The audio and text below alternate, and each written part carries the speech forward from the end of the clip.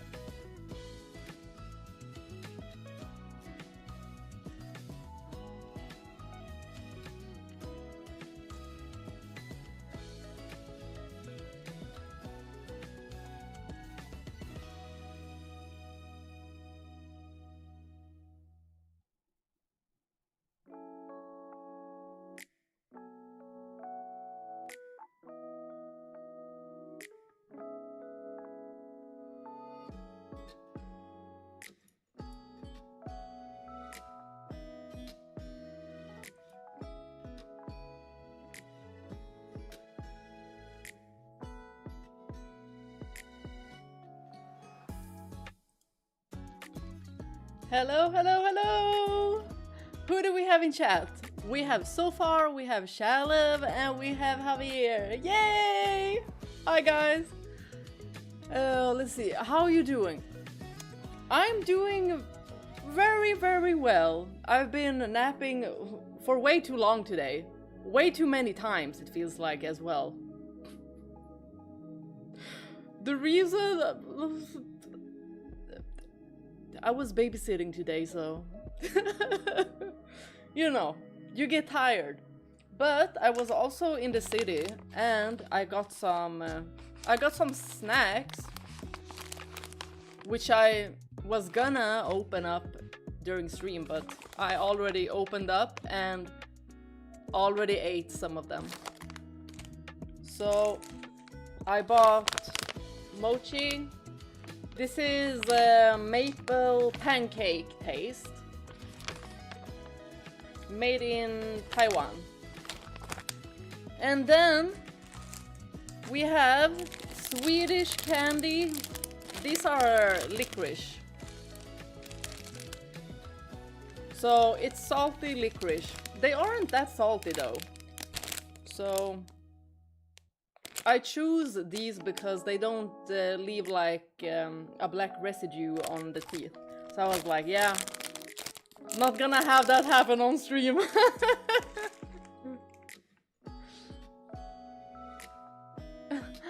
Did we reach the future yet? Now I just thought about that movie, Back to the Future, with Marty and what was his name? Does the soundtrack from Love and Deep Space... Oh, yes, it is from Love and Deep Space. And it's called... this one is called... let me check the soundtrack name. Lingering Gaze. Hi, Daryl! Dr. Brown... Yeah, was that his name? I think that was his name. So that's the movie I was thinking about. Just reading that. Are we in the future yet? Doing peachy. How did the babysitting go? It went well. It wasn't too crazy. I was just, you know... I was a little bit tired though. Not gonna lie. I was a little bit tired because kids make you tired in a different way. You know, they always want to play like hide and seek and also like hide the item. And then we have, when you hide stuff, you have to also say if it's like, which level is it? Is it fish, like low on the floor? Is it in the middle? Or is it bird? And you can't really hide something too far up, because then kids aren't that tall, so they can't find it. Hi, cat!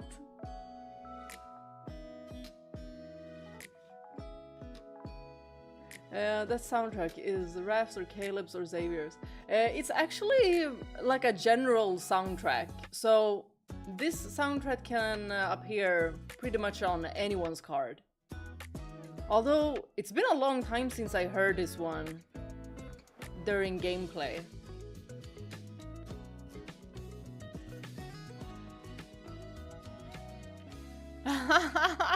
What beta tired your kryptonite are, kids? Seems like that is my kryptonite. You know what?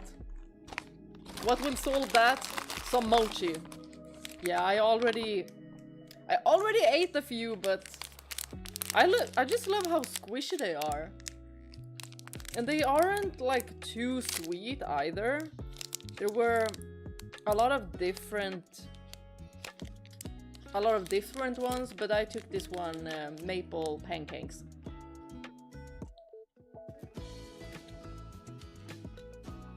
Play hide and seek, but then just go watch TV while they're hiding.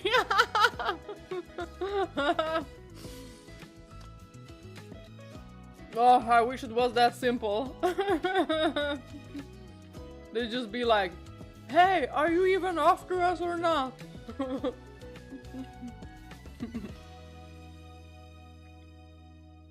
This tastes good.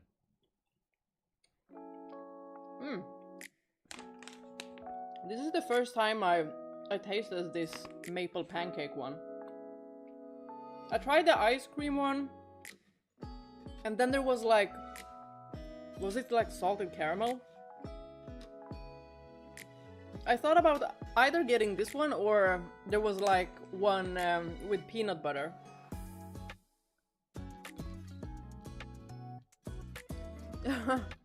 And to top that, tomorrow is cleaning day. Sundays are cleaning day. And hopefully I get a little bit of time for myself to do some editing. Because I'm behind on the video editing.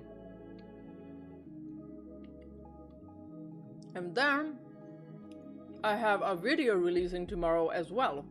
And that is the new card of Raphael's. The third birthday card.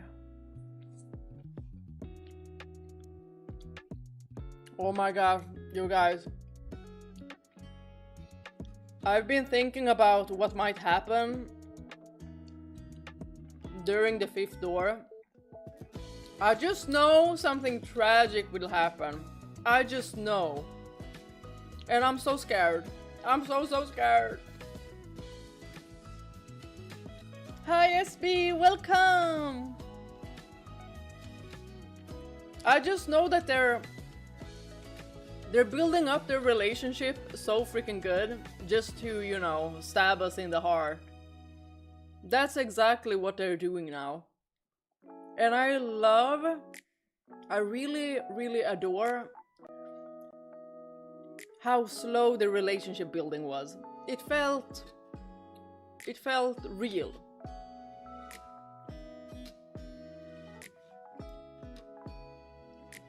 So I'm really happy about that.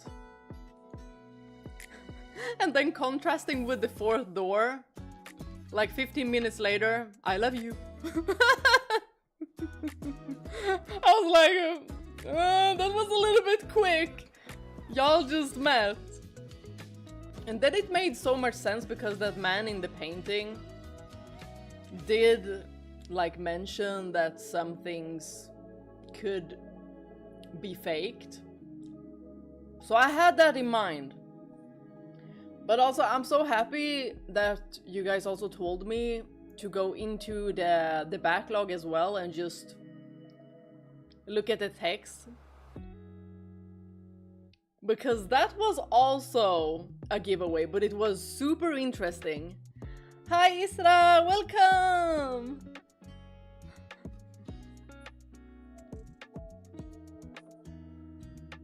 Oh, I definitely need to do some spring cleaning as well. Especially my wardrobes. Oh my goodness, I have so much clothes. Like, I just look at the wardrobes and I'm like, when am I gonna do this? Come on, Bea, those Final Fantasy games got you too jaded. Believe in the power of love and friendship. Considering that this story is a longer version of the previous one, it's getting scary. Oh, yes it is. I'm so nervous. I'm so nervous. You got to stay positive. Yeah. Yeah. Oh. I wonder what will happen after this 5th door. Because there's a 6th one, a 7th one, and an 8th one. Like, what are those gonna be about? I'm intrigued.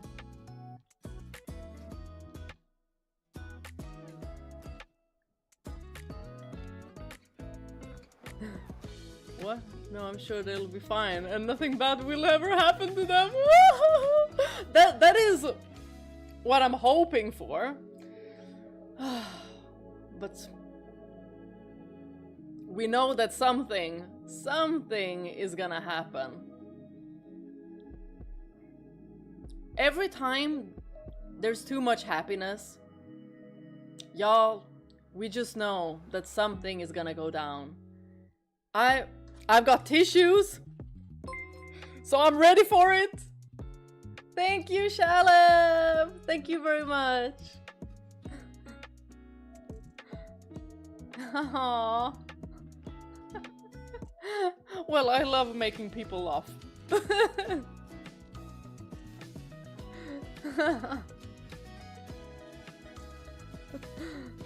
That's so nice of you to say, Shalab. Thank you.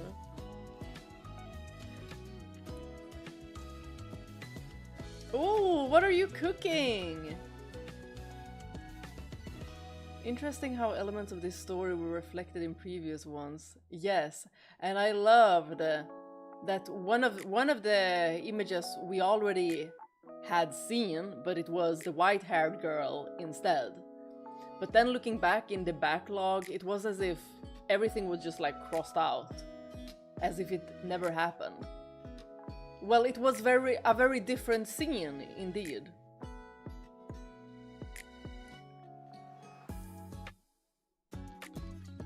Hi Aura, welcome! Rainbows and picket fences, Bea. Everything will be fine. Yeah.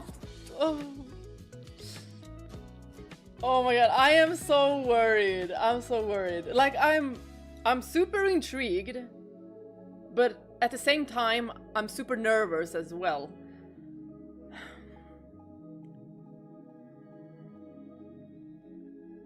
I'm trying not to overthink things, and I'm just trying to, you know, enjoy it as it is. Not try to overthink it from, you know, just waking up today. Because I have been thinking about the game. I have. It's really difficult to not think about it and just try to stay a bit positive until the very, very end. But there is definitely a reason why the maid did not want to remember anything. And especially since she's been so freaking strong this entire time. Even, you know, with all the tragic things happening to her, she's still been so positive, just wanting to pull through. So something extremely tragic and disturbing must have happened for her to be like, no, I don't want to remember anything.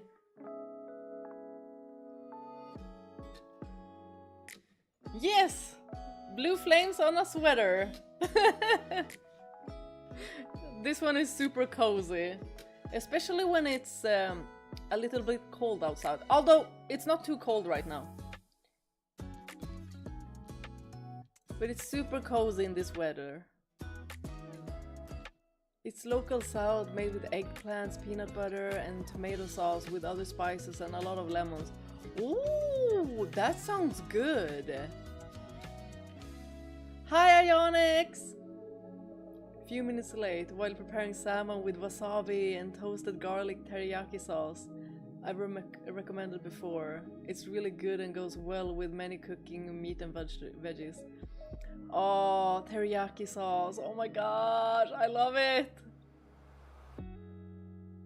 The maid looks older than Giselle is. Yes, she does.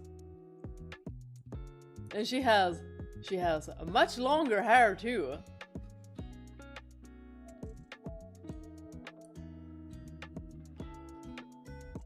So maybe she's aging, but very, very slowly. Like, how many years has it been?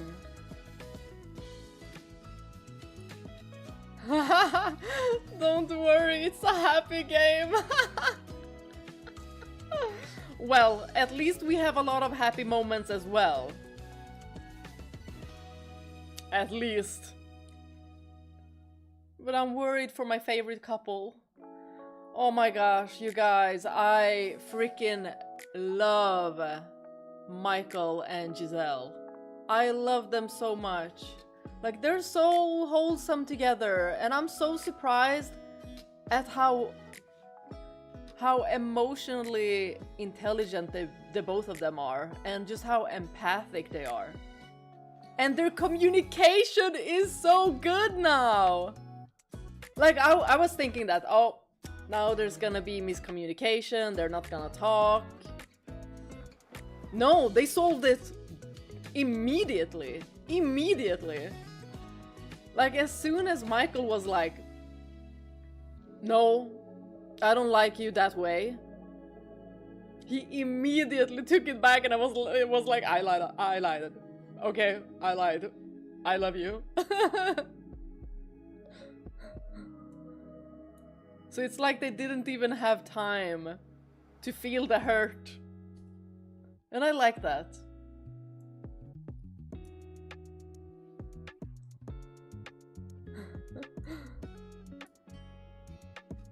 So the whole reincarnation thing isn't real, right? I don't know about that. I don't know about that. I don't know how long it's actually been for, like, the maid or for Michael, but it feels like the maid, Giselle, has been waiting. She has been waiting for Michael.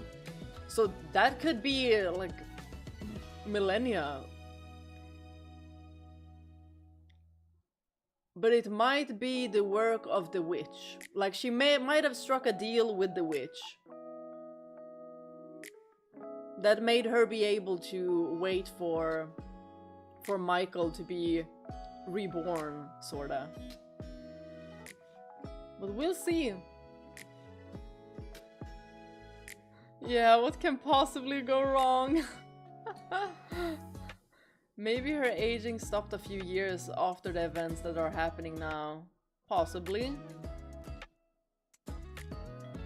Wait until you play the other doors before choosing a fam. Oh my god! Well, I feel like I'm gonna have a lot of favorites. Right now I do have 3 favorites. That is Giselle, Michael, and Mel. Like, I like their overall characters. But we'll see. There's probably gonna be more that are added to my list of favorites. They misdirect you. They throw an obstacle in the relationship that makes it seem like it won't happen. But then the characters almost immediately resolve it between themselves. I loved that! I thought for sure, like, no. Yet another hurdle, and it's gonna take such a long time. It's gonna be a lot of misunderstandings. Just like with the third door. But nah. They solved it. So I'm really happy. Hi Mike, welcome!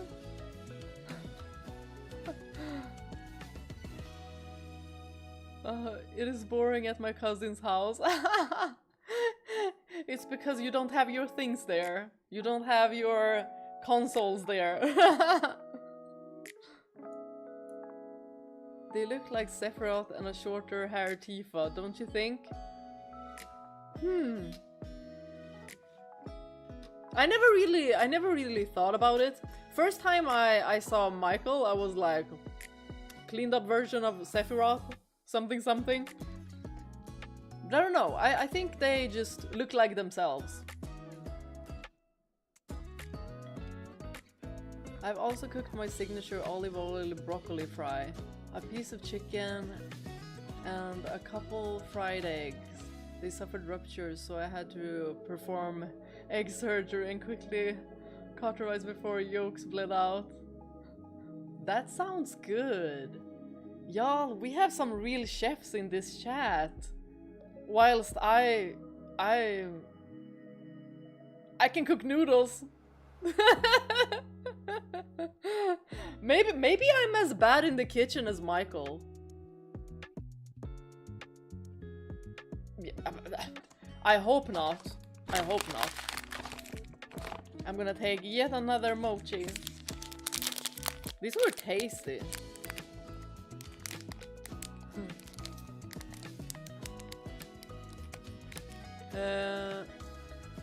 Be right back. Okie dokie. Go eat something. Maybe the twist is Michael got lost on the way to Comic-Con in his Sephiroth cosplay. Could be. How you're cooking, Bea? I'm really not good at cooking. I'm really not good.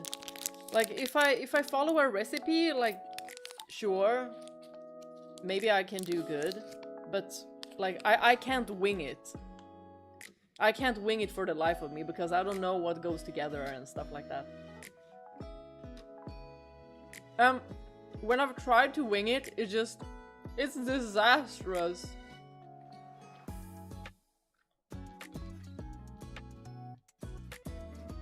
But you know what? I have Ignis, so he can cook for me.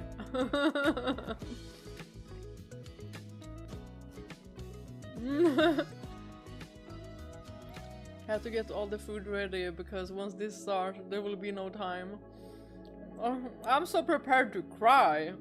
That's what I'm prepared for. I can eat noodles. Noodles are good.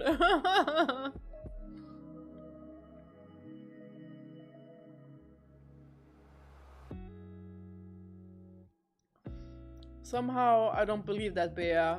You don't burn the soup, right?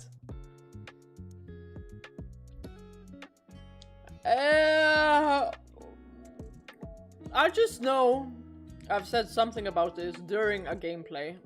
I think it was like maybe while I was playing Rebirth. I might have said something like, yeah, soup because you can't burn soup, and then I had a flashback because yes, I have burned soup.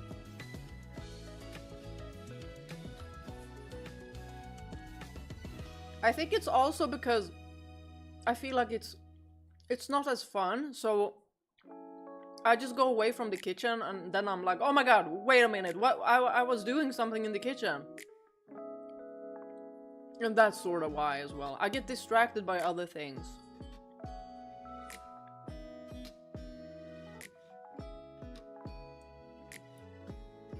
Giselle could teach Michael how to cook. Oh my god, I would love that!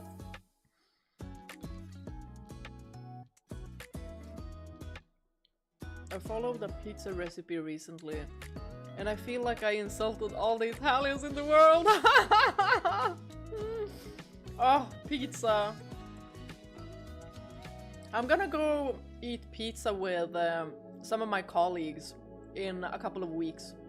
One of my colleagues got his tooth removed, so we're waiting for when he can eat like regular food, because right now he's just like eating soups, just liquid. And we don't want to go without him, because he's one in the team as well.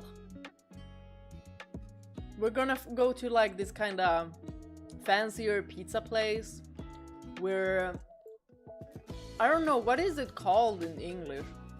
A stone oven? They have like a stone oven. It's really, really good pizza. It's really, really thin.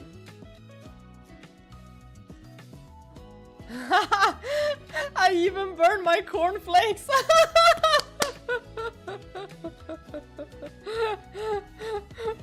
What? How do you burn cornflakes? Wait, what kind of... Can you cook with cornflakes?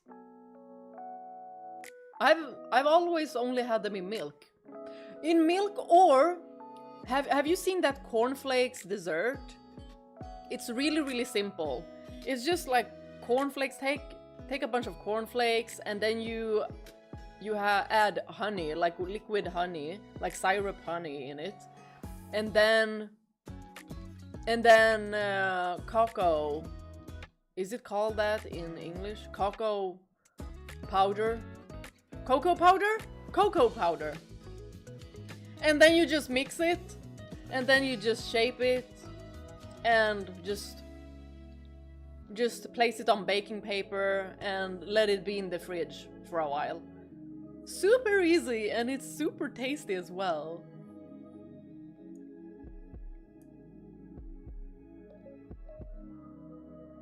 I'm a little shy to ask any question, but I can ask some music questions. Go ahead! Ask away.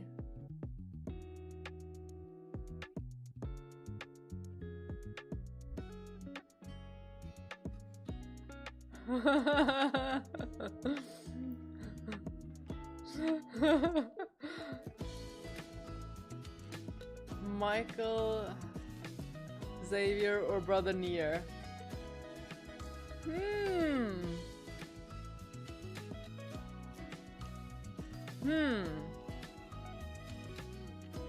They all have similar hair color.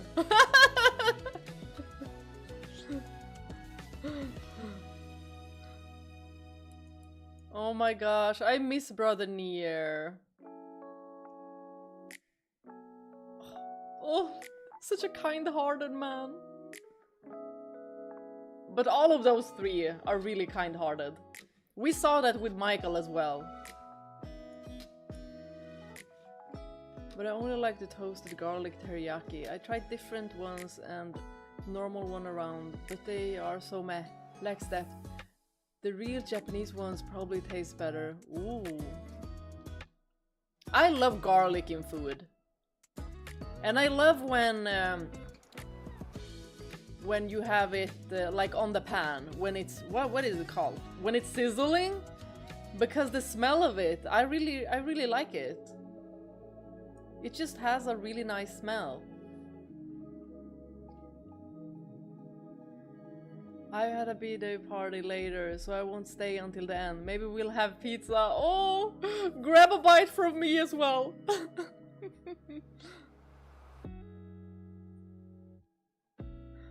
Oh, what is your go-to pizza, Bea? What ingredients? Thick, slim crust. I like a thin pizza. And like a crispy crust. I like.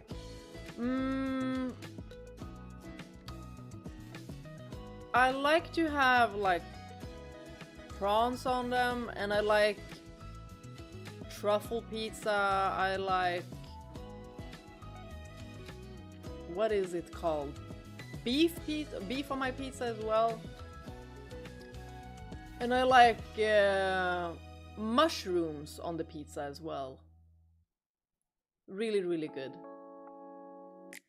And then, I don't know how it is in other countries, but in Sweden we really like to have like some kind of sauce on the pizza. Except, you know, except for tomato sauce, which is already like an ingredient, but like we have a sauce called béarnaise. That is so good. And we actually call that Bea. Chili Bea.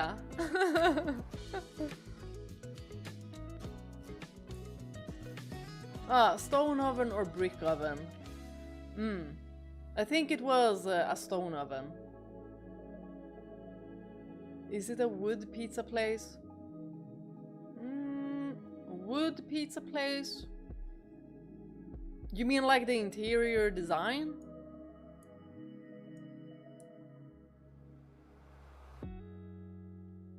No, I don't cook them. That's just how bad I am at making things. I pour milk on them and somehow they're burned. You stared at it for too long. You know those X-Men eyes, zzz, those laser eyes. Maybe that's it.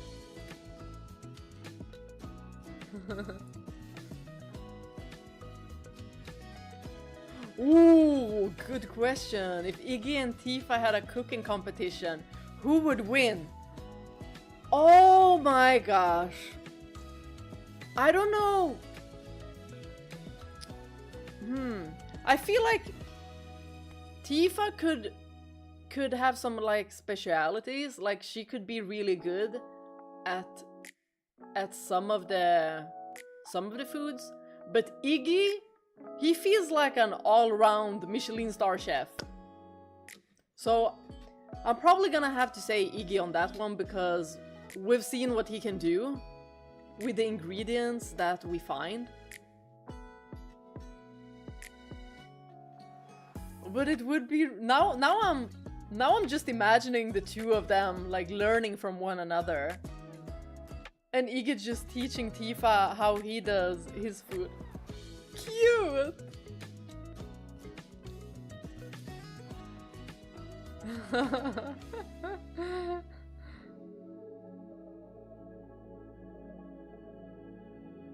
Oh, the salad I'm cooking also had fried garlic as a part. Ah, fried garlic. Yum. I have a feeling that if I post what I usually eat, nobody will find it appetizing. Yeah. Oh. I have a feeling that that's gonna be the same for whatever I'm making. Because if I cook something and I only cook it for myself, like I don't cook anything fancy, I just do something real quick and I'm like, yeah, okay, this will suffice. This is quick. But if I'm making food that others will eat as well, then I try my hardest. Since I don't want them to be like, yeah, I can't eat this. So I try my hardest. Anyone else eats raw salmon here? Not prepared sushi, but raw salmon from the supermarket. Not sure if it's a bit risky. I do freeze first generally as precaution to kill bacteria. I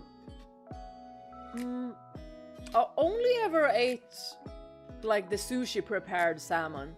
Maybe when I was in Japan I got raw. Maybe. But either way, the sushi in Japan was really, really good.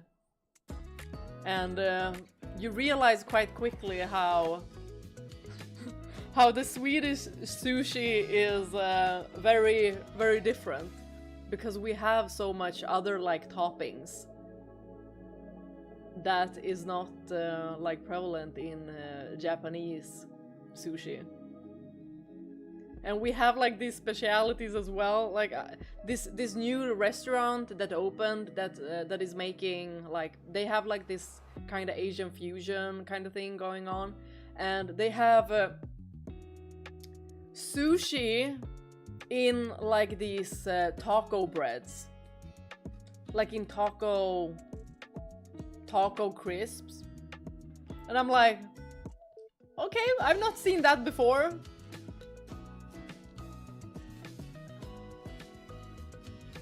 Are you a sweet and sour person, Bea? When it comes to candy, I like sweet candy and I like sour candy as well. I like sour as in lemon. I love sour. But I don't think I like sour in my food. Except for if it is a salad.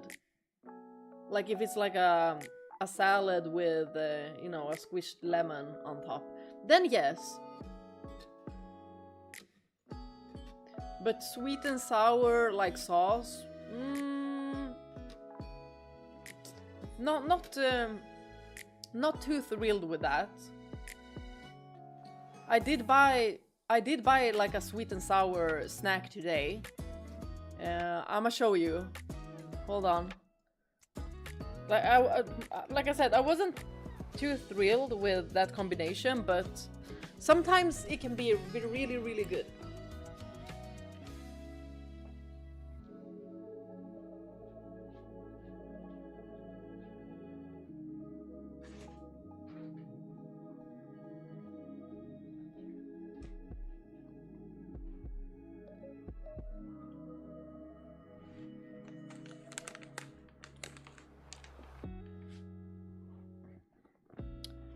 Let's see, and now I'm gonna show you guys what I bought today. I bought these snacks. I was at the Asian shop. So this is what I bought.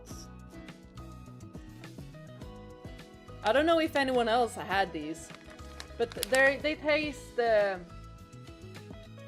sweet and well, it does say sweet and spicy, but I don't think they're spicy at all. It's more like sweet and sour to me.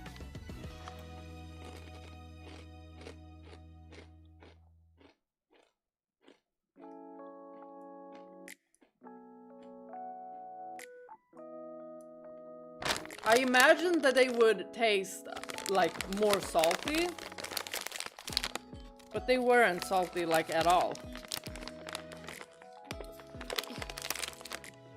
There we go.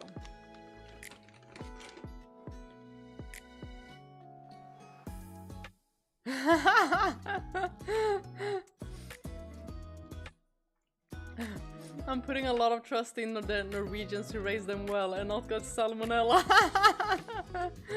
Well, Norwegians are good when it comes to salmon. I love mushrooms so much, especially on pizza. Yes.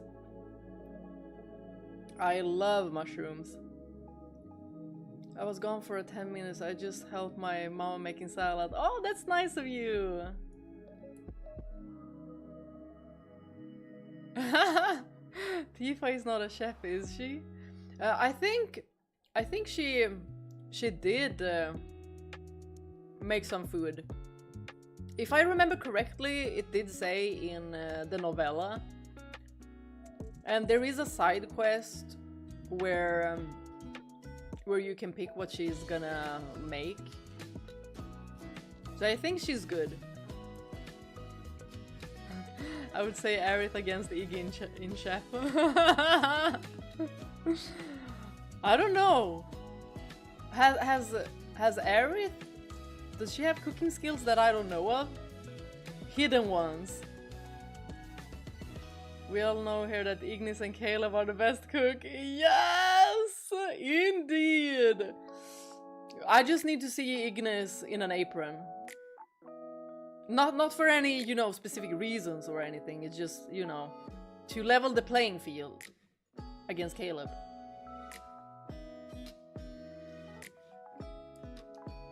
Never thought about it before, but Ignis and Tifa would make a great FF power couple. Iggy would run the kitchen, Tifa would run the bar. Whoa! Indeed!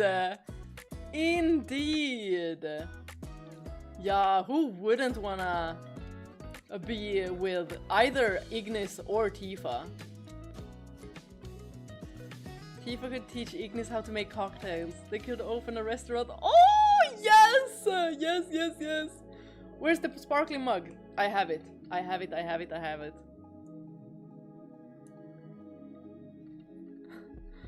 My wife hates sushi because too much vinegar, but loves raw fish and octopus just by itself. It's called sashimi. Oh, yes, sashimi.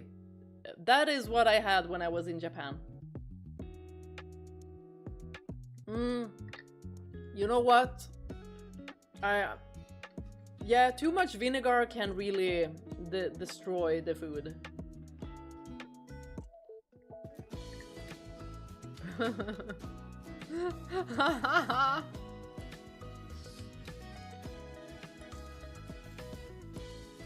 I had sushi like 3 days ago. Hej Karlsson! Ja, nej men det... Ibland så har ju inte jag stream på fredagar, men nu har jag haft det för att jag tyckte att det var så himla spännande och läsa i det här spelet, så att då var jag tvungen att ha dubbelstream.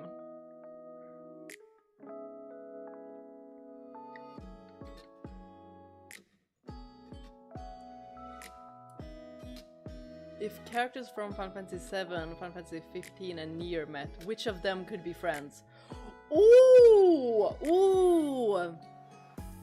I feel like everyone would like Ignis. And I feel like Prompto is also a very easy person to get along with. Are you discussing sushi? Yes!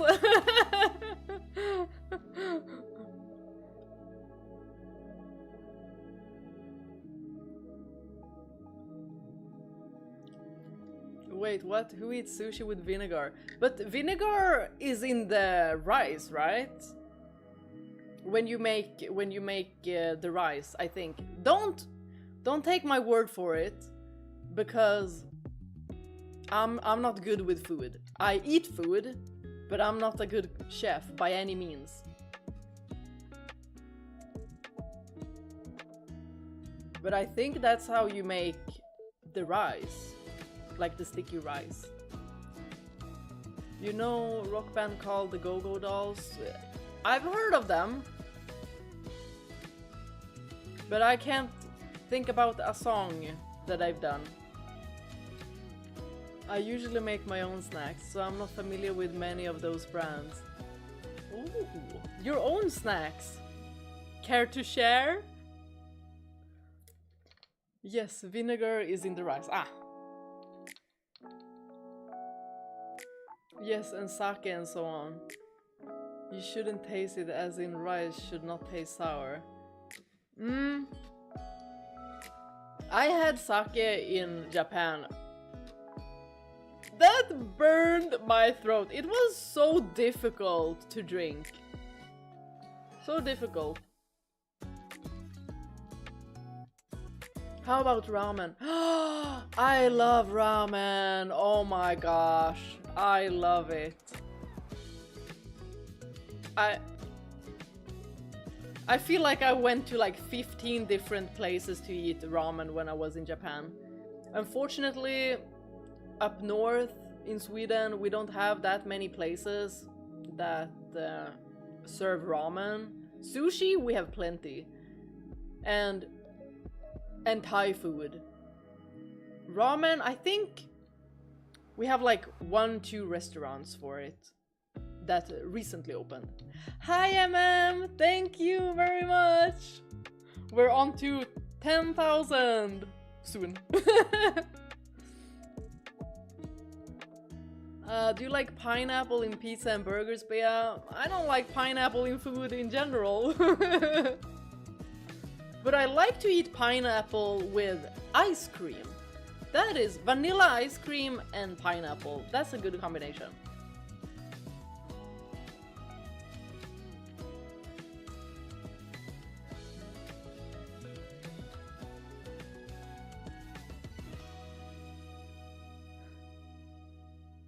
Yes, but I don't know if you like them.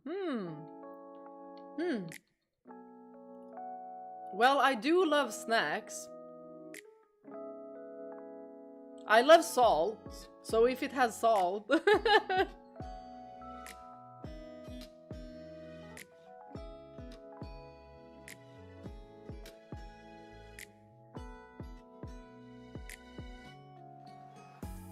If you ever visit Stockholm, try Miss Humashu Östermalmstorg. Oh! When I was in Stockholm, there was this like, what was it called? It was like Kimama or something. They had really good, really good ramen. But maybe it's not open anymore. I am going to Stockholm in May, so I'ma go there.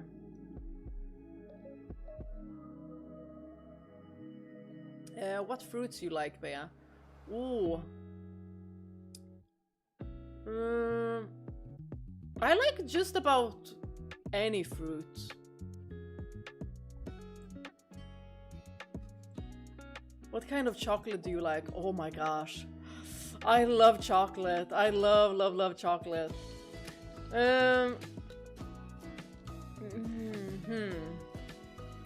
There's this brand called Marabou in Sweden. They have a lot of the chocolates that they have I really like. But I really like orange flavor with chocolate. I like licorice chocolate. I like minty chocolate. But not a huge fan of After Eight. But Marabou mint chocolate, that one I like.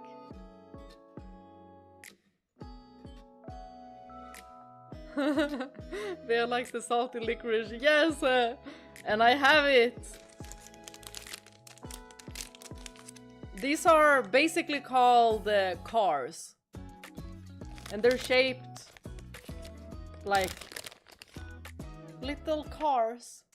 I don't know if you can see it that well though.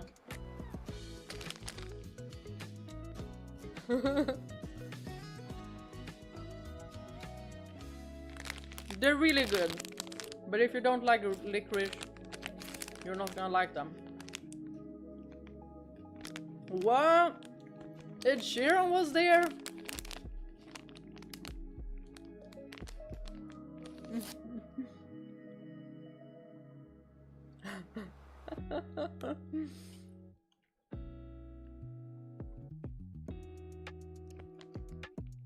I don't know, I've tried pineapple on pizza, but I just don't like it.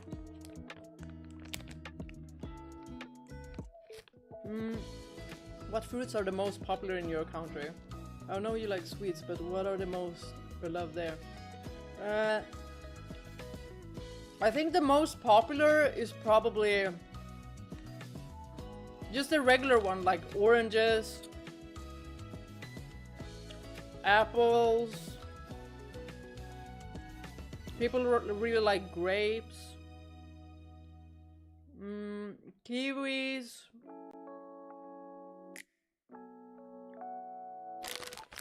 Those are like the regular ones.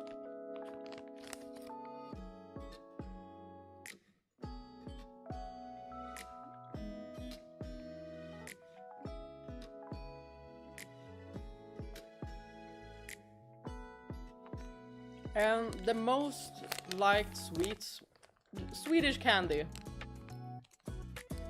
Basically Swedish candy. We have a lot of stores where you can just, you know, go in and grab an empty bag and just fill it with different candies. So you have like an assorted mix of candies. It's really popular. And there was this like study or statistics that they did where they said like how much the average person ate in Sweden when it comes to candies, and it was really high compared to the rest of the world.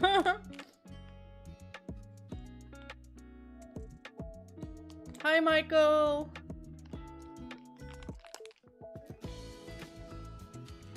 Ah!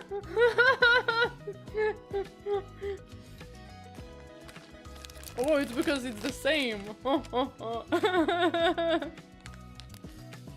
Yes, of course, he's the most amazing guy. Twins!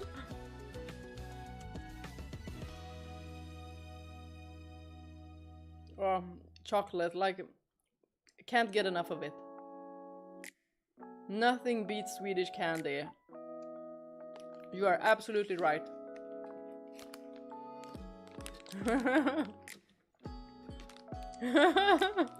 Ionix has a doppelganger.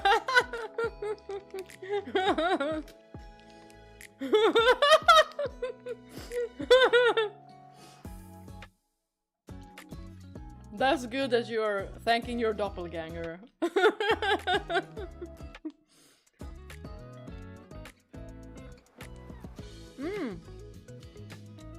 Has gummy bears, half gummy, half licorice. Very nice.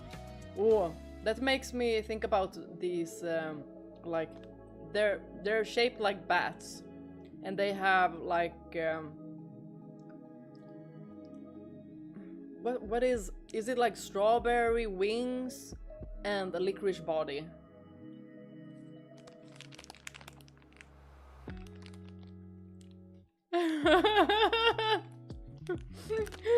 Yeah, you got me for a second there. I was like, wait, Michael Cass, no?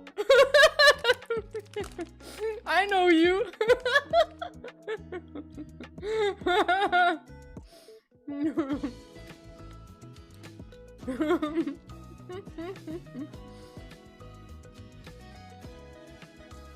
Åh, guldnougat. Nej, vad gott. Hi, Jack Columbus. Welcome.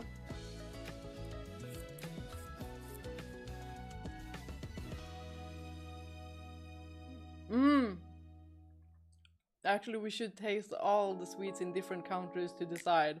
Yes, but I'm just gonna say I am really, really confident when it comes to Swedish candies. I wouldn't suggest trying licorice though. Not if we're gonna have a competition, which country has the best sweets? Don't go for the licorice. Go for anything but. Because not a lot of people like licorice that aren't already used to it. What kind of cake do you like? Swedish princess cake. I love it. It's such a classic cake, but I adore it. It is so good.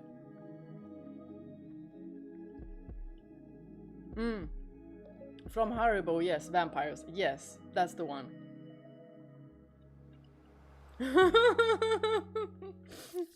Well, that's good that my laughter has that kind of effect. Because I want others to be happy as well. You're thinking of hallonlakritsskalle. Not those ones. Told me that it was Haribo vampires, the one with like bat wings. But hallonlakritsskalle, that one is super, super good. One of my favorites. What time is it in Sweden now? It is almost 9 p.m.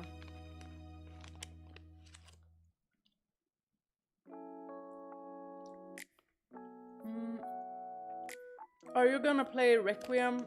Resident Evil 9? Yes, I will. Although I don't know when I'm gonna play it. When I get the feeling that I should be playing it right now, then. Are Swedish candies sprinkled with sugar? It kind of depends. There are some candies like that. Usually the salty ones are the ones that are sprinkled with salt. Leon Kennedy in 4K Ultra! Also, hi Winnie!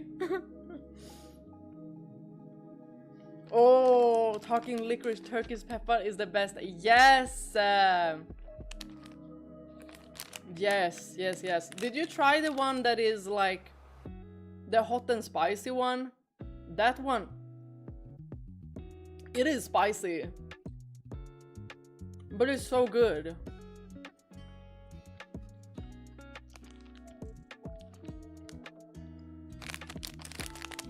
Girl, why can't I stop eating these? I'm obsessed with licorice. Okay, I'm soon done. Because we need to start playing soon.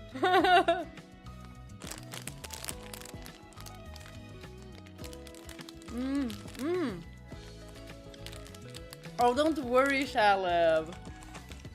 It's good to remind me as well, because sometimes my memory fails me. Last of Us. I wanna play it, but I don't wanna... Like, I don't have a desire to play it right now. I don't know. We'll see when I get the feeling. Do you know that in Final Fantasy 15 you can have a flying car? Yes, somebody mentioned it and I was like, what? Are they kidding? I saw this in funny videos but thought it was a mod, but it turned out there is a quest where you can get it. So basically, a modded airship. We can be a sky pirate. I remember when I was a kid, they had soft Turkish pepper, like small pebbles, crazy good. Oh my gosh, where are those? Where are those? Because I remember those as well. Why did they stop making them? I don't eat candies a lot, but I quite like the sour sugar watermelon slice gummies. Ah, watermelon. What will your next journey be? Ooh, after 12 and 8, maybe I'll continue throughout like Final Fantasy 1 to 6, but because I haven't played 1 to 6. Or maybe I can go from like 6, 5, 4, 3, 2, 1. Because I'm the most hyped about the 6th one.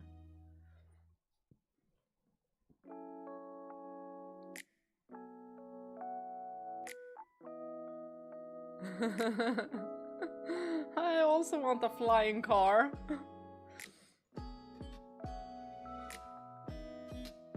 Oh, there is this little game with a wolf in our midst. Bea will know what I mean. Oh my gosh, you've been recommending that Telltale game. And I forget it every time. But I have it on my list. I have it on my list. Would that one would probably be fun as well to stream. But those should have like quick decisions.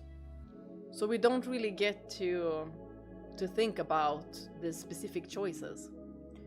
Do you know that Final Fantasy 12 has a sequel? It's called Revenant Wings. What?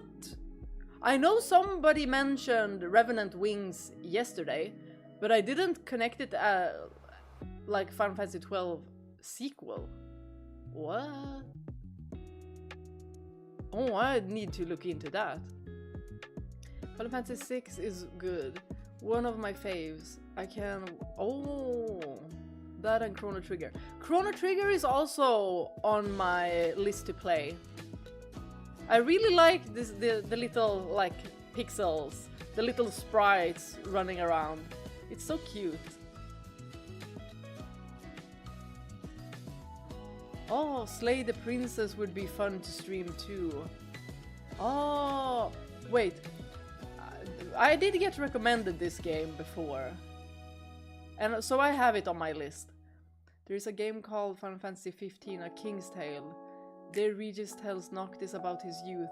Oh, is the King's Tale... is it a mobile version game that discontinued? What kind of games would you like to stream in the future? Short or long?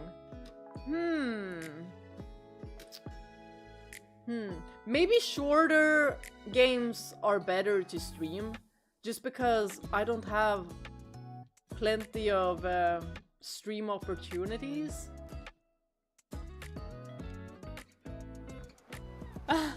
Yes, me, it was me. I literally said it's a sequel. So that was you, okay. Hi Siglis, welcome! I'll be honest when it comes to 1 to 6. 4 and 6 are the ones worth playing, unless you're playing purely to experience the history and evolution of Final Fantasy series. Well, y'all know me. If I feel bored with a game, I won't be continuing it. So if I don't upload the game, it's because I didn't find it fun. Just like with Devil May Cry. I played and recorded 4 hours, but I just couldn't get into it. I couldn't get into it, like, at all. So I had to quit. Hi, Sure Gaming! Welcome! You're not late, haven't started. Star Ocean. Ooh! I've heard of it, but never played it. Wow! The Switch 2 will support DS games in the future? Oh, what? That's really good! It's on console, retro style. Oh, I see. Plague Tale 3 is in the making. Oh my god, I miss the characters, especially one of them, especially one! Oh my gosh, breaks my heart whenever I think about it. Oh, don't worry, sure. We're just happy you're here. Welcome back, Mike. Bea, how do you say hello, welcome in Swedish? You should teach us. It is hej och välkommen. That is hi and welcome.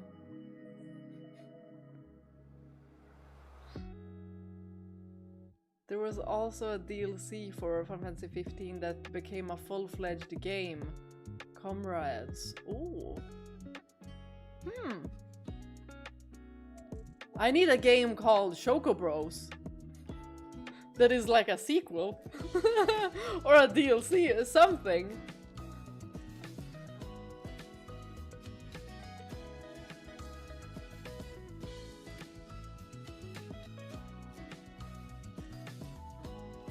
Oh, I think it's one of the videos with most comments per view. Yay!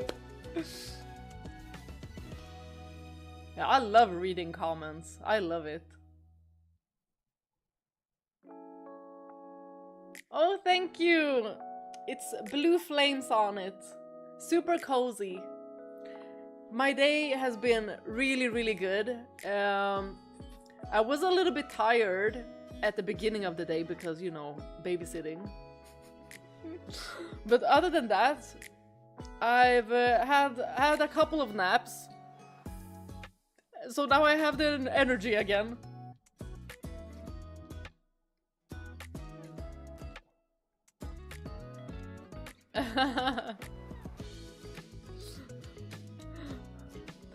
Y'all, I think that we should probably start playing.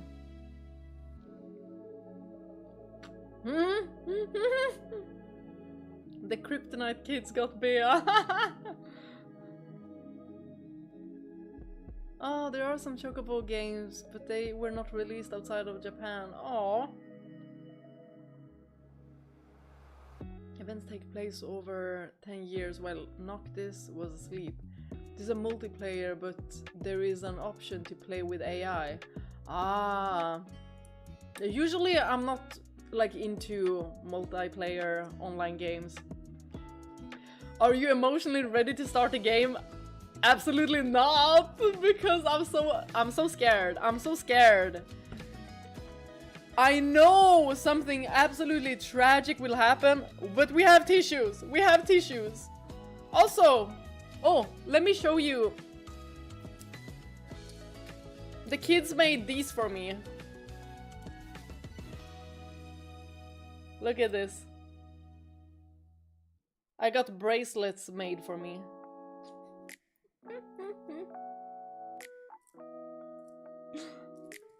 Super cute.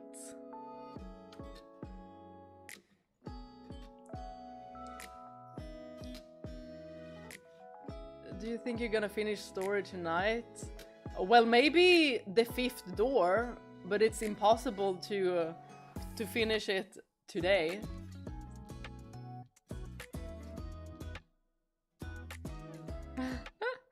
Grab a plush and tie it to your hair for emotional support. Yeah, they're really talented. I was so surprised to see it as well. They said it was a late Valentine's Day present.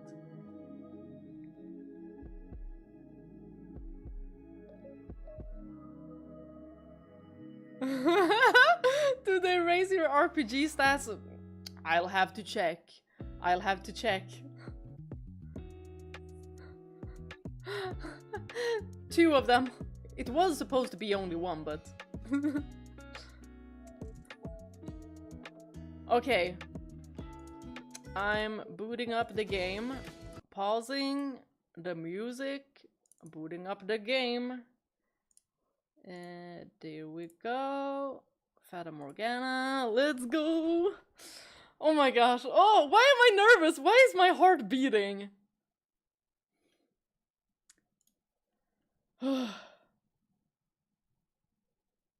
Oh, in the 6th door, there are limited time choices. Oh, several of them? So try to take a break before starting it so we can tell you about it. Yes. Thank you for telling me that.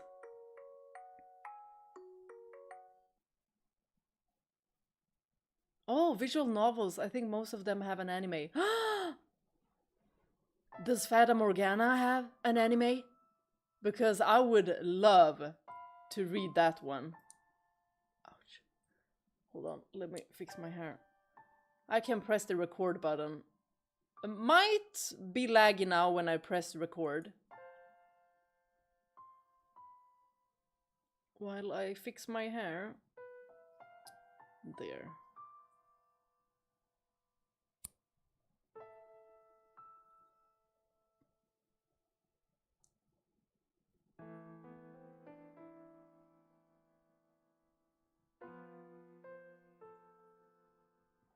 Oh, I would be really happy if there was a Fata Morgana anime. Wow, I would love it.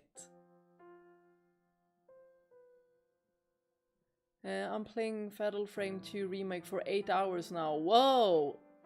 8 hours straight? Happy thoughts, Bea. Remember happy thoughts? I don't know if that's gonna help. I don't know if that's gonna help. Y'all, I'm so scared. I'm so scared. I just want them happy. Did I? Oh, no. Let's have. No? Should we have this? Or this? Maybe. Oh, let's do this.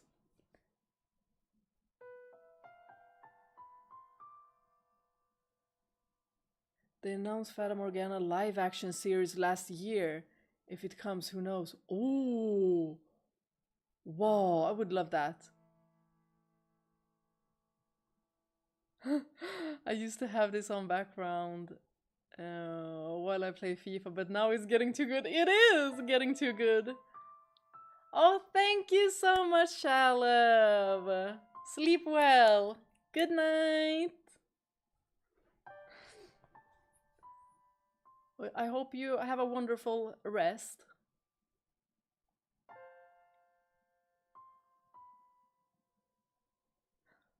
Oh, Steins Gate. I know I have that on my to-watch list as well. So, were they gonna do like a live action for Steins Gate as well? I think there is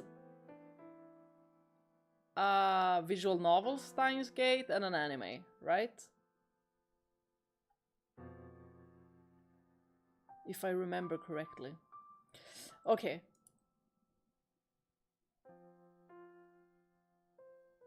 Let's go. Oh, I'm so scared. I'm so scared. We've had an amazing freaking time. They've been so happy Please continue with the happiness. Please continue with the happiness. Y'all, I slept like a baby just knowing that these two were having such a happy time together. They're so wholesome. So now I'm bracing. I'm bracing for what might come. What is definitely gonna come. Morning. No. Afternoon? Master. Good morning. Good morning. Oh, come on. Put a little more oomph into it. Same Giselle as always. Hehehe. I must say, last night was something, Master. I didn't know you had that in you. Just thinking about it. Oh! Hey, that hurt! What was that for? I was struck with an insatiable urge to whack you. Y'all, these two! They're so cute. Whatever happened to your heartfelt desire to do whatever you can for me? I don't think hitting me counts. You're tough enough to get over a little bonk. Besides, you won at the arm wrestling. You were being so nice yesterday. Where did that go? He's probably just shy.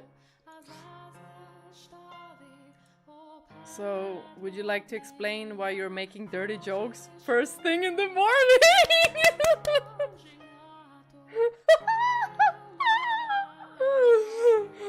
Oh my god. Yeah, just... I was trying to lighten the mood to hide my embarrassment. Understandable. Would have done the same. Use humor to deflect. Fair enough. Alright, but could you not joke about that in the future?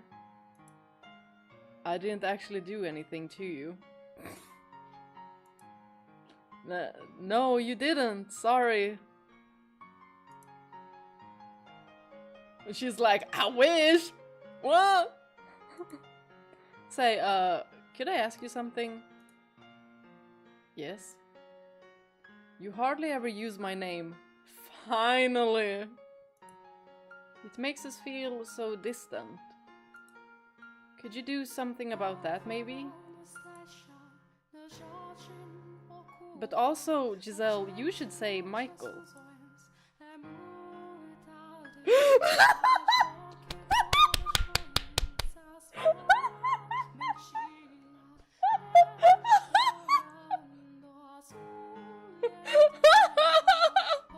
Did he just retort to babe?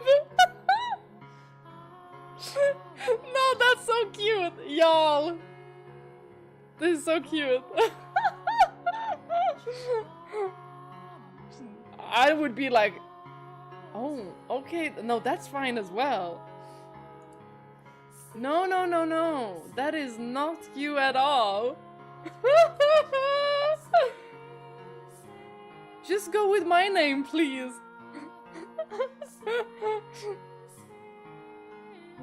She's like, that is too out of character. We've graduated from a master-servant relationship to a romantic relationship, but that is a bit much. Romantic relationship. Exactly. So, in honor of the new us, let's make this last, alright, Michael? She called him Michael!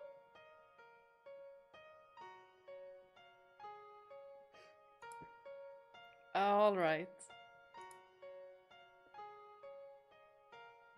No more master. At the time, the light that had entered our life seemed unreal and fantastical, but I prayed that it would indeed last. in hope of an equally bright future. I allowed myself to rejoice in the moment, letting the unconquered shadows that lurked in my peripheral remain unseen.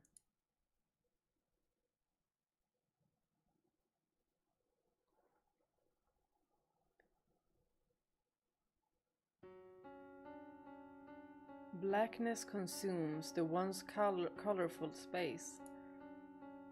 Giselle still stands before me as she did within the door, but I struggle to reconcile the two scenes. They are both real. They are both her. The lively, spunky girl of the past and the lifeless girl of the present are both Giselle. As different as they seem, they are both her. Why don't we stop there?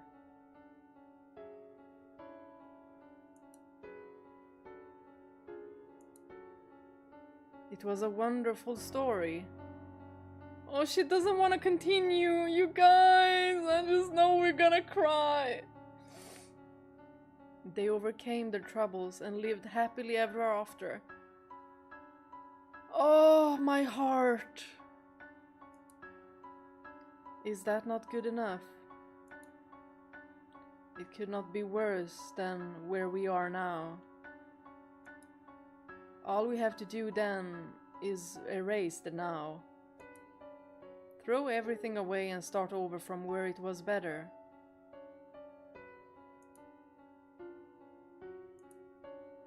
You were able to bear them because they weren't your tragedies. Exactly. And that goes for more than just me. Actually, as a matter of fact, those words apply even better to her than me. The ending is already set in stone. It's already happened. What point is there in watching it again? All that accomplishes it is making me relive it all. The ending has not been rewritten. Has not been written. We are both here now, which means our end still lies ahead of us. Exactly. Then, can I ask you to promise not to let go of my hand, no matter what? No matter what happens, you mustn't let go of my hand. Now I understand. That was a request, even if she didn't perceive it as such. In place of a verbal response, I squeeze her hand in mine. I know where this tale is heading. Toward tragedy. All the other doors we've visited ended in tragedy, and ours is no exception. But perhaps what's waiting at the end of this one is even more dire than I imagine. The door to our past swings open once more, behind which lies the end of me, and the beginning of her. Well, we're gonna know what's happened. I'm scared. My heart is pounding. A month had passed since the night with the rose. Right on schedule, the monthly delivery arrived, but in it was a letter that would dramatically change our lives.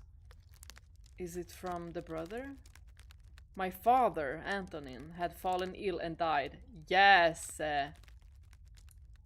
I presumed it was the witch's doing, but she was silent, refusing to respond to my questions. If it wasn't her, then he must have died naturally. It seemed more than a little tasteless to celebrate someone's death, but good taste and reality do not always agree. I was extremely relieved to hear the news. The man had raped Giselle. He had tried to have me killed. And now he was gone from this world. I had been waiting for this moment for years. His passing had another effect as well. My death could be revoked. Many years ago, my brother had told me that when he succeeded our father, he would welcome me back to the Bollinger estate, and I could be part of the family once more. Which meant this letter signaled the end of my banishment.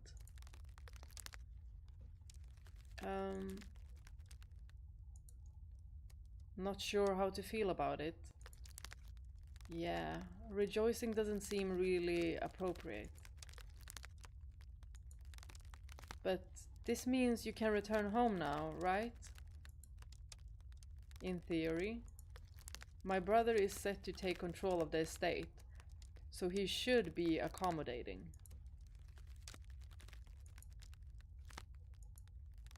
I'm going to write a letter. Have them send us a carriage.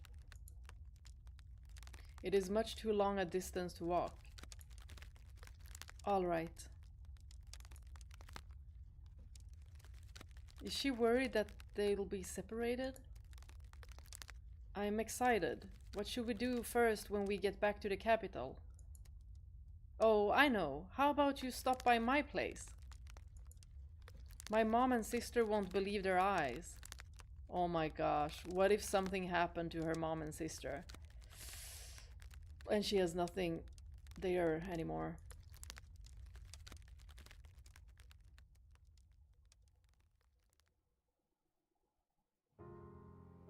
My time in this mansion was almost at its end. The future I had only vaguely envisioned was now within my reach. I had always spoken of this moment, predicted with eventually, like it was some kind of unobtainable fantasy. But now that it was practically a reality, I realized I hadn't actually given it much thought.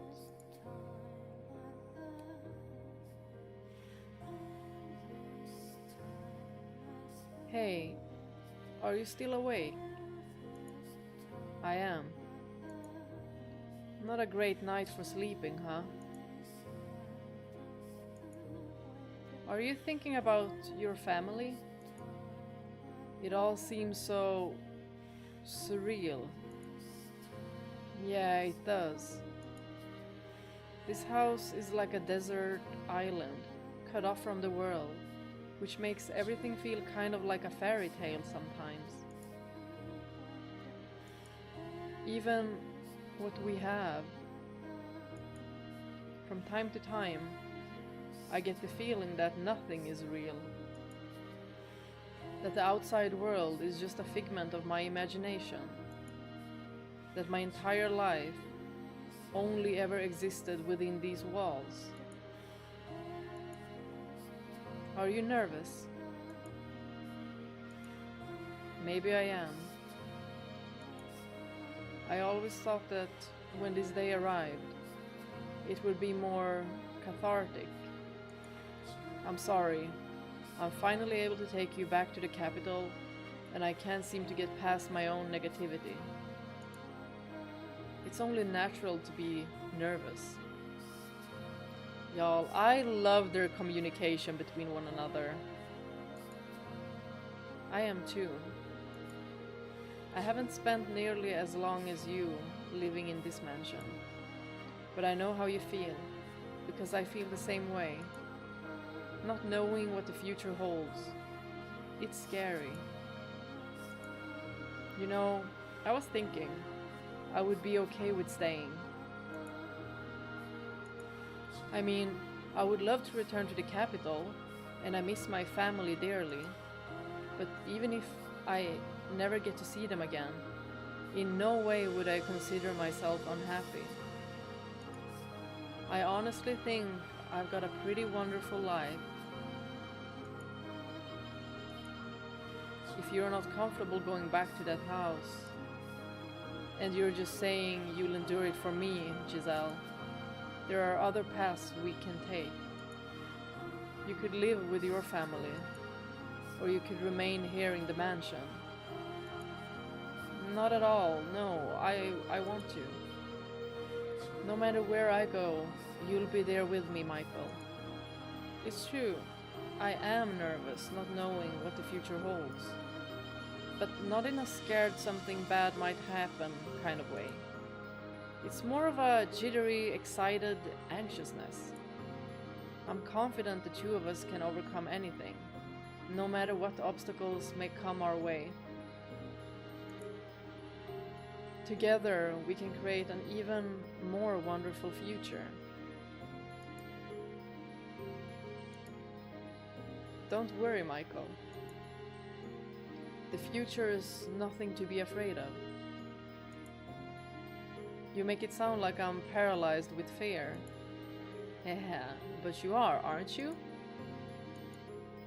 Hey now, don't give me that look. Once again, she is the one pushing me forward. And it's kinda very nice to see that he's the one in the present pushing her.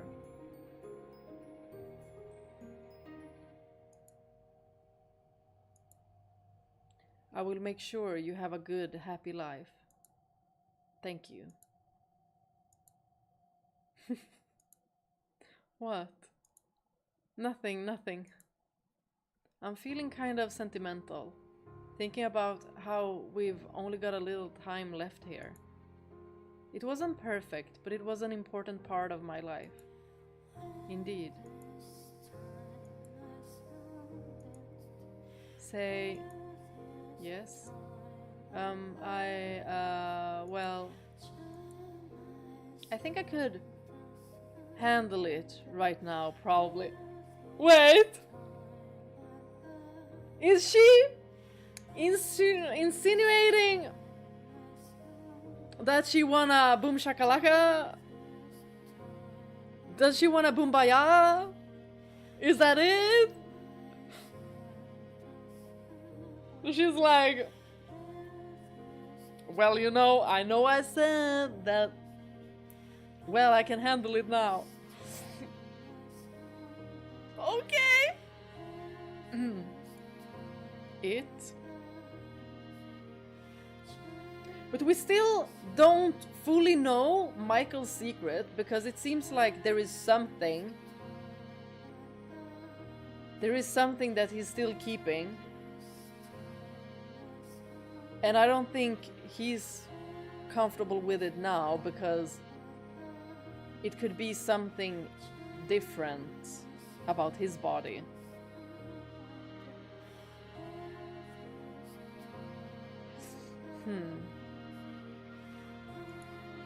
Oh, use your head, you little... I don't follow. Y'all, he's so innocent.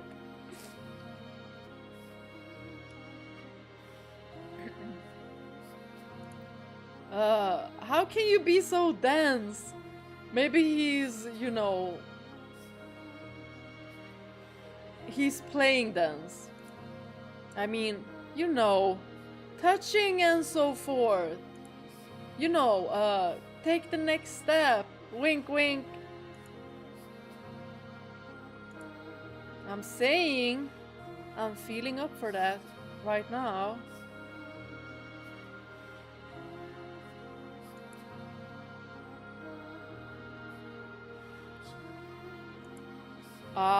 It's not proper for a woman to bring up that subject, is it? But I did kind of ask you to wait, and I feel bad leading you on for so long.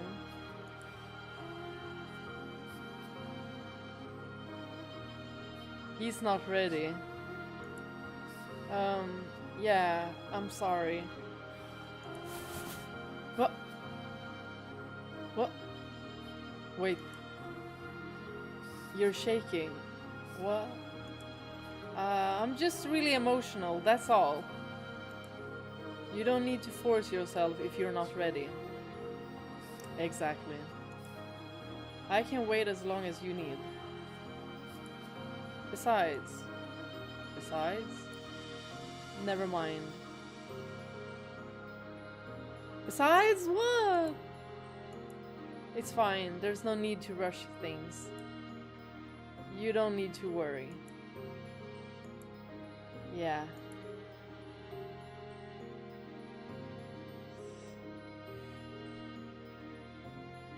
I wrote 2 letters.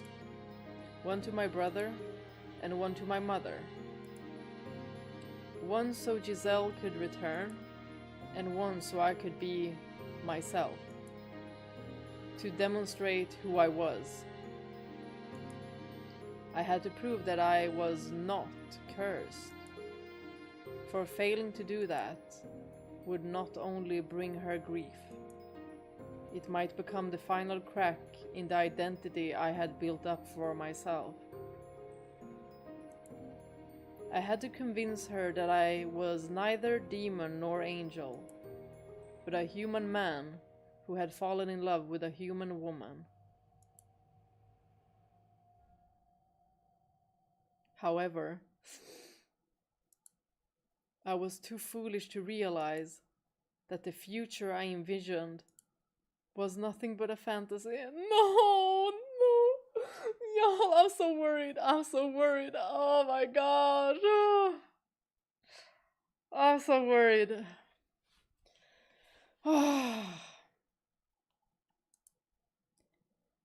Had I been able to grasp that, then maybe I could have taken her somewhere far away, where no one knew who we were, where things might have turned out differently. I'm not ready. I'm not ready.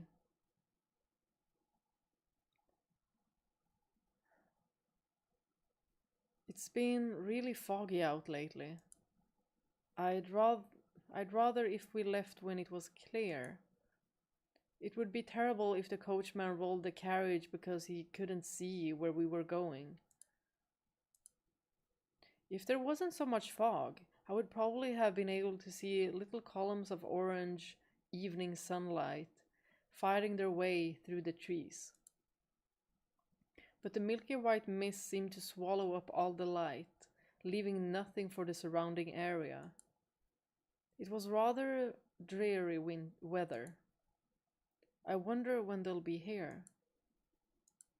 Although, if they never do show up, that's okay too. I was finally able to return to the capital with Michael, to see my family again. And that was wonderful. It was like a dream come true. But it wouldn't disappoint me if that didn't end up happening. Because she's happy here with him. I didn't care where I ended up, as long as Michael was there with me. That's all that matters. I should probably close the windows. The coach isn't likely to show up at night, I don't think. I reached my hands out to shut a window, which is when I saw something wavering beyond the heavy mist. Light? And it wasn't just the one. Looking closer revealed several more flickering spots.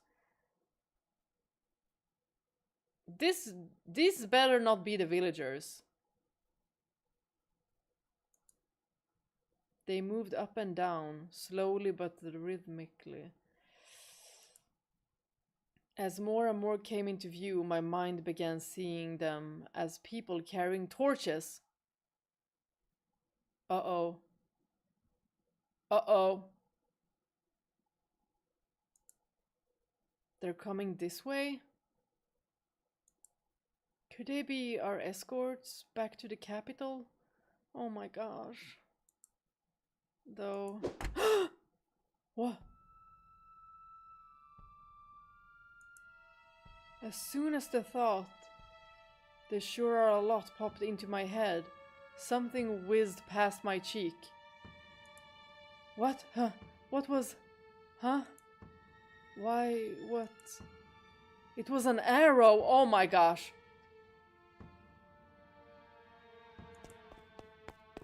Giselle! Oh my gosh. Oh my gosh, no! The arrow had flown through the window and pierced the opposite wall. Had Michael not knocked me out of the way? Giselle, Giselle, are you okay? I'm fine. But what's going on? Never mind that. Right now we need to run. Huh? Wait, Michael! Now, there's no time to talk. Stay out of sight of the windows. Got it. He grabbed my hand and broke into a run. A relentless storm of arrows showered through the windows we had worked so hard to get open a year ago. This wasn't what we had gone through that all effort for. Once I opened the front door, run. We have to get as far from this house as quickly as we can. What was happening? Why did we have to run? Why were these people firing arrows at us? And where did they get these arrows? Are they soldiers or are they regular people from the village? With the wave of questions came a wave of fear. I couldn't say anything. The sheer terror had frozen my jaw in place. Get ready. I nodded, squeezing his hand tight.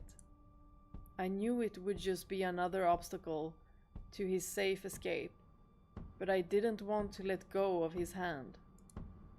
I was afraid that if I did, I would never be able to hold it again. Aww, and this reminds me of when she is saying to not let go of her hand.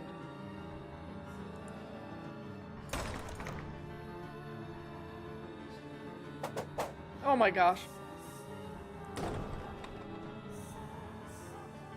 Oh my gosh. Oh my gosh. Are you alright? I'm fine. But how? There are people out front too? Oh my gosh. This is so stressful. Damn it. Why?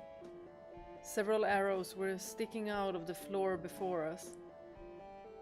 Beyond the door, which Michael had managed to shut almost immediately, rang a cacophony of whoosh, thump, whoosh, thump. We can't escape. Oh my god, they're trapped. Why? What's going on? Y'all, I have a feeling that they're gonna be trapped inside of the house. Michael is gonna probably lock her in a place so she survives. But he doesn't. Why? What's going on? Damn it. With a deep scowl, Michael barred the door, and all the while, the arrows kept flying. The panic in the air kept growing thicker. I don't understand. How did they... Only a handful of people even know about this place. The villagers... this is all my fault. It's because I told the villagers about this place. They think a demon lives here, not a human. So they're here to tear down the house. They made weapons, bows, just for this. I don't... Oh my gosh. There was a deep rumble and the ground below us shook. I almost fell to the floor. They're trying to break down the door, it seems. Michael, I'm so sorry. This is all my fault. Because of what I did. No. What? It's not your fault. It's mine. Michael? I challenged her. And because I did, She made my curse real. What are you talking about, Michael? Oh my gosh. Oh my gosh. This way, run!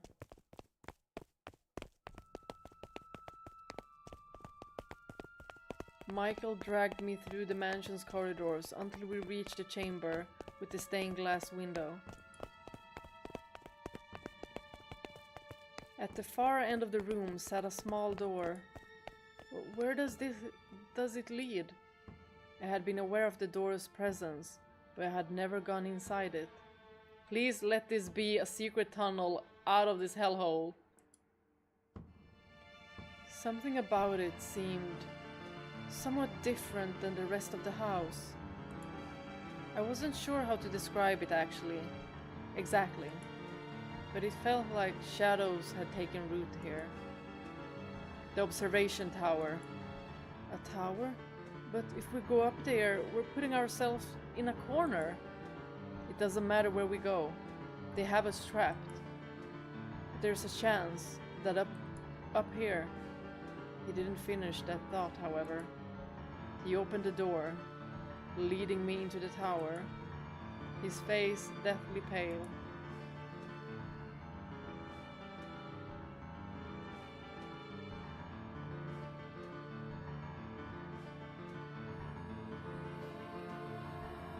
I'm scared. We started running again, around and around the spiral staircase, making our way toward the top. In regular intervals along the wall were rectangular windows. A layer of fog still lay thick across the land. Peering out into it made me feel like we had been thrown into a dream world. If it weren't for the orange spots of torchlight surrounding the mansion. Oh my gosh, I'm so worried. The silhouettes holding the torches. Is that armor? How do they have armor? That can't be the villagers. Appear to be knights. These aren't the villagers. Then who sent them?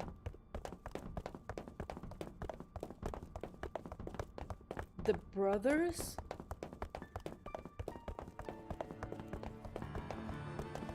Or did the villagers tell? Oh my gosh. Michael, tell me. Why do you think this is your fault? What is your curse? Your curse.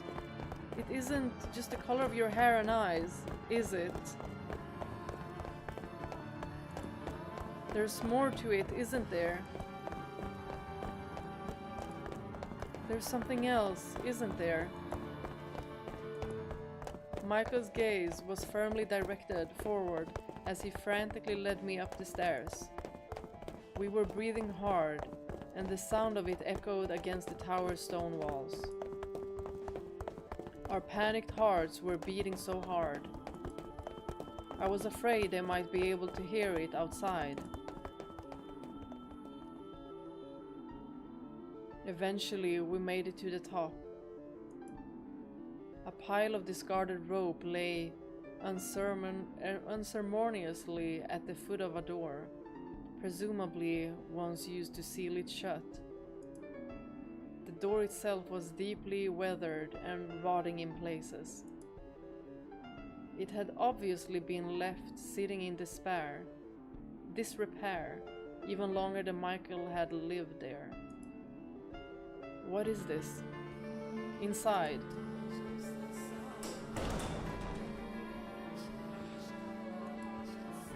Frigid air nipped at my skin, and it wasn't a pleasant, refreshing kind of cool, but a bitter, oppressive cold.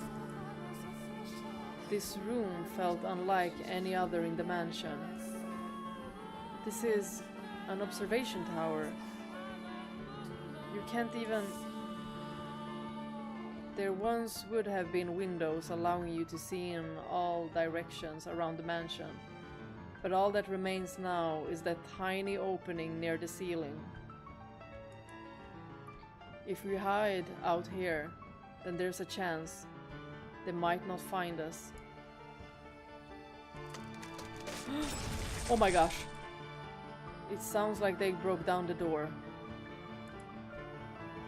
Oh my gosh. Don't worry. They won't find us. And when they give up their search, then we can get out of here. I'm sure it will all turn out all right.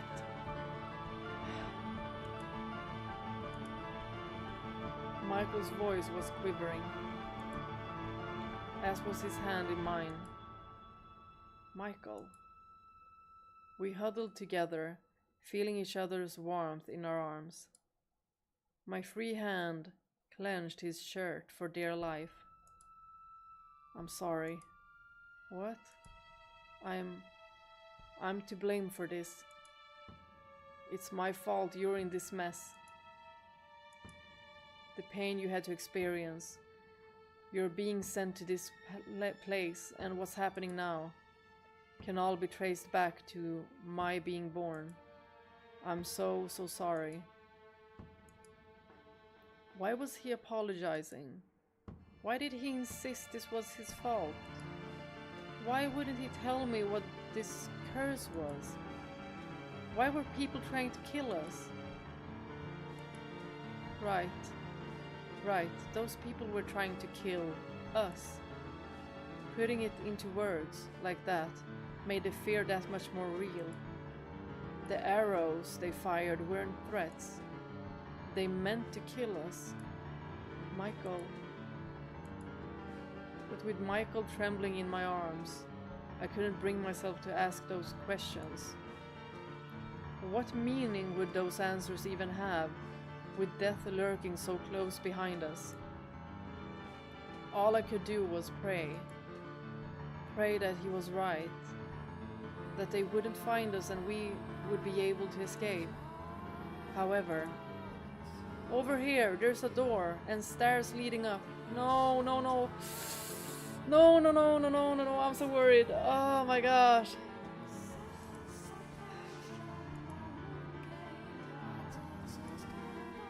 My hopes were shattered by the sound of voices from below. I could hear a faint clanking of armor. Our grips on each other tightened, and our trembling intensified. Fear swelled within the tower, making us its slaves. Giselle. We were both terrified. Y'all, I'm terrified as well. And who wouldn't be?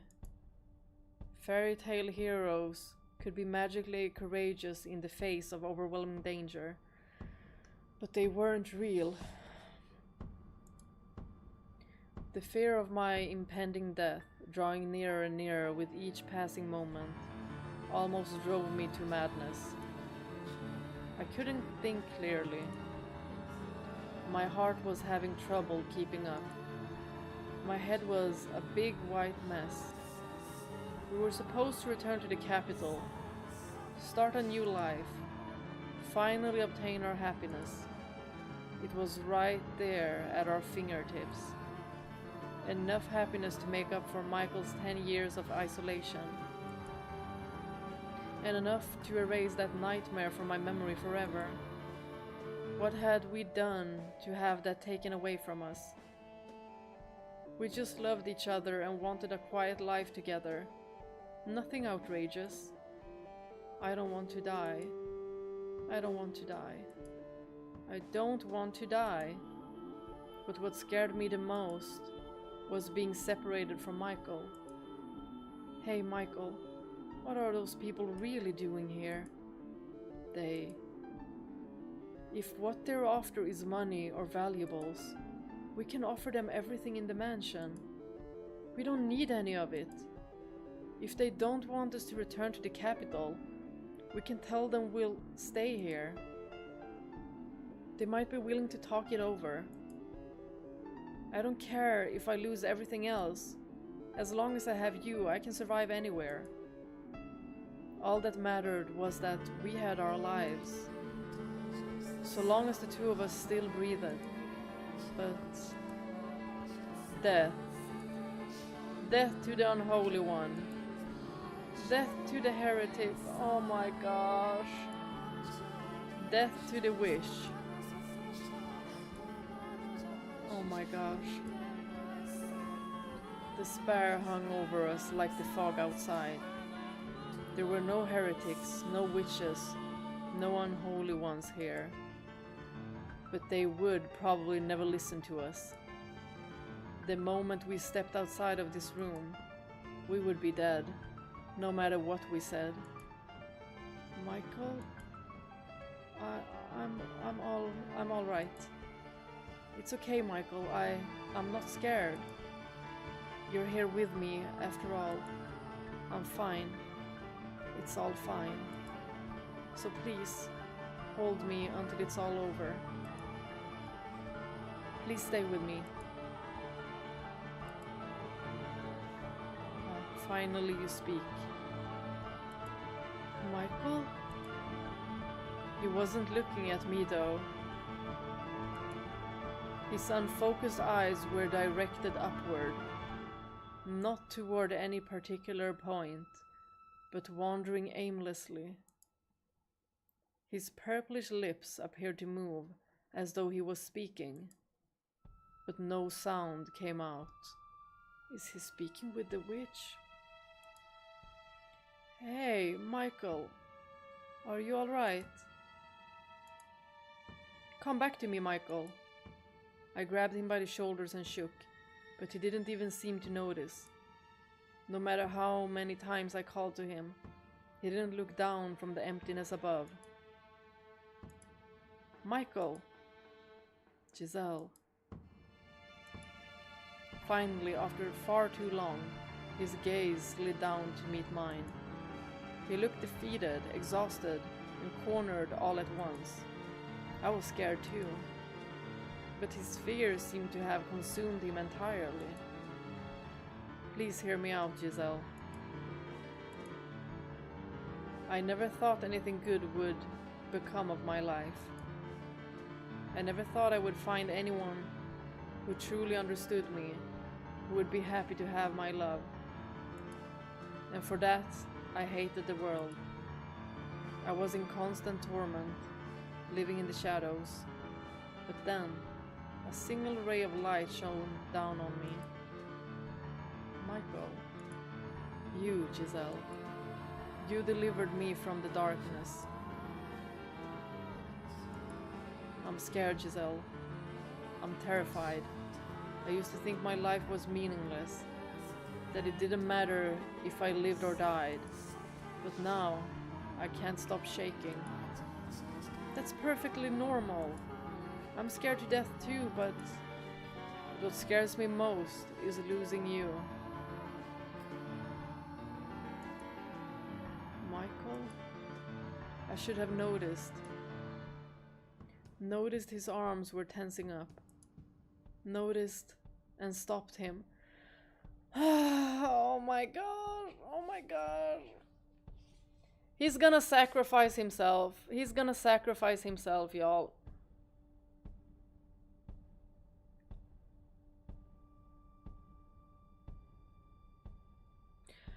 Oh my god, I'm so afraid to continue.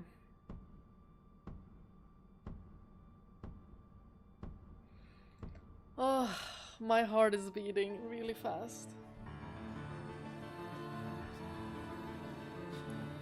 So please, allow me to repay you. I said I would do anything for you, so let me do this. I haven't given you anything, I haven't done anything for you. So give me one final chance.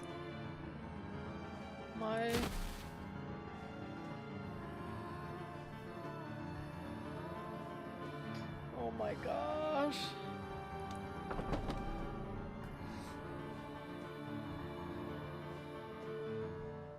What are you doing? Get back in here, Michael. What? Why the door? I can't open it. I shoved on the door, trying to go after him. but it wouldn't budge even the slightest bit. It was as though there had never been a door there at all, merely a wall, disguised as one.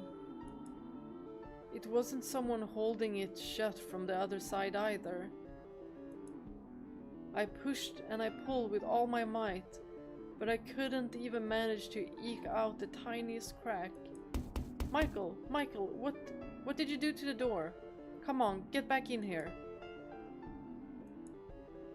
I don't want to lose you either.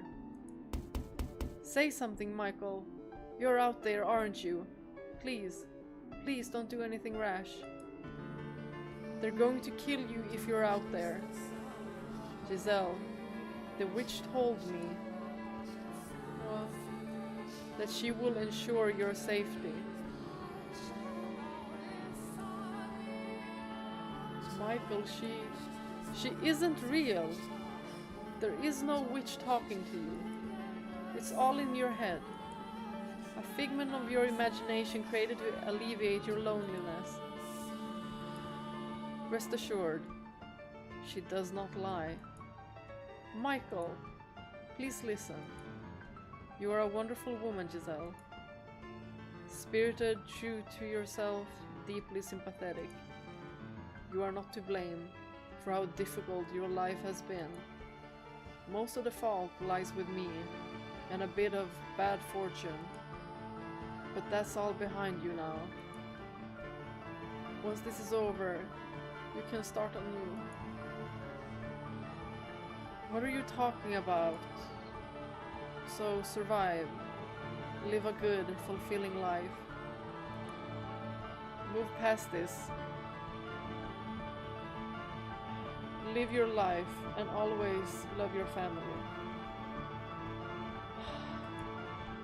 I know you can do it. That is my wish for you. Oh my gosh. Ugh. No, I don't want that. I want to be with you. No one else but you. I don't want to let you die.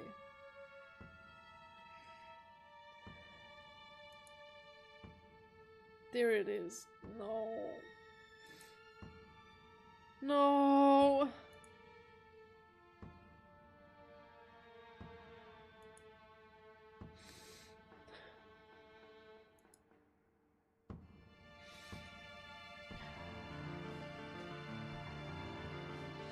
Get back in here, Michael. Open the door.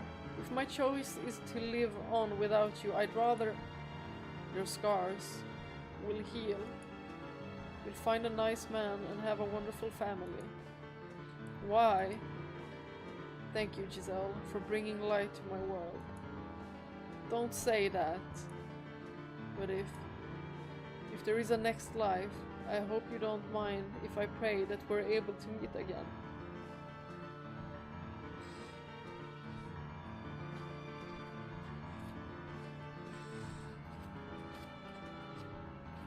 Oh my gosh.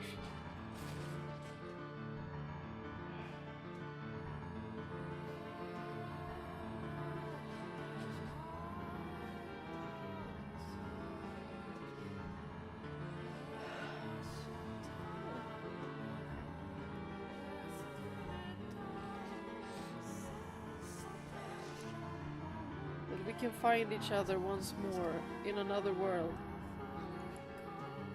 Michael.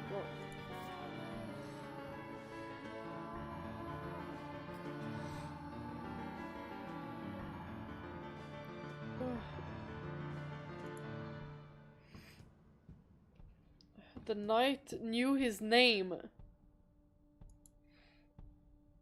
It is our holy duty as knights of the church to deliver punishment unto the heathen who made a pact with the devil.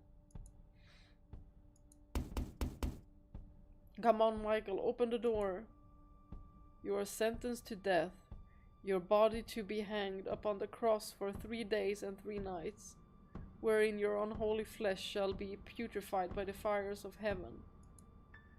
Why? What are you doing here?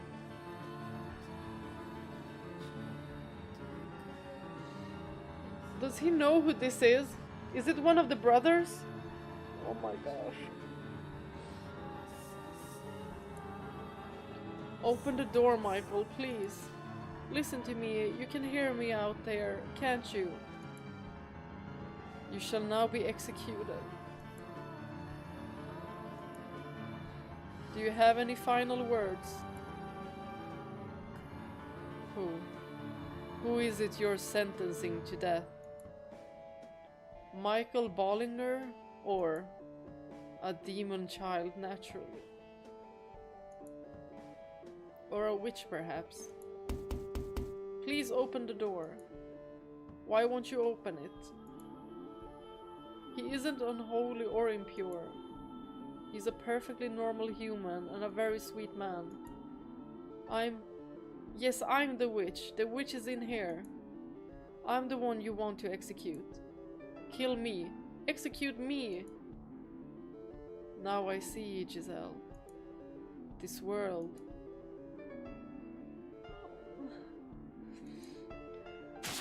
No! No!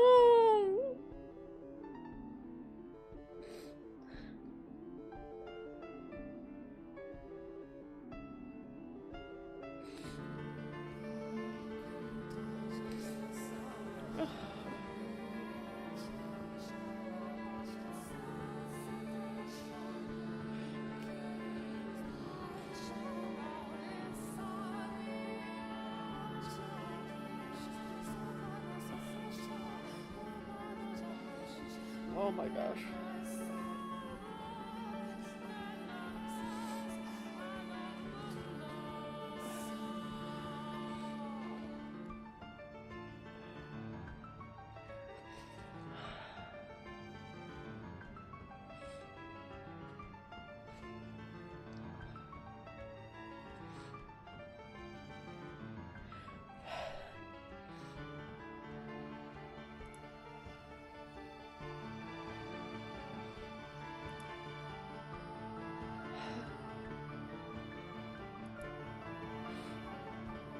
So many blades pierced my flesh. A sword in my chest, lances in my arms and shoulders, arrows in both of my legs.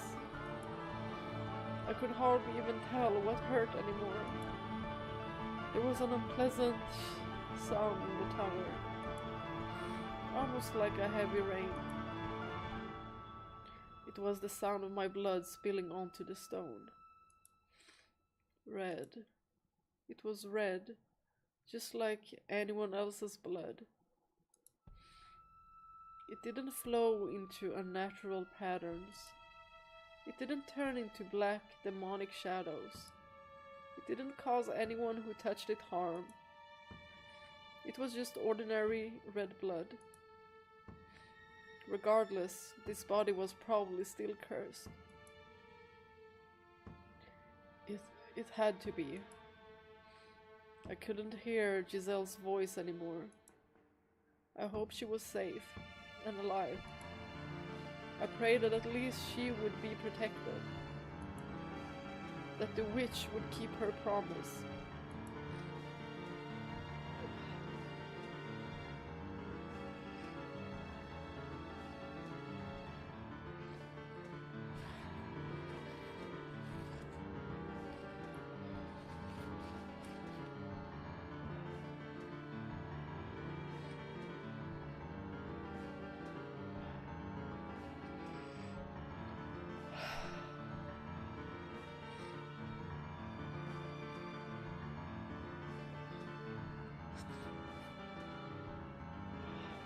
It was getting dark. Light was quickly departing from my world. Darkness everlasting dragged me down into its pits.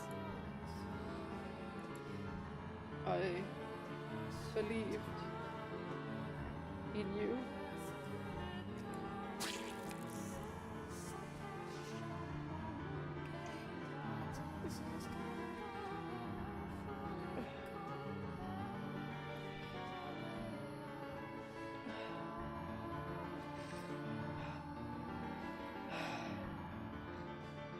Michael? Michael, hey, say something.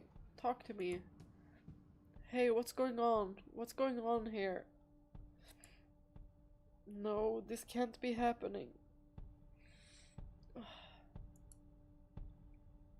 An impossibly heavy thud came from beyond the door, and with it, Michael fell silent. Then intermittent, squelching sounds as something slid down the door. No, no. No, this can't be. Why? Why? I pounded on the door with all my strength, but still it refused to give. The skin on my hands eventually going raw and beginning to seep blood. Why?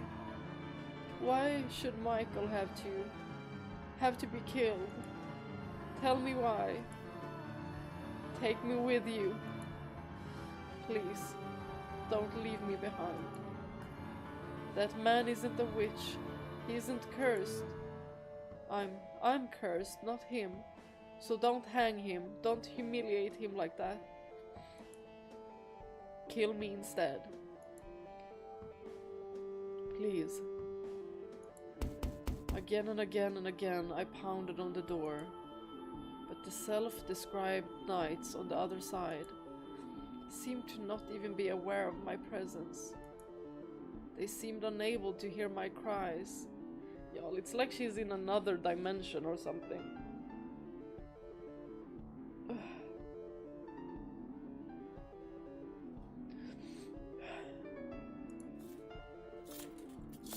Their armor clanking with each step, they began to descend the staircase.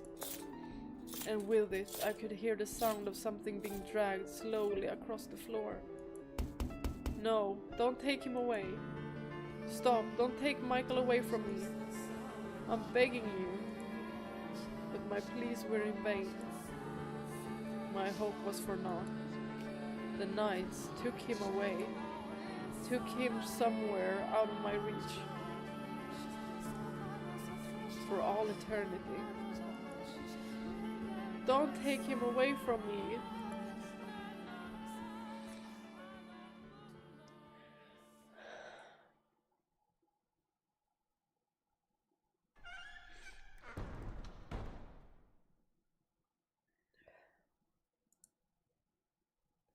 Michael. After much, much too long, the door swung open, all on its own. It happened so unceremoniously, it was hard to believe I had actually been trapped inside. I had no idea how much time had passed, but the chill in the air suggested it was deep into the night. And with the biting cold, there was the stench of blood.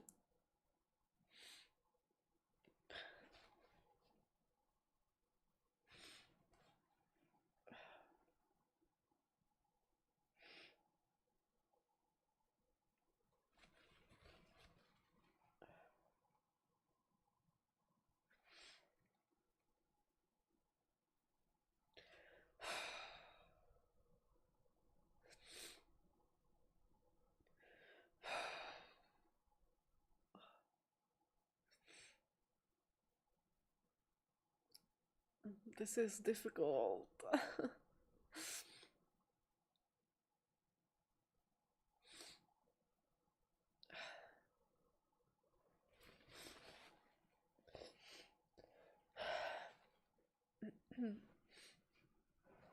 Why? Why? Michael, I never wanted this.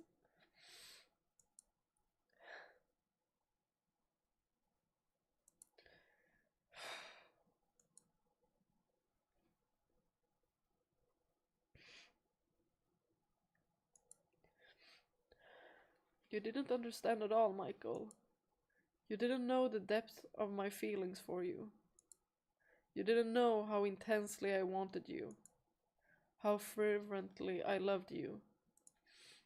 I was never going to be able to find someone else and live happily with them.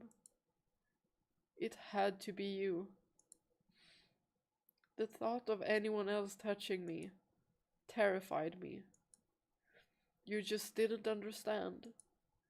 I don't want. I don't want to live in this stupid world.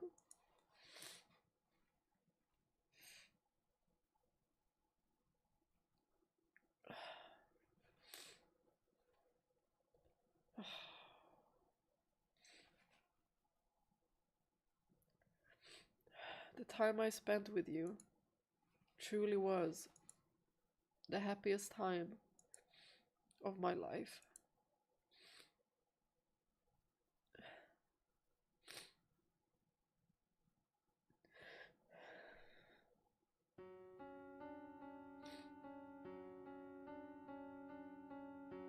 I remember. I remember everything now. You died on that day. You were killed.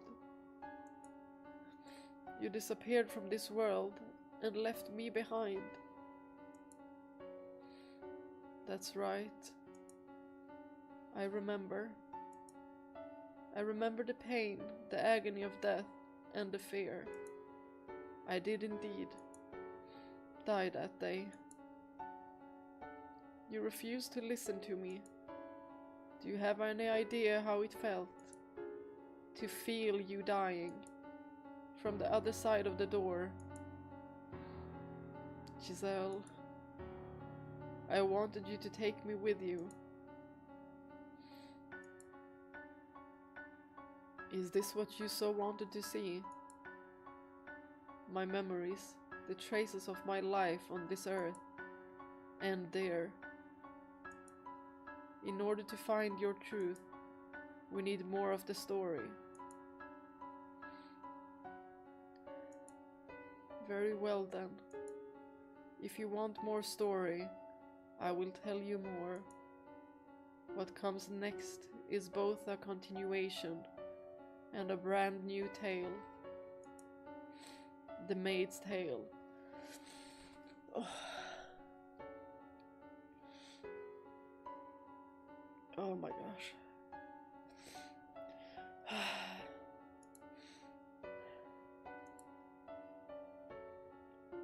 When you've heard it all, I expect you to commend me.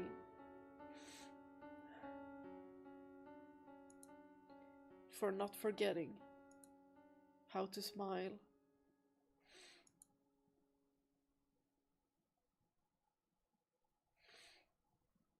We haven't completely cut through the darkness yet. An Arctic wind blows past me. At the same time, I'm gripped with an overwhelming urge to break down into tears. Perhaps this is the solitude she felt for so long. I have to face this.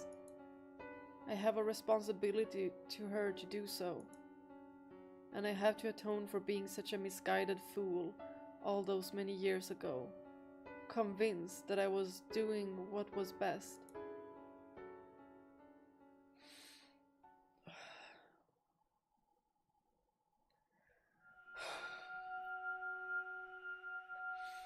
The sixth door.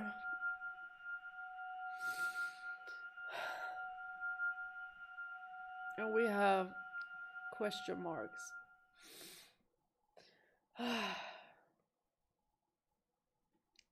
Let me just save. This was where I was supposed to save, right?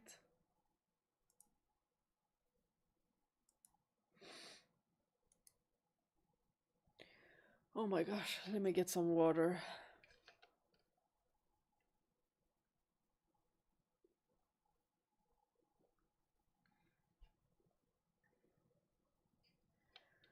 Oh, it was really, really, really heavy. Oh my gosh.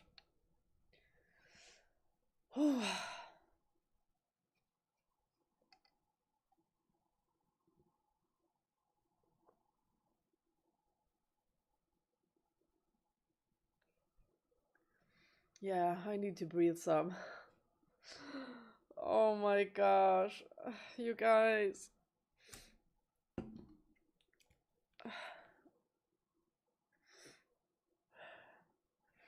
The only thing now that is keeping me together is that they now, in the present, are actually together.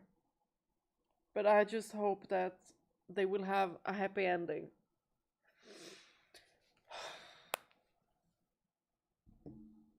Oh my gosh.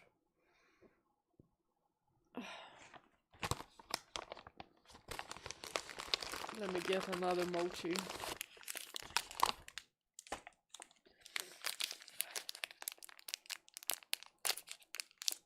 How is everyone feeling? Oh. Also, since we're on the 6th door, this is where there were gonna be timed choices, right?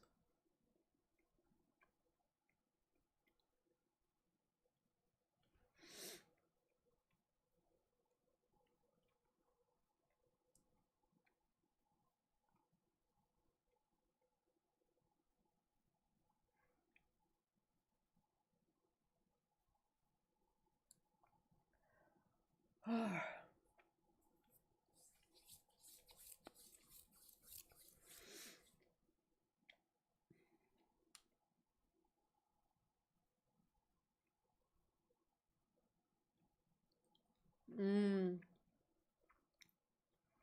I wish they didn't use that art of Michael being stabbed in door 4. Would have hit harder seeing it for the first time in door 5. Yeah. It still hurt like hell, but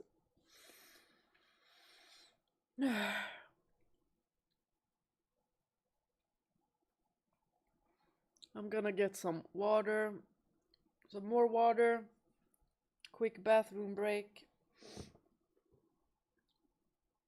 and then we continue. Oh my gosh.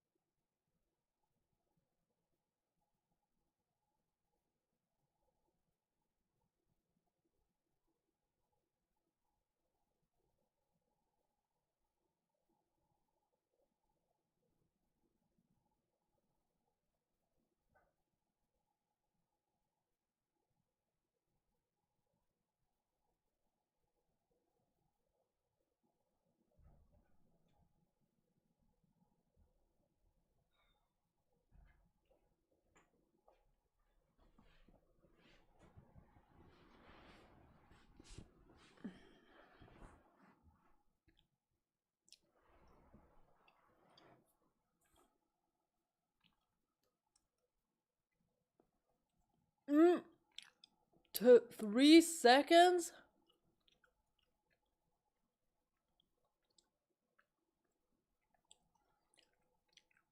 I have 3 seconds to answer it? Oh my god.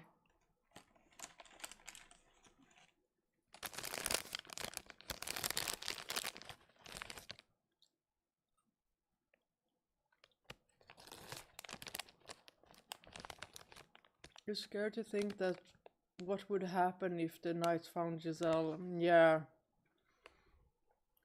Oh my god. Michael.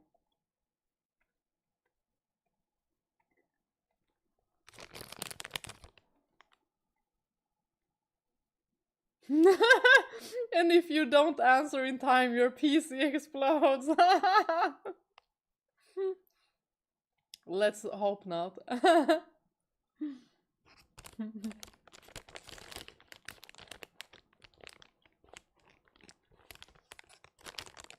Well, I saved, so we'll see. Do I like get a timer?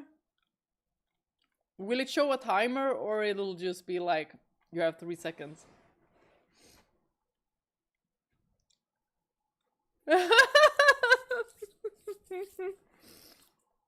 Well, now we know the computer explodes.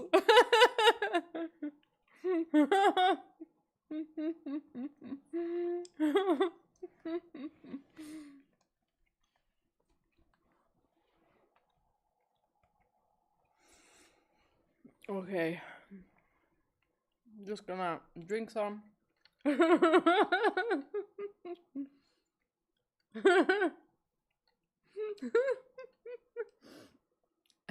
Everyone would have been like, what happened to the stream? Yeah, that's a feature in the game. The computer explodes. You're forgiven.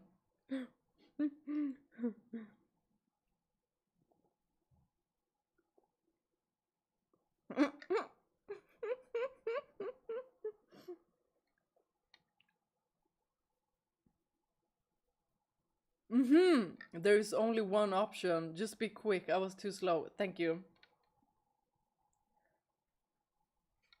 If I don't do it, my computer will explode. Or Ghost Girl will get me. It could be either way.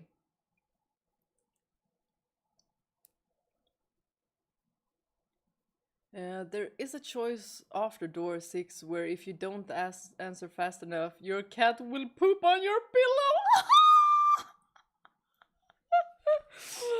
Well, I guess he can have the pillow then. These would be the tricks of a witch. Okay, let's go. This is my tale and the maid's tale.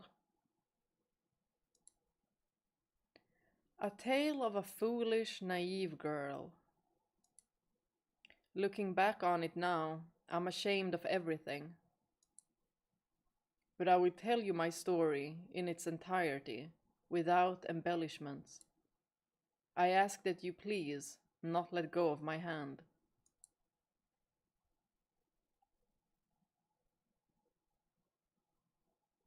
The only things the knights left behind were a garment and a large pool of your blood.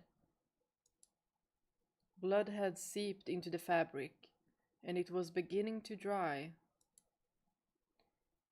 When I clenched it in my hand, it made soft crackling sounds. The oppressive stench of death lingered in the tower.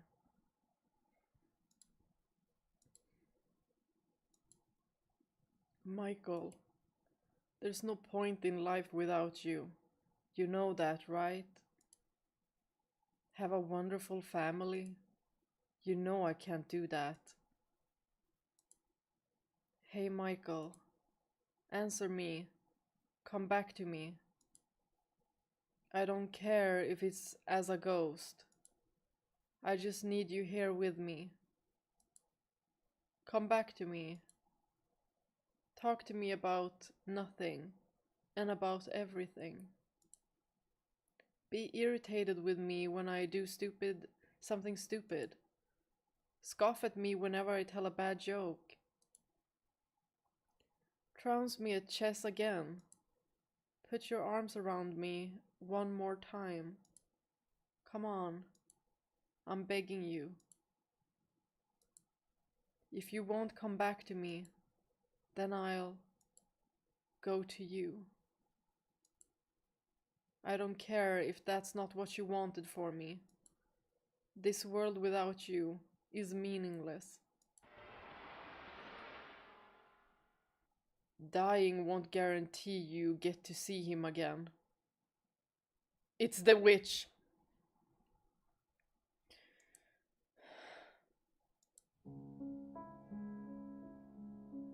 He spends all this time refusing to talk to me, and when he finally does, he begs me to save his love. Oh, how the mighty have fallen. Rather disappointing, to be honest. Who are you? Oh my god, this music is so beautiful. Where are you? Ha, quite daft, aren't you? Within these walls, I am everywhere. And you've heard of me before. Well, I have no... Heavens, you are slow. Is that pretty head of yours only for decoration? What? But no, there's no one else. You might be thicker than these walls, my dear. Although, I suppose I shouldn't be surprised. You never did believe anything Michael said about me. You thought he was going mad. This is brilliant. No, there's no way it can't be. The cursed witch? Morgana? Oh, you even know my name, do you? It would appear my legend has survived longer than I expected. I suppose I should thank all the humans who passed it down for me. You actually exist? I most certainly do, my dear. As I recall, you don't believe in the supernatural, do you? But it's hard to deny when that very witch is talking to you right this moment. Michael was not even slightly mad, my dear. I told him he was better off without his sanity, but he refused to listen. He wasn't deranged. His surroundings were. His environment, the people around him, his whole world. Can you imagine how dreadful that must have been? To be the only sane resident in a world gone utterly mad. It's a miracle he managed to keep his head. Remember what you said just before he died, my dear. You said it was all in his head. You said he couldn't tell the difference between illusion and reality. You said he had long since gone insane. Shouted it at the top of your lungs. No, that's not what I meant. Ah, poor Michael. If only you had believed him about the witch. I feel bad for you, though. You have my pity. What did you ever do to deserve this? Oh, and just to be perfectly clear, I played no part in either your or Michael's misfortune. The only force to blame for that is fate. You were a good, honest, joyful, lovable woman. And look at how the world treated you. Hehehehe. May I ask you something? Was it you who sealed me in the tower? Yes, it was. That was what Michael wanted.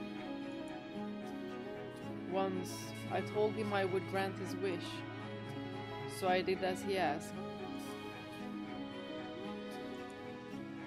Though it looks like that ended up causing you even more pain. How tragic. So, you're planning to die. Are you hoping to reunite with him in heaven? That plan's destined to fail from the outset, my dear. God teaches that suicide is a sin, and you'll go to hell for it. Then, I will not kill you. Why not? Because I swore to Michael that I would save your life. Poor Giselle. If you have any other wish, I'll be happy to grant it. I can't bear to see you so miserable. A wish. You have but a single desire right now. To see him once more. Isn't that right, Giselle? Are you saying you can make that happen? You'll bring him back to life for me. The forces of life and death are outside of my realm. That is God's territory, or the angels. However, I can guarantee you this. His reincarnation, no, his reconstruction, his reconstruction? Please go into it a little bit more, Morgana. Yes. You can meet him again, not in this life, but in some future life.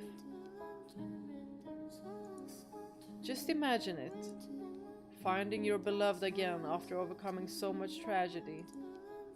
10, 20, maybe 100 long years from now, you're finally reunited. Doesn't that sound marvelous? True, unparalleled love in its purest form. What do you think? Just because you can bring his soul back doesn't make it Michael. I want to be with him, that brusque, impenetrable, slightly immature, but gentle as a butterfly man, the man who sincerely, deeply loved me. If it's the same soul in a different body, can you still call him my Michael?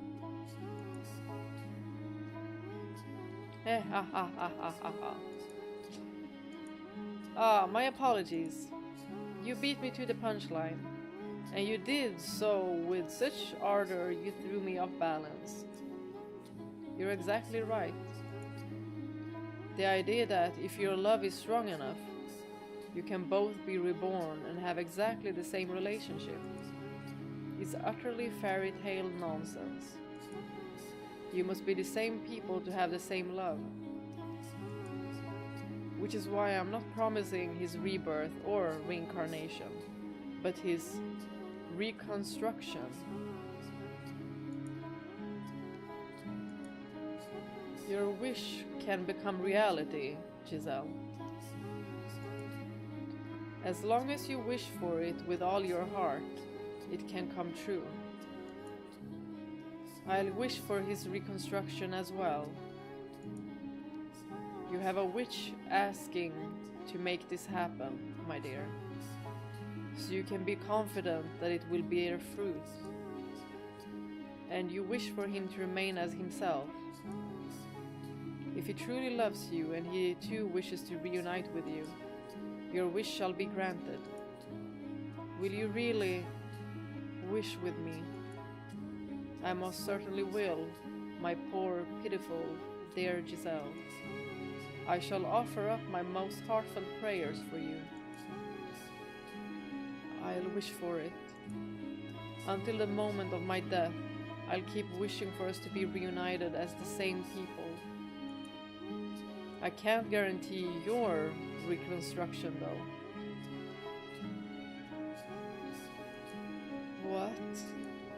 I only said I guaranteed his.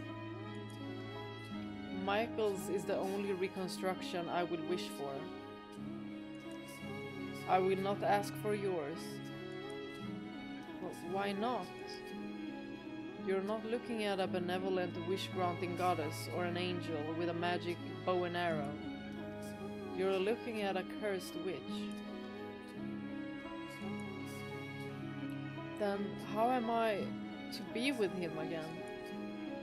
I can offer you but one option that will allow you to reunite with your reconstructed Michael. Tell me, what do I have to do? You must live. Here with me. Live with you. What do you mean? It was Michael who resurrected me, but he could not serve as my guide. I have work to do, but I cannot do it alone. I need a guide to assist me, because as you can see, I have no body. If this house did not exist in this world, then perhaps I might be able to give myself form. My soul's form. I don't understand anything you're saying. You don't need to understand. All I need from you is for you to show your utmost hospitality to the people I'm expecting to show up at this mansion someday. Entertain your guests? That's right, my dear. Michael isn't the only one whose reconstruction I'm wishing for. There are others. Several heinous sinners.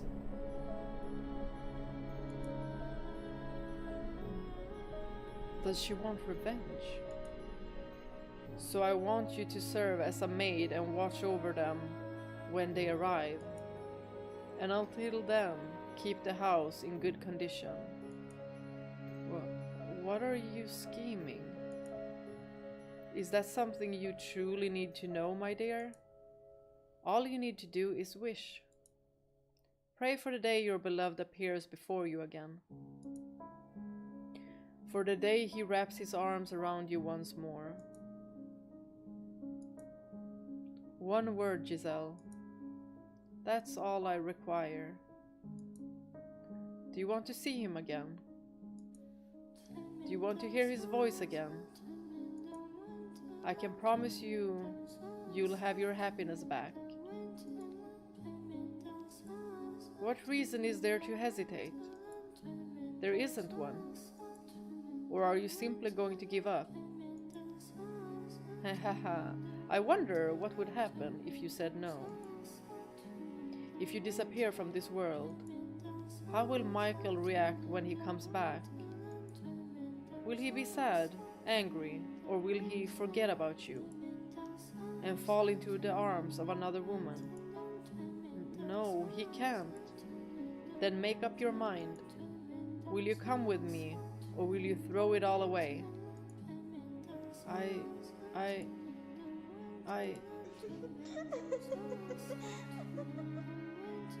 If I had given it a little thought, I would have realized she was manipulating me. That she was just telling me what I wanted to hear. But I believed her. I accepted her proposition. As unbelievable as it sounds, my desire for it to be real overpowered everything. It was impossible not to grasp at the straws she was dangling in front of me. That was all I could do at the time. The witch's voice also had an inexplicable power to it. It made me believe, as outrageous as it was, that she really could bring you back, reconstruct you. Maybe because I had seen her turn a door into an immovable wall, or maybe because I had heard her disembodied voice, but I don't think those are enough to explain it. My guess is She had me under her spell. That was the moment I became the maid. But I assure you, I was at that point still the same Giselle you knew and loved.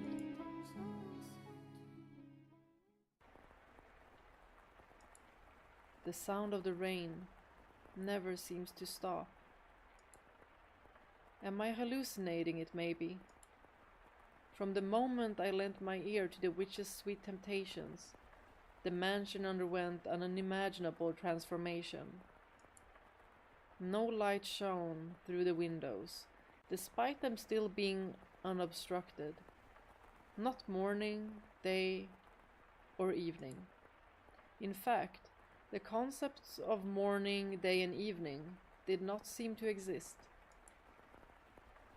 The darkness resembled that of when the windows had all been sealed off, but there was something more fundamentally unreal about it. Like it was hovering over a vast, all-consuming abyss within a constant haze of malice. I felt like I had been cast into some unknown realm, and that was why there was nothing beyond the windows. And the house was not the only thing that underwent changes. I too was no exception. In the blink of an eye, all my basic human urges vanished. I stopped feeling hungry, and I no longer needed sleep. Naturally, I was bewildered by what was happening to me, what I was turning into. I think I'll take a look around. Maybe there have been other changes.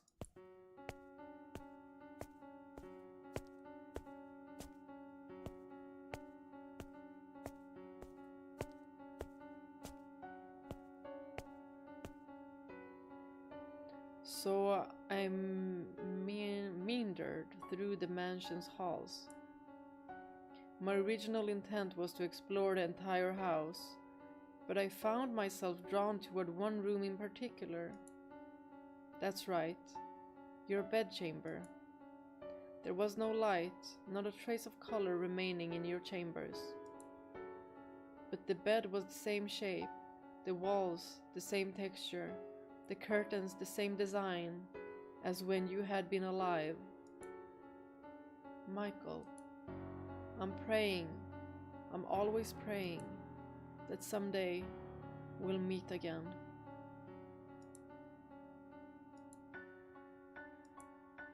Oh, there's something hidden under the bed. What could it be? It's that painting.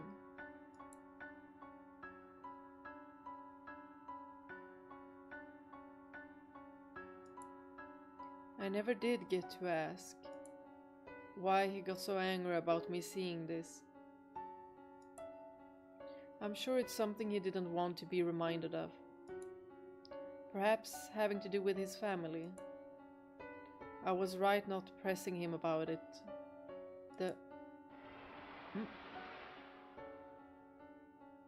What? Oh my god, that was sinister. Did you see the smile?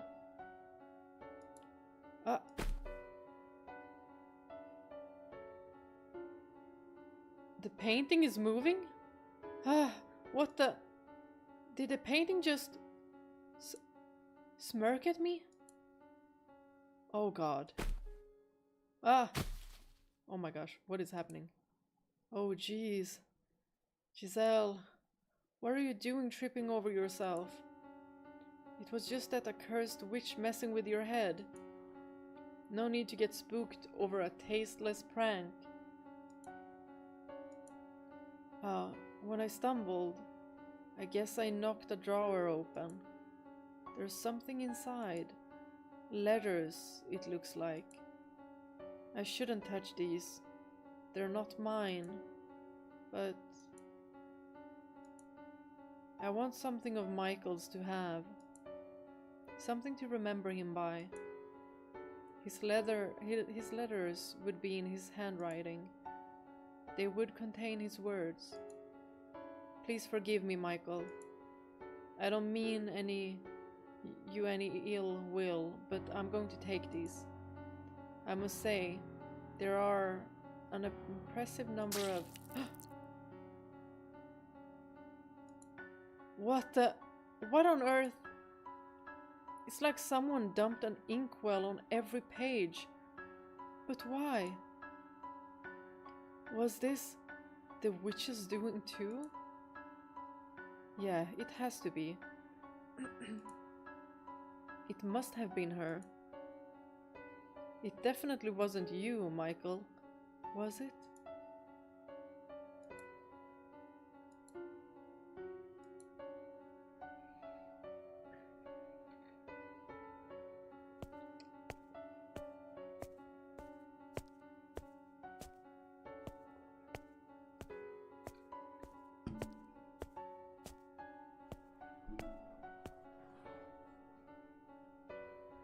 The front door.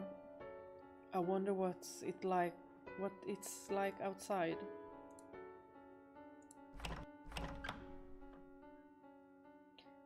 I can't get it open. What's going on? The bar isn't set, but it won't budge an inch. It's just like up in the tower. Oh, is she imprisoned by the witch? I know, the windows. They should open, then I can... What's going on here? What the heck is going on? It's like there's an invisible wall in front of the window. My hand won't go any farther.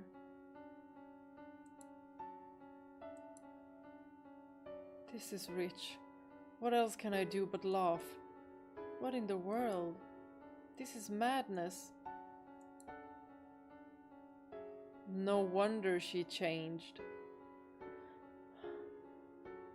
And it has been so many years. Of course she changed. And just being here, she's basically one with the house in the end. Hurry up, Michael. Return to me. And get me out of here. Please get me out of here.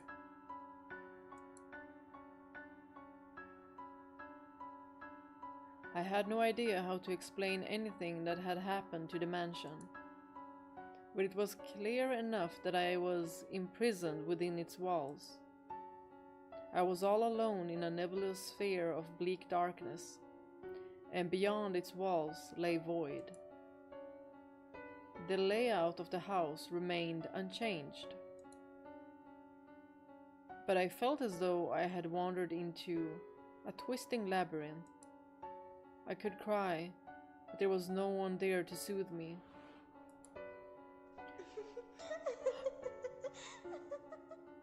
Creepy! All it did was provoke her disembodied cackling, which she followed with. You chose this, my dear, so you need to hold yourself together and keep wishing. My only real pastime was cleaning. I dusted the same corners again and again, swept the same floors, polished the same dishes. Y'all, now what's ringing in my head is when Jacopo said that the maid came with the house. Because she can't leave. One day, I decided I would read the books left in the library. Despite there being more than 100 volumes, I finished every one of them in what felt like no time at all. My life was a never-ending cycle, day in and day out, day in and day out. The house had no visitors, no one, rather, nothing at all set foot upon the property. There were no signs of other life whatsoever there. No birds singing in the morning, no cats sunbathing in the garden, no mice scurrying about the kitchen, no creepy crawly insects. There was nothing. Nothing at all. The only thing that broke the long stretches of silence was her voice. Tell me, was she kind to you? Was she friendly and courteous? Because she was quite harsh when she spoke to me. These were the kinds of things she was always saying to me. He didn't show up today, did he, my dear? Are you still praying, my dear? Do you think he'll actually come, my dear? I'm still wishing, just like I promised, my dear. You know why he hasn't come for you, my dear? Because perhaps he doesn't actually love you as much as you thought. My dear, my dear, my dear. Have you lost your mind yet? Shut up, I've had enough, I'm done with you. Ah ha ha ha ha ha ha ha. Enough. Please, enough already. Oh, what's got you so worked up? You love to talk, don't you? So why not have a nice little chat with me? This is not a chat. Maybe not in your mind, my dear. You seem to think chatting only constitutes conversations you enjoy. But I don't think the words usage needs to be so restricted, personally. You're just getting off on watching me squirm. Oh, not at all.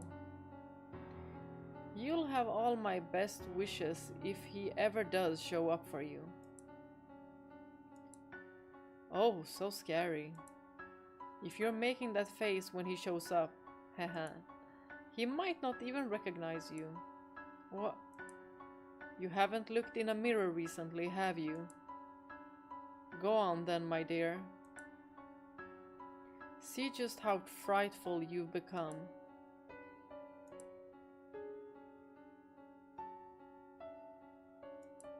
No. The witch was right. I looked nightmarish. My face was pale and lifeless, my eyes hollow, my cheeks sunken, heavy bags beneath my eyes. My hair had lost its sheen, and it grew wildly. I was quickly losing everything that made me recognizable as me, and the thought sent a shiver down my spine. No, this isn't me. This is some kind of trick. You're trying to deceive me. Baseless accusations. You really must stop blaming people every time something doesn't turn out the way you want, my dear. But, my face was more what? More expressive? More cheerful? Brighter? Rosier? You're right. You were never this gloomy, were you? Right, I wasn't. I was always more cheerful than this. Naive girl. Could you be any more narcissistic? Huh? What you're looking at is undeniably exactly what you look like now. Time did not do that to you, nor did I. The negative energy oozing from within you is what's causing you to take on this form. Did you think you didn't have any dark, ugly emotions inside you? Did you believe you would always be able to smile no matter what? Did you assume you were pure and beautiful? No one like that exists, my dear. What you see in the mirror is the true you. Your hideous, twisted heart. If you weren't always being so nasty, this would have never happened. Anyone's heart would be twisted listening to you long enough. So, you're saying Michael's heart was twisted too? I spoke to him for years. No. Hehe, I'm just teasing. I suppose I may have crossed the line there. I mean you no ill will, Giselle. Honest. Allow me to give you one word of advice, though. Look at yourself in the mirror often. If you continue deteriorating at this rate and end up looking like a corpse, when Michael comes and sees you, he won't jump for joy, but run away, screaming in terror. Stop talking. Please just stop. You know, Giselle, this is only the very beginning. He might not show up for hundreds of years. I can't live that long. Absolutely brilliant. You still think you're alive? What? The moment you agreed to come with me, you ceased to be of this world. So don't worry about time, my dear. You can wait as long as it takes. As long as it takes for him to arrive. Ha ha ha. As the witch had suggested, I started checking my appearance in the mirror every day. I wanted to ensure I didn't turn into some horrifying creature. My hair grew, so time seemed to be passing. But I didn't appear to age at all. The flow of time had become perplexingly vague and uncertain. Was it stopped, or was it moving? I couldn't tell. On occasion, I would practice smiling in front of the mirror. My smile was, after all, my one really distinctive feature, and I was certain you had seen me smiling more than anything. Even if my appearance had changed drastically, I thought, you would still be able to recognize me by my smile. A woman standing alone in front of a mirror practicing how to smile. I'm sure that was quite a comical sight. And that was about how my days went, for an incomprehensibly long time.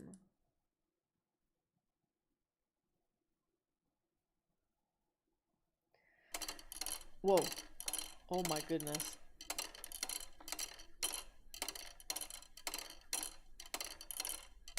That's a long time!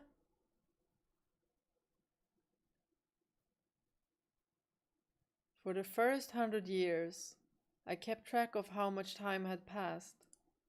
An hour, a day, a month, a year, 10 years, 50. But once it had surpassed a person's average lifespan, the counting started driving me mad. And so I stopped. My sense of time began to numb. In place of sleep, I spent my days in a trance-like state. Doing so, I was less aware of the passage of time, which made it a little easier to bear. Suspended in this bubble of time, my mind went out to you.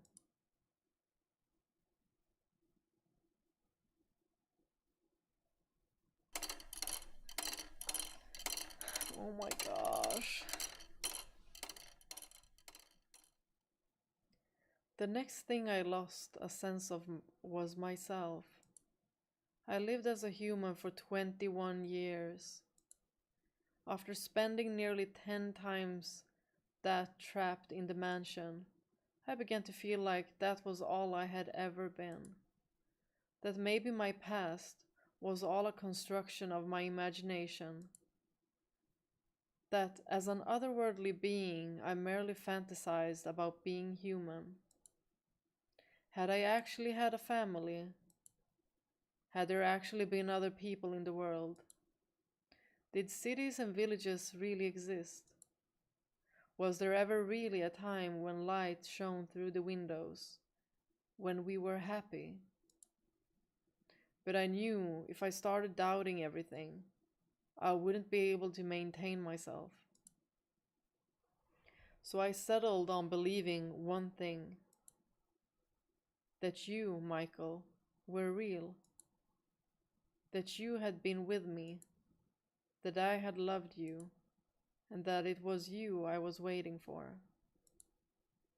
I tried to always remember that one fact.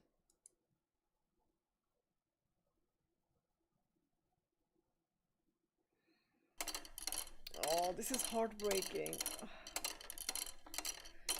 Giselle. My characteristic energy and cheer were disappearing. Yes, this is what I believed. By then, I hardly ever raised my voice anymore. And in response to that change, the witch seemed to treat me a little nicer. On occasion, I thought I could sense her presence nearby, like she might reveal her form to me from beyond the darkness, instead of only speaking to me. I could feel her sitting beside me. Giselle, do you think you're still Giselle even now? Hehe, I suppose it doesn't matter either way. Sometimes I think love and fanaticism are two sides of the same coin. What are you implying? Oh, nothing. I have an idea though. Why don't we make you some new clothes, my dear? The loom should still work, thanks to your keeping everything in order. That outfit's an artifact of an age long past by now. You know how long it's been? Vaguely, but yes. As we speak, time still marches onward. Not too quickly and not too slowly, but at the same pace as you're breathing. Now on your feet, Giselle. We have plenty of time, so let's make the perfect maid's outfit. And if we don't have enough materials, we can make more thread from the sheets or curtains. Hehehe, how exciting.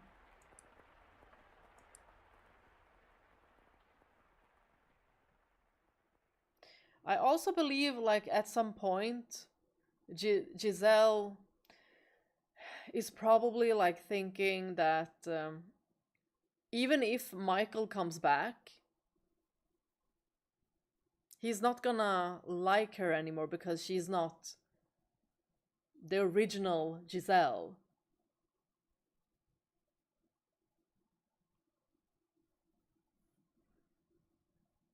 Hi, Saifuddin.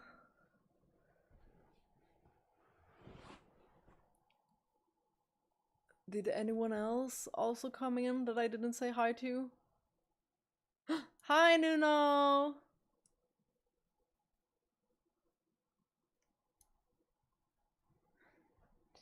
Okay, let's continue. Following her instructions, I wove garments in a style that did not exist in my era. They were quite strange to behold. The old me might have been stricken with fascination by them, but at that point, I wasn't even sure how to rejoice, how to be impressed, or how to be moved anymore.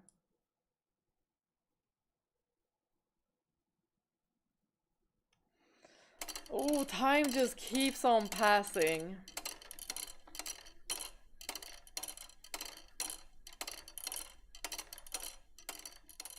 And she's all alone. It sounds like rain again.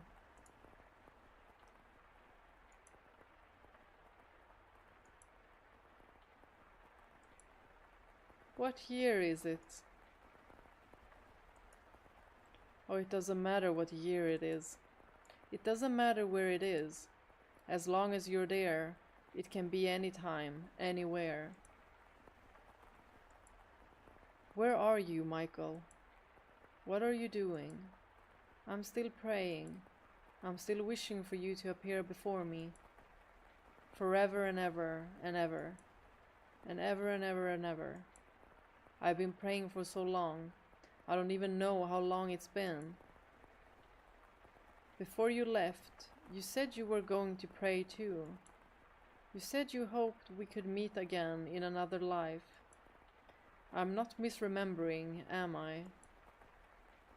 Michael, come back to me soon. I love you so much, so very much. But my memories of you are starting to fade. What did your voice sound like? What kind of faces did you make? Where did you like to put your hands on me? I don't want to forget. I want to always remember. My memories of you are the only thing holding me together, but they're slipping away from me. How did you speak? What kinds of things did you talk about? I'm losing all these memories. Please, Michael, come back to me before I forget everything. My beloved master.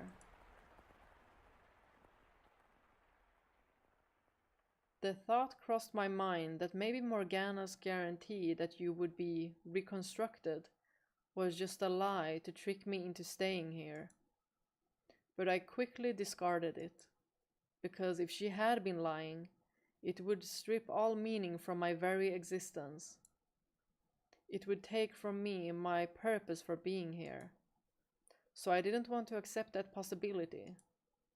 I had no choice but to persevere in my belief that you would return. I had always thought I would be all right, that my faith would never waver. I still believed in myself. But you can be the happiest, most optimistic, resolute person in the world, and you will still break eventually. And I was at the point where even the slightest tap would shatter me into fragments.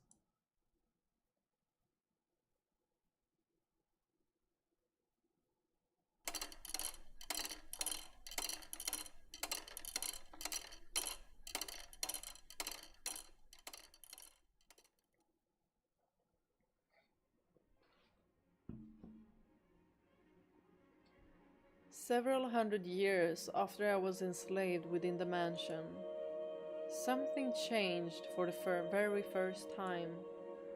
Sunlight, which I had not seen in all that time, shone in from outside.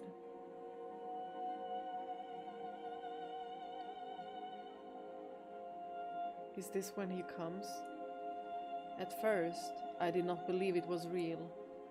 I thought it was a hallucination, born of my inner desires, and I thought I must have completely lost it for my fantasies to have escaped my mind. But it didn't matter if it was all an illusion. The gentle breeze blowing in through the window felt wonderful. The smell of grass, the chirping of birds, the glistening blue sky, it was like 1,000 memories rushing back all at once, and it brought tears to my eyes. The time has come, Giselle. It's time for you to get to work. And as she always did, the witch's voice crushed my elation, dragging me back to reality. Reveling in the sight of the outside was the last thing I should have been doing.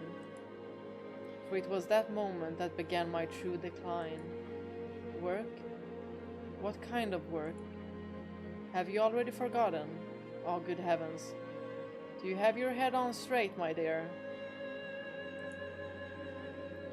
As I said, I need you to watch over the house and show your utmost hospitality to those who show up. Yeah, and she has been. Is someone... This is merely an appetizer. It looks like someone's here. Hold on, I have no idea what I'm supposed to do. Do the same thing you have been doing. Be a maid. Convince the house's guests that this is a wonderful place. Make them enjoy their stay. Now go on. I'm quite looking forward to this.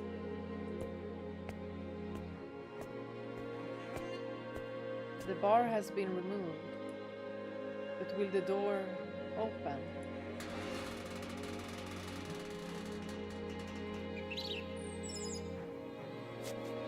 For so long, the door had refused to budge. For so long, light had forsaken these halls. For so long, there had been no trace of life, and now all of that had been turned on its head. I felt like I had stepped into heaven on earth. I know it sounds melodramatic, so please don't laugh. It was almost certainly a perfectly ordinary slice of nature. Leaves and grass rustle in the wind. Flowers specked the earth. And in the distance was a city I didn't recognize. I wondered where I was, of course, but I neither shouted nor jumped in surprise. Instead, I found myself accepting of my circumstances, as unnatural as they might have been. As I was standing there idly before the entrance, a carriage rolled up. God, could this road be any bloody worse? It's in dire need of paving on top of everything else. And who might you be, young lady? That outfit. He's speaking a different language. The middle-aged man approached me. From his attire and the way he held himself, he appeared to be upper class. However, the words coming out of his mouth were not in the language I had grown up speaking. Could the mansion have moved somewhere far, far away? Naturally, I had no idea how such a thing was possible. And the longer I stood there staring at him absent-mindedly, the more incredulous he became. My immediate mission was to overcome the language barrier. Fortunately, I suppose, I was able to understand bits and pieces of what he had said. As merchants in the capital, my family did business with people from other countries, and as a result, I had learned a handful of words. The problem was, it had been so long, I had no confidence whatsoever in my ability to hold a conversation. I'm a servant. Servant? Can't say I remember asking for a lady servant, but I suppose these things do happen. Doesn't much matter who they sent. Who are you? You weren't informed? Bloody hell. Off to a great start, I see. Well, what can you do, I guess? Name's Hayden Rhodes. Rhodes! Just a retired old man.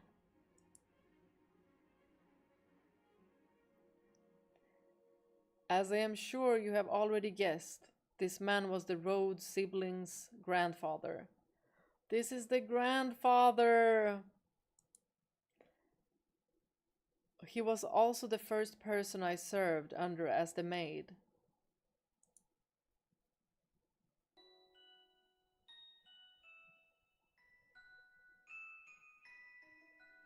For a member of an esteemed noble family, Hayden was a bit on the eccentric side.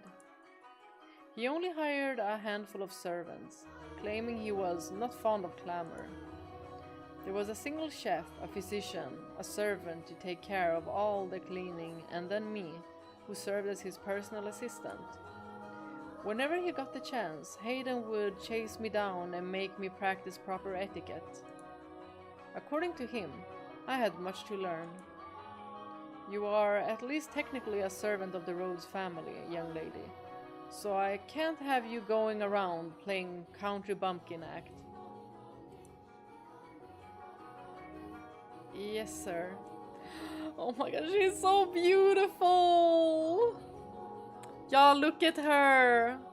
She's so beautiful!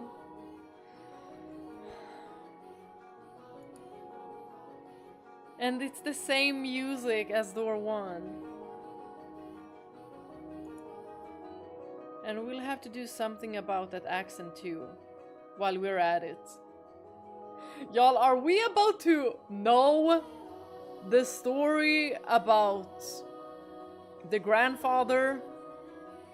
You know, the specific way he died?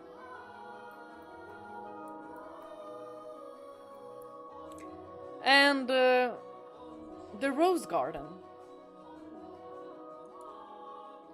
I have an accent? Thicker than bloody molasses. Now I have no interest in sticking my nose into your business, asking where you hail from. But while you're here, you must act the part, young lady. Lucky for you, I'm retired and have all the time in the world. I'll teach you everything you need to know about proper etiquette. All right. Speak up, will ya? Yes, sir.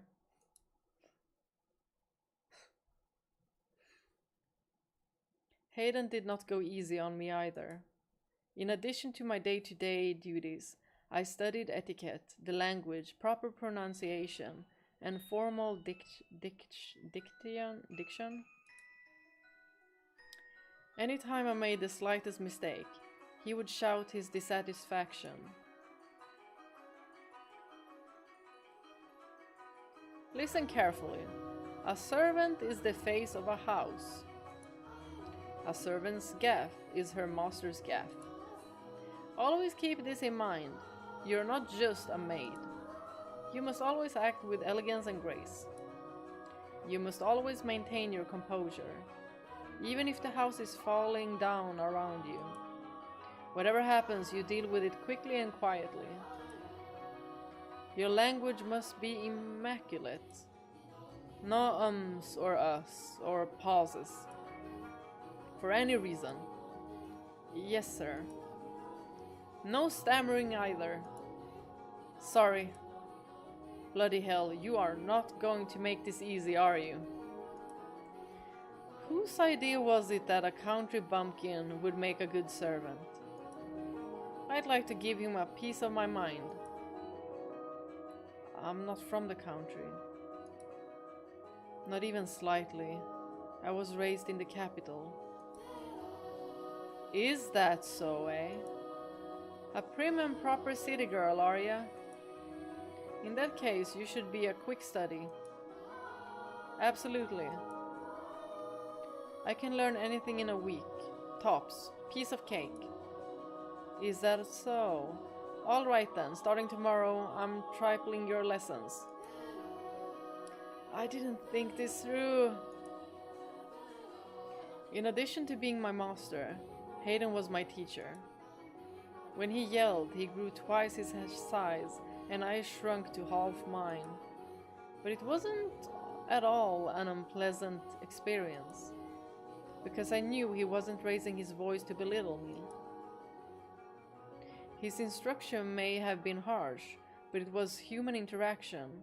There were people around that I could talk to, and that was wonderful.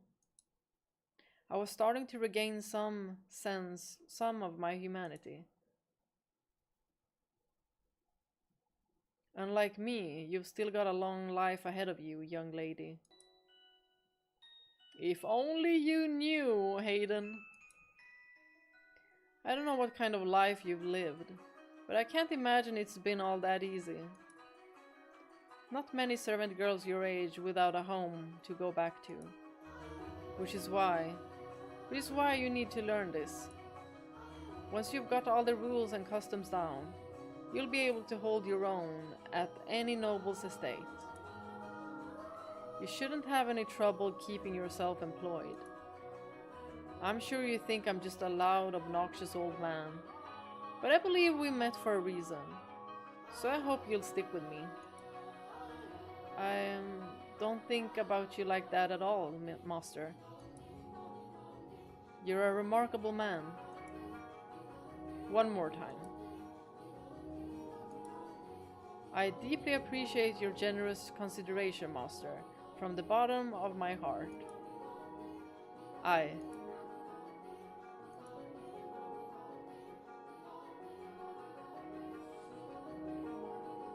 didn't know much about Hayden's situation, why he had retired to this mansion all alone, away from the rest of his family. But anytime I asked about them, he would say, "It happens sometimes," with a melancholic frown. Before long, 2 years had passed. By that point, my etiquette had improved enough to satisfy his high standards. In that time, the mansion underwent a number of decor changes, as Hayden brought in sculptors to work on different areas of the house. He also sealed off rooms that were not in use, such as the observation tower and the chapel. It was a sad thing seeing areas with so many memories for me falling into disuse. But as a mere servant, I had no say in the matter. In addition, Hayden seemed to greatly enjoy renovating the house, so I watched him warmly. The furniture was all gradually replaced. Gorgeous paintings hung on the walls, colorful patterned curtains installed,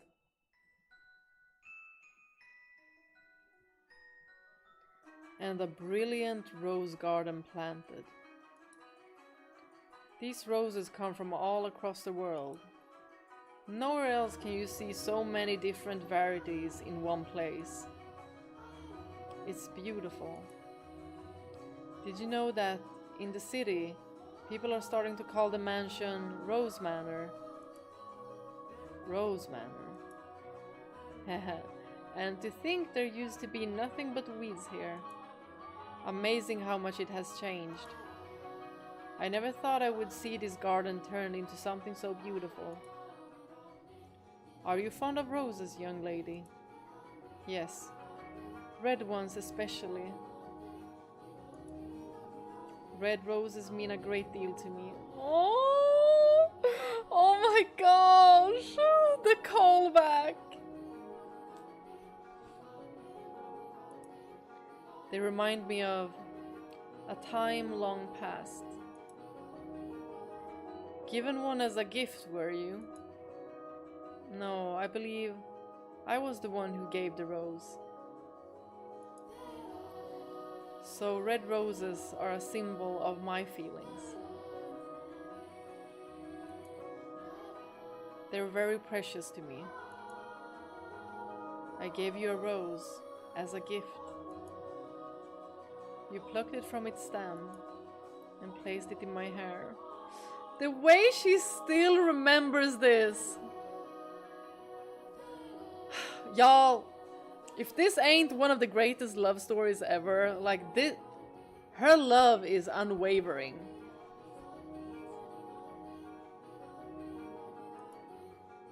Am I remembering correctly?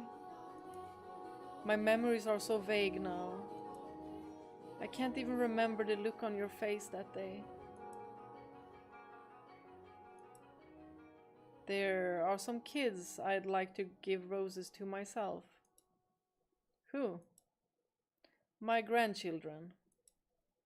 Oh my, you have grandchildren? Hey, though we haven't been in touch for some time. Last I saw them was 4 years ago, when my second grandchild was born. The sweetest girl in the world, with lovely flaxen hair. She's going to be a real beauty when she grows up. Anyway, they're wonderful kids. And one day I want to hand this garden over to them. Each and every rose containing my hope that they'll lead comfortable, healthy lives, free of strife. I'm sure your wish will come to pass. Your grandchildren will have wonderful lives. Aye.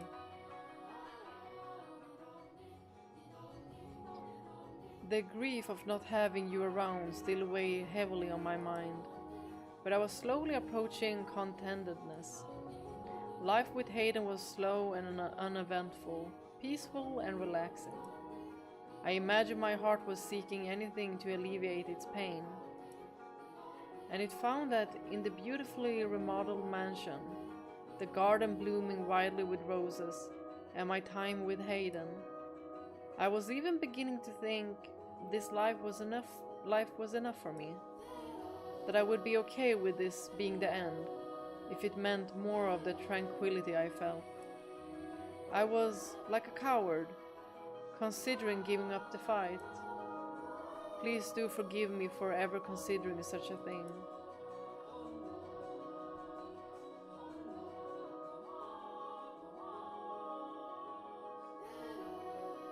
Hayden seemed to be in high spirits that day. A gift had apparently arrived from his son, who lived far away. In it was a tea set, some leaves, and a small jar of sugar. Miss, how can I be of service, master? Brew me up a pot of this, would you? Be careful not to steep it for too long. You want to get it just right for the best flavor. As you wish, master. Hehe, you seem quite pleased. Psh, why would I be?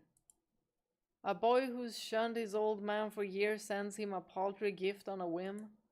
I'm just entertaining his fancy. Hehehe.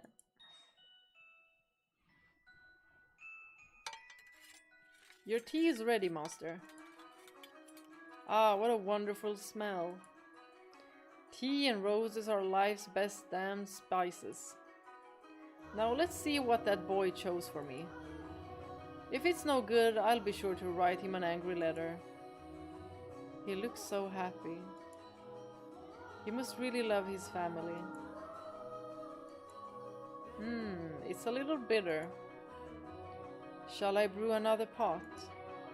No, it's not your fault. Must be something in the leaves. Would you like to add some sugar then? There was a small jar of it with the tea set. Now that's some bloody fine sugar he's procured. White as snow and sparkles in the light. He chose it just for you, master. Bloody hell, what demon possessed him? All right, give me 2 spoons then. Yes, master. Here you are. Ah, splendid. This is some exquisite tea. The sugar balances the bitterness of the leaves perfectly. I guess that boy does have some... Master? What the... Did he get like a heart attack, or was he poisoned, or what? Allergies? Master! Oh my gosh.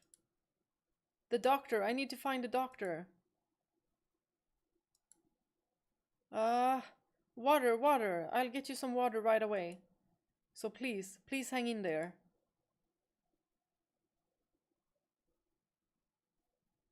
Uh-oh. Thanks to the quick treatment provided by his personal physician, Hayden survived. But he didn't make it out with much more than his life. He was permanently bedridden by the affair. Evidently the sugar I had put in his tea had contained poison, which had done irreparable damage to his nerves and muscles. Most of his body was completely immobile, except for his left arm.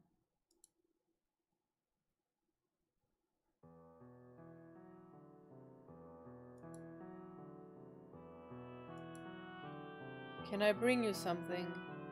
Some water? I have more than my fill of water. You don't need to wait on me hand and foot.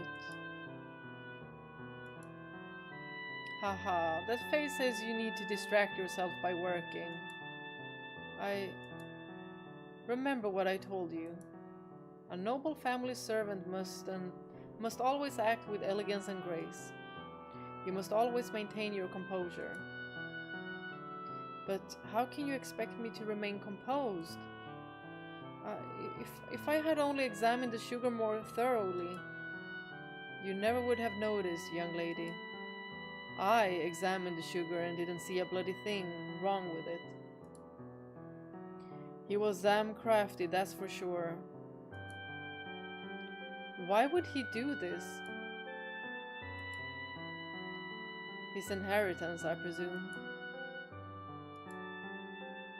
Something must have come up, and he needed money quickly.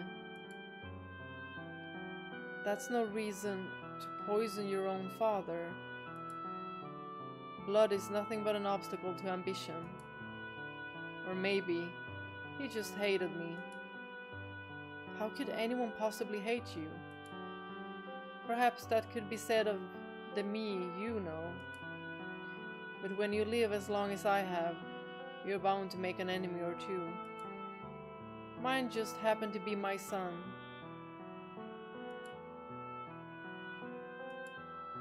I was planning to give him everything anyway. He didn't have to do this. It all would have been his. Master. Killing me doesn't accomplish anything. But I guess it doesn't much matter. Say, could I ask you something, young lady? What can I do for you? I don't want you to get out that Hayden Rhodes was poisoned. So could you tell people... Wait, is this where that story now comes from? That I passed away peacefully with a beautiful nurse tending to my every need. And then the story got a little twisted once it got passed down.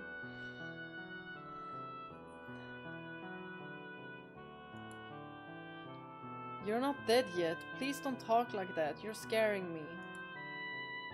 No stammering. But I'm not saying it'll happen immediately. But I am an old man. And one day you'll wake up and I'll be gone. This is about my own pride, not my son. The last thing I want is to go out with a black spot on my name. Tell me you'll do this, Giselle. He's never said my name before. As you wish. Thank you. You're a peculiar girl, you know. Sometimes you seem greener than the leaves in summer, and sometimes you seem like you've seen 12 kinds of hell. And every so often you seem not of this world. Your skin is pale, your hands as cold as ice. At one point, I thought you might be Death himself. But I was wrong about that. You have too big a heart to be Death. You care too much. You must be carrying a very heavy cross on your back. What am I supposed to do? I don't want to lose you, Lord Hayden. I don't want to lose this life. You have someone, don't you, young lady? Someone you're dying to meet again. Yes, but I don't know anymore. I don't know how long I'm supposed to keep waiting. If something doesn't happen soon, I don't think I can hold myself together much longer. I was so close to breaking down, and it was you who kept me on my feet. I'm sure you've tried to remain strong plenty of times, so I'll give you some different advice. A trick for when you think you're losing hold of yourself. Build a cocoon. A cocoon? A sturdy shell to keep your weak inner self safe. This world has no interest in protecting you, only swallowing you whole. So you mustn't readily expose your true self. You build a cocoon and you play the role you need to play. That way, the real you will remain unharmed.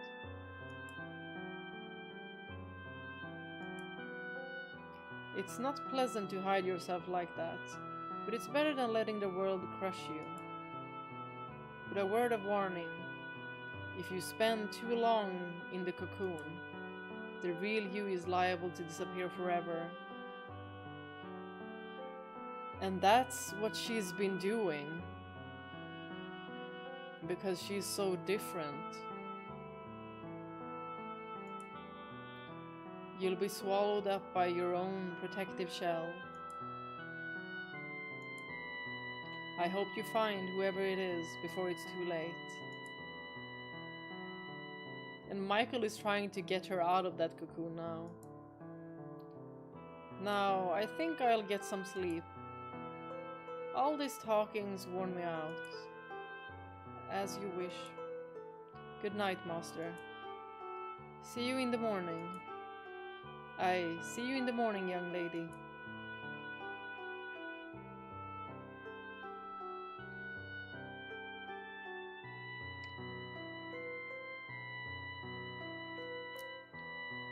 The next day, Hayden was dead. He had strangled himself with his left hand. I should have been more attentive. I should have recognized how much pain he was in. How much it crushed him to have been betrayed by his own family. I should have realized how he truly felt, how fragile he really was.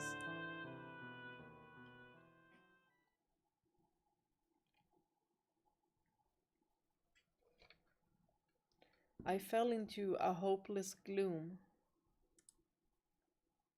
I could hardly believe that the quiet life I had finally attained had been shattered in the blink of an eye. Hayden's other servants quickly went their own ways, and I vividly remember the dirty looks they all gave me. Everyone who knew how he had died assumed I had done it. I had no reason to kill him, though. But they had more than enough to believe so, for I had, indeed, been the last person to see him alive. So, they believe that rumor is about her and Hayden? And I held firmly to the story he had asked me to tell. While I was unable to convince the other servants, his family was far more accepting of the story, that he had departed for the next world happily. Though that did not make the truth any less heartbreaking. Especially since I was the only one who knew it. Why does this always have to happen? I was happy, but I can never seem to keep hold of it for more than a flash. Despair always comes marching in to rip it away. What am I doing here?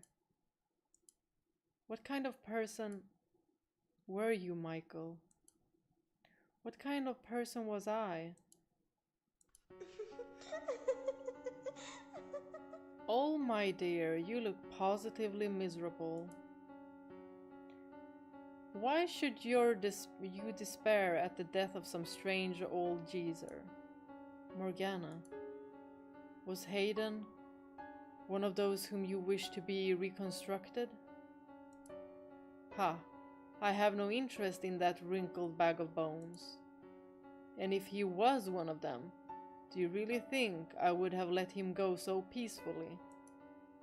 Peaceful? You call that peaceful? You call his misery peaceful?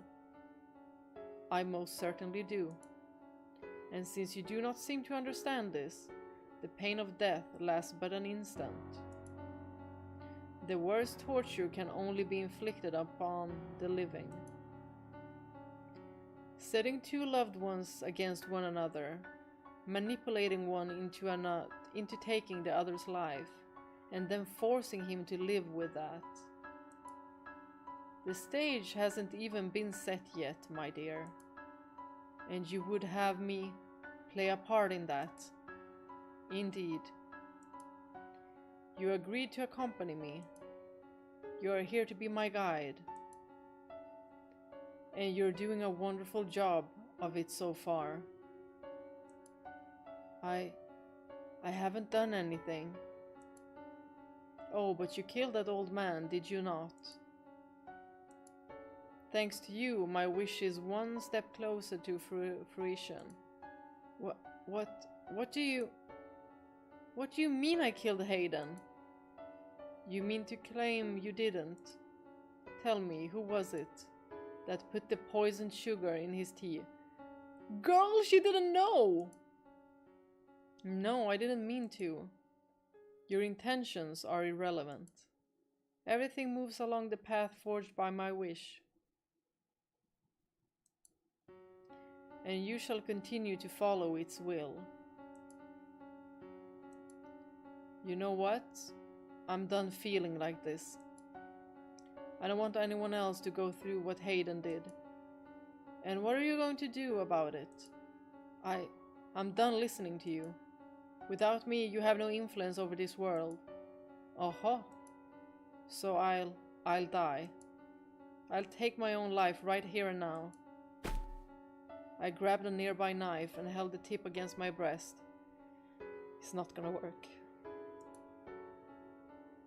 My hands were shaking, my heart pounding. My whole body was racked with terror, but I could have sworn I heard Morgana gasp. This was her own weakness. This was her own one weakness, I thought. What are you thinking? Don't do this, Giselle. Don't be foolish. Put the knife down right now. Because for Morgana, Giselle is the only one she has. I'm done trusting anything you say. Giselle, put the knife down. I've missed you so very much, Michael. I've wanted nothing more than to see you again. But if my being Morgana's guide is going to cause other people suffering, then I can't. It's all over, Morgana. Huh? There's no blood. Not even pain. Why? Oh my gosh. Absolutely brilliant. I told you not to be foolish.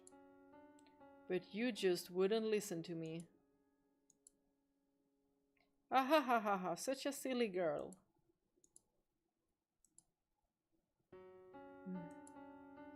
I really am. Aha. I couldn't even die if I wanted to. Learning that absolutely crushed me.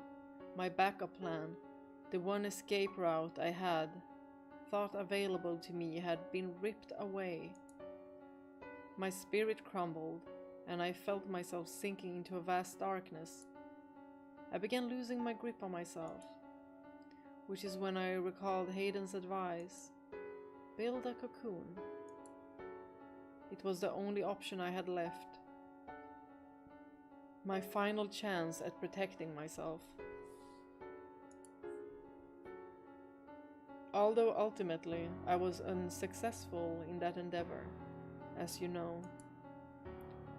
But by that point, my mind and spirit had all but been lost.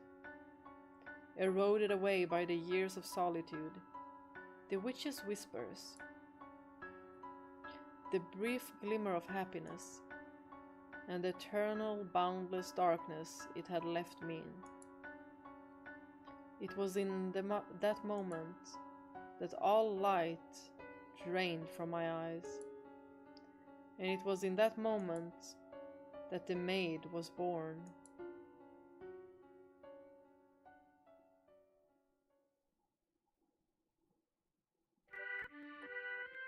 Ah!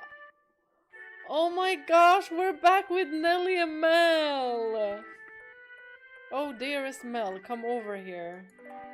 This feels nostalgic. There are so many beautiful flowers. Now, Nelly, there's no need to run. You're going to fall, and you can't say I didn't warn you. Hello, I've never seen you before.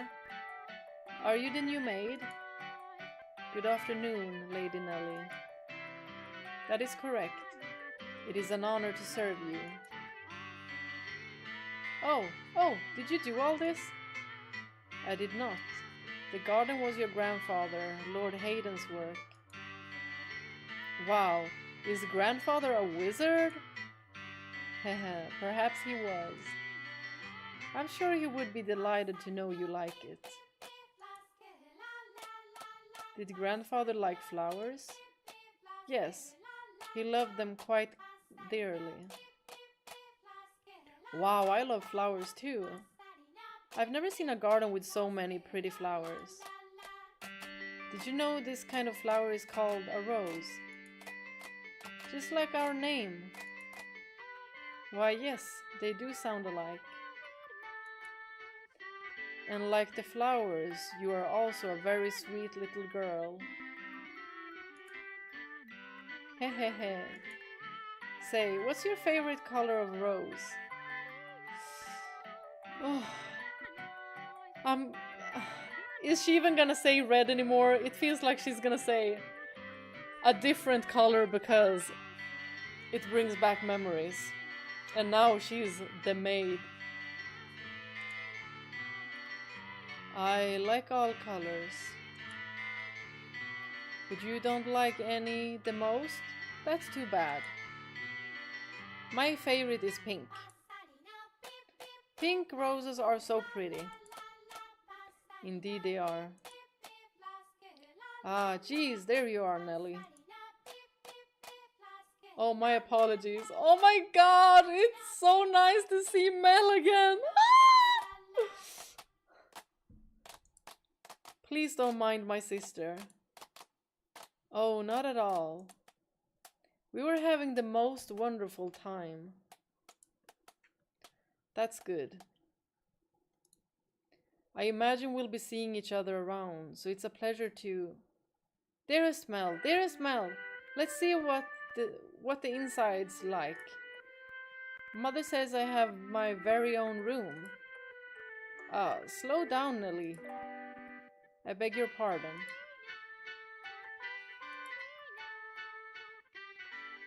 The inseparable siblings ran off toward the mansion, hand in hand. It was a heartwarming sight. But the next moment, when they stepped inside, I saw something else. The darkness enveloping the mansion seemed to flare up. The open door, a gaping maw into its hungry bowels.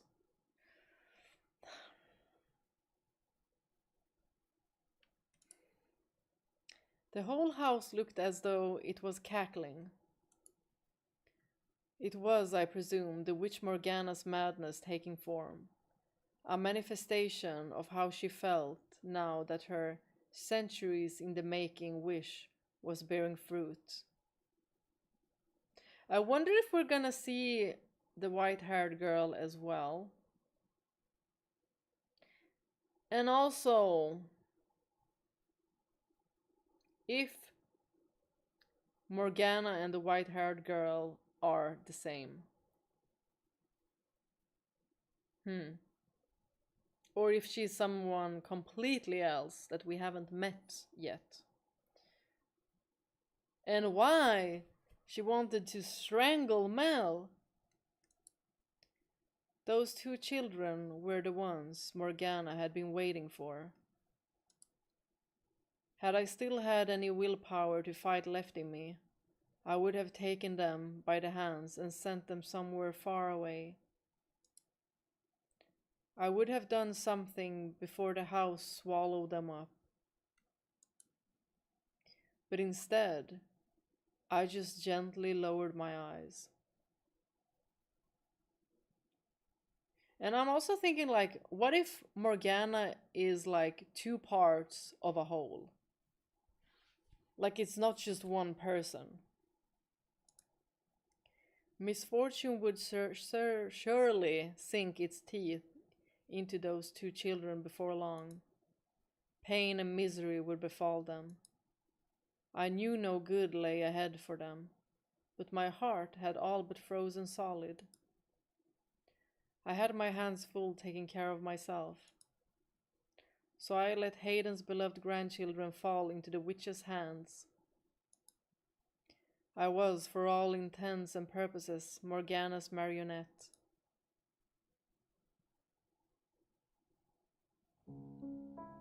Ah, at long last it has arrived.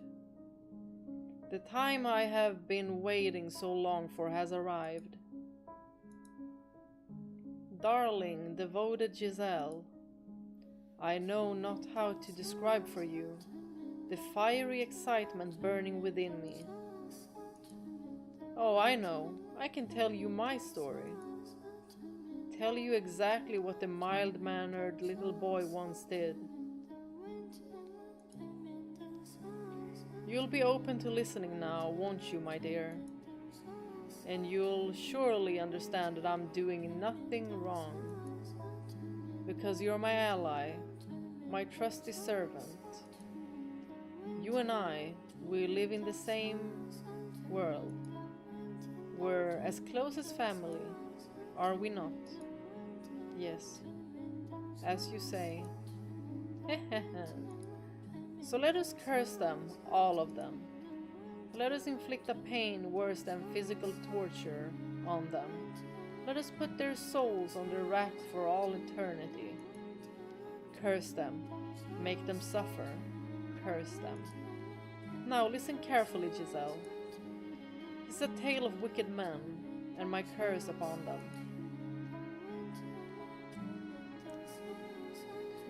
The witch spat her curses for some time.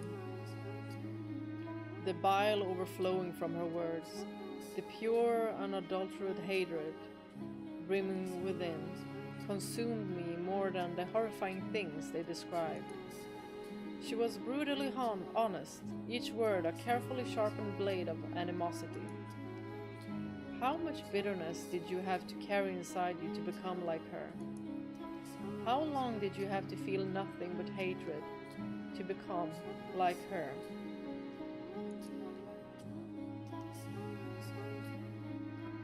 I felt like I let my guard down. I would be consumed by her enmity.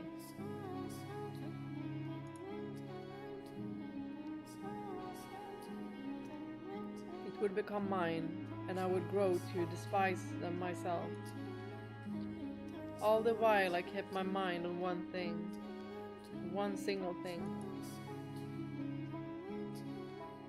That is, what was left of my mind, locked away inside a shell of my own creation. It was that solitary truth that allowed me to hold on to my human emotions, to continue believing. I'm always waiting. My love will never fade. When I was still my old self, I called them master and would do anything for them. Michael. That was their name.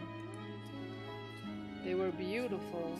They had pearly white hair and ruby eyes. They are going to come for me.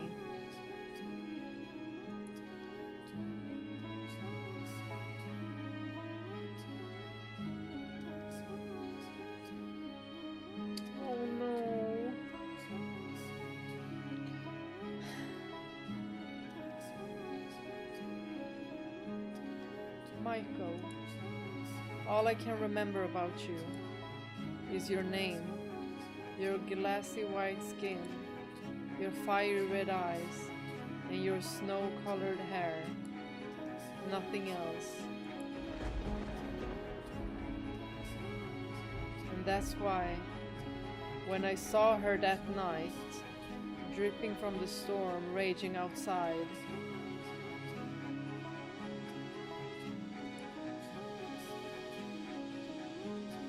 I thought, you're finally here.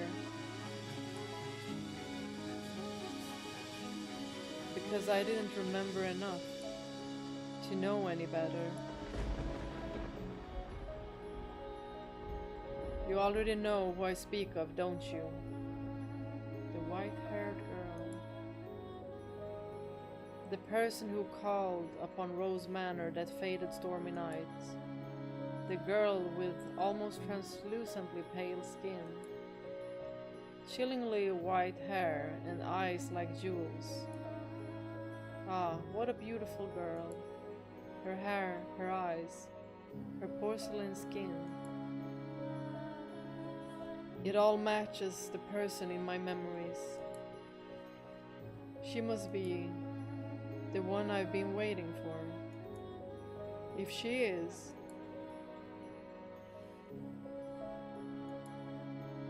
is something the matter?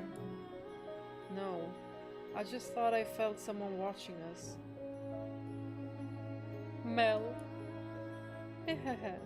It's only your imagination, I'm sure. If not your imagination, then perhaps some unseen force was watching you. Unseen force? Are you familiar with how people refer to this mansion? Rose Manor. Yes, indeed.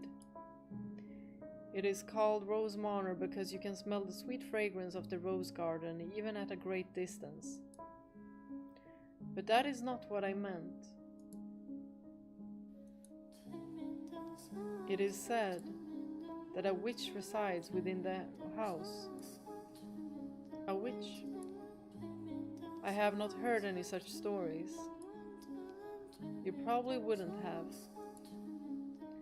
It was a very, very long time ago. Nothing you need concern yourself with. You have a peculiar presence about you. Should I consider that a compliment? A peculiar presence, she says. Does she sense something in me as I do her? This has to be her, then. Her name. I need to ask her name. It's getting late. You should get some rest. Our room has already been set aside for you. But first, may I ask you one thing? Yes? I do not believe you have given me your name yet. Okay, let's go, let's go, let's go. My name is Michelle! Oh my god, it's so close to Michael!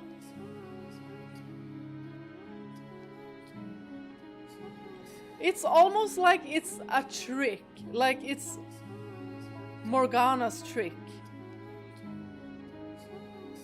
Because she knows that Giselle would help if someone looks this similar to Michael, and also with the name. Ah, I knew it. You are the one. What? You are the one I have been waiting for.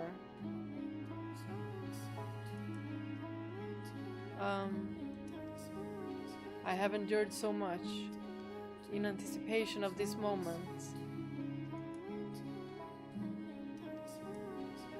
so that I could reunite with you. You came to this place to see me again, did you not?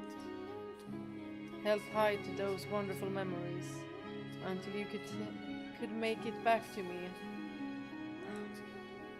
I never gave up hope. She's confusing her. I always believed, and I hope you'll praise me for that.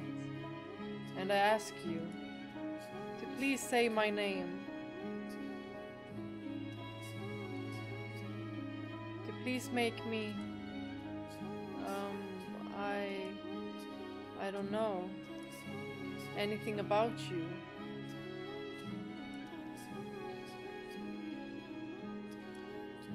I'm sorry. You seem to be confusing me for someone. We have never met before.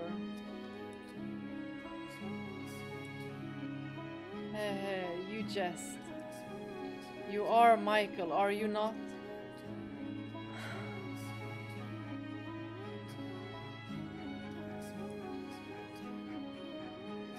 That is my name, yes, but it's a fairly common name. Oh! Then the name must be very similar. It must be like the same pronunciation. Michelle and Michelle. Michelle and Michelle.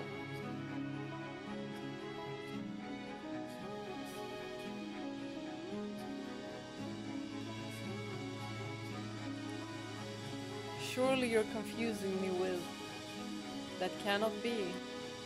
That white hair, white skin, those red eyes, and that name. The name of the archangel. Everything about you is the same. How can you say you are not my Michael? Please, Michael, remember for me. Stay away from me.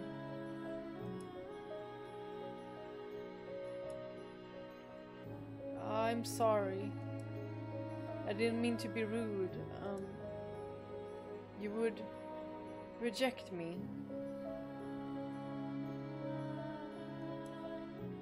I'm so sorry. I honestly don't know you. Oh my gosh. She's so obsessed with getting Michael back.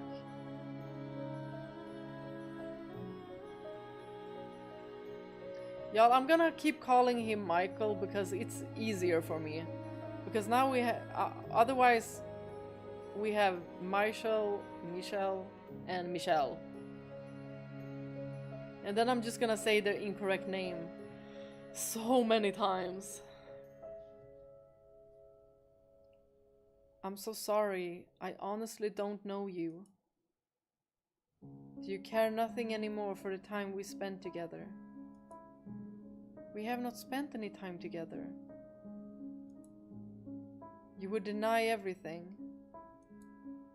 I'm sorry. I see. I see. So you feel nothing for me anymore. You do not need to say anything, I understand. You are feeling a great deal of disgust toward me. No, or perhaps it is fear. Yes, you were always so kind. You would not easily allow yourself to succumb to hatred.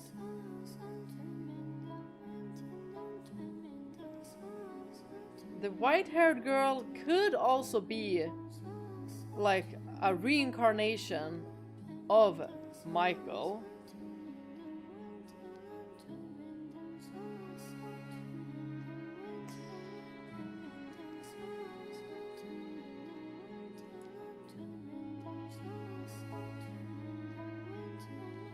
Because Michael has also been called a witch.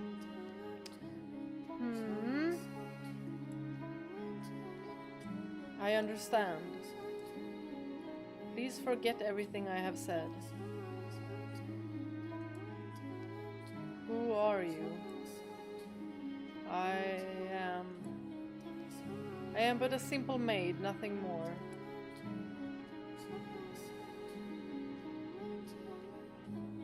Laughable, isn't it? I no longer recognize Michael as anything more than a concept. Man or woman, elderly or infant, as long as they had white hair, red eyes, and the right name, they were you. I needed anything I could get. I was so desperate, the thought never even crossed my mind that she was not you. What do you think, seeing me like this? That I'm helpless and hopeless?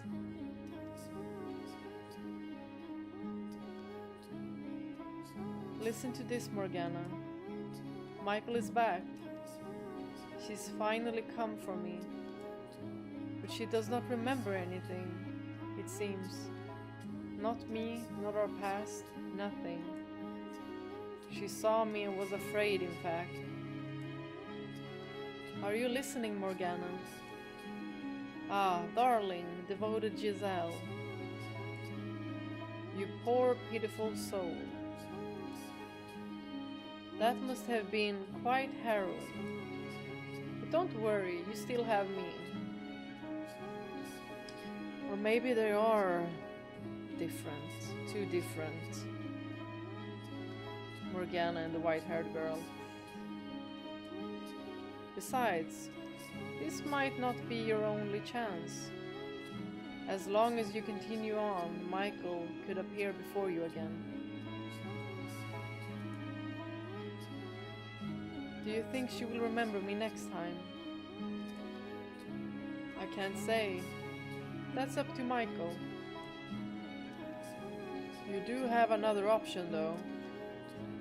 Forget Michael yourself and seek out a new master. Someone who can be yours. Someone dictated and faithful. Who needs you. Someone worthy of this mansion. Someone who needs me. That's right. Michael didn't need you after all.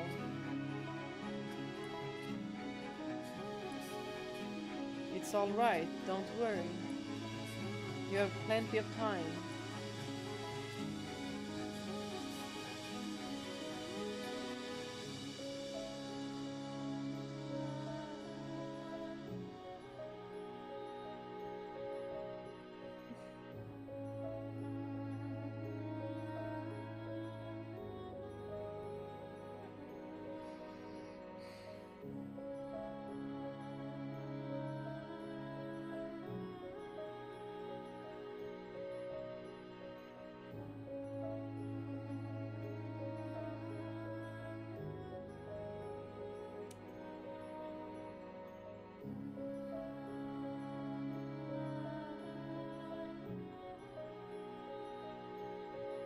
We're seeing the events.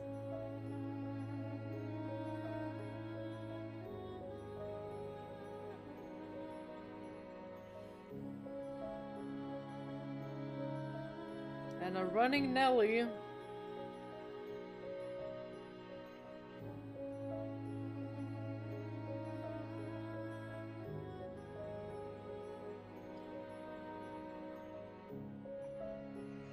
Oh my god, she's wearing the dress, y'all. Let me get some candy. Oh my gosh.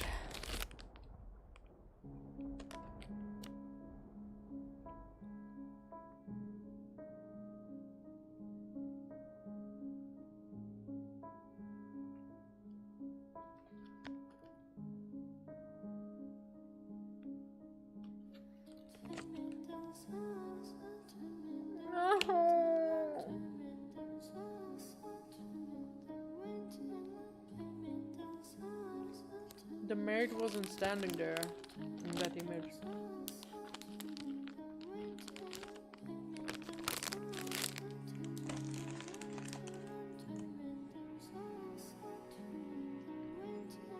She makes these sounds a lot. Like these sounds of rain. Almost as if she's cleansing herself. It's raining again today. Oh wait, is she? Yeah, I mean, it says the maid. Right under. Otherwise there would be no the maid text and just the text would be here in the middle. I kind of wonder what happened to him after he fled from the mansion. Although I suppose it doesn't matter much matter to me. The witch is surely watching him. Such a dreadful storm. It sounds like someone crying.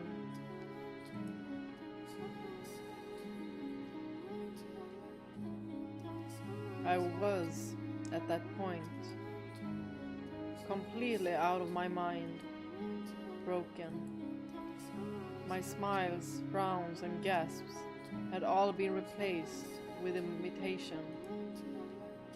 Shortly afterward, the flaxen-haired boy moved out of the house and went on to become a priest. Oh, so he became a priest! The girl fell ill a few years later, her disease eventually taking her life. Oh no, Nelly! But the boy never once returned home. The Rhodes family crumbled. I couldn't bring myself to grieve for them, or to reflect on Hayden's sorrowful end. I simply waited for time to begin moving once more.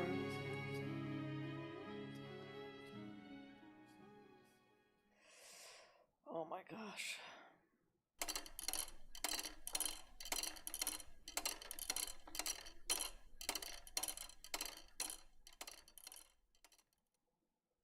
Little remains to be said about my broken self.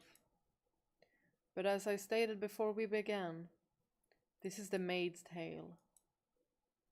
So I would like to take this opportunity to elaborate on events I was unable to show you before. That is, if you can bear listening to such a dismal, miserable story.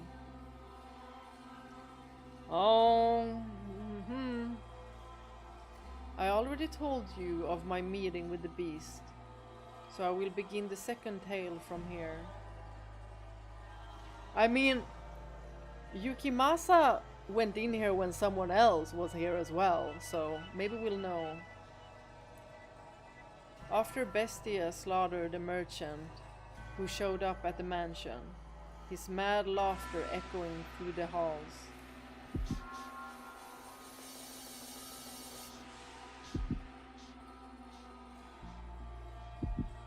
Yeah, I'm not gonna read that.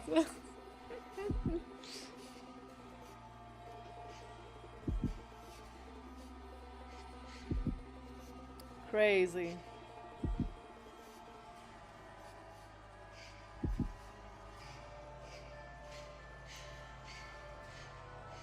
Hey, haha, did you hear that? Did you hear his screams? Ah ha ha ha ha ha. He said I was a monster. A mutilated body lay sprawled across the living room floor. As you can imagine, that was my first time ever seeing such a bloody, mangled corpse. I could not look directly at it, so I averted my eyes. Hey, you saw it. I just proved that beasts are stronger than humans. Indeed you did. I know. I've got a great idea. You asked if I wanted to become the master, and I said I did. Which means you work for me, isn't that right? So you'll do whatever I tell you to do, won't you? What would you have me do? Chop up his arms and legs and make a stew out of him. And don't you hesitate, or you'll end up like him. Oh my gosh. Yes, master. He's trying to assert his total dominance over me. That's not proper behavior for the master. Although I am the one who offered him the role. Do it. Ugh. He's an utterly mad beast. But am I really all that different?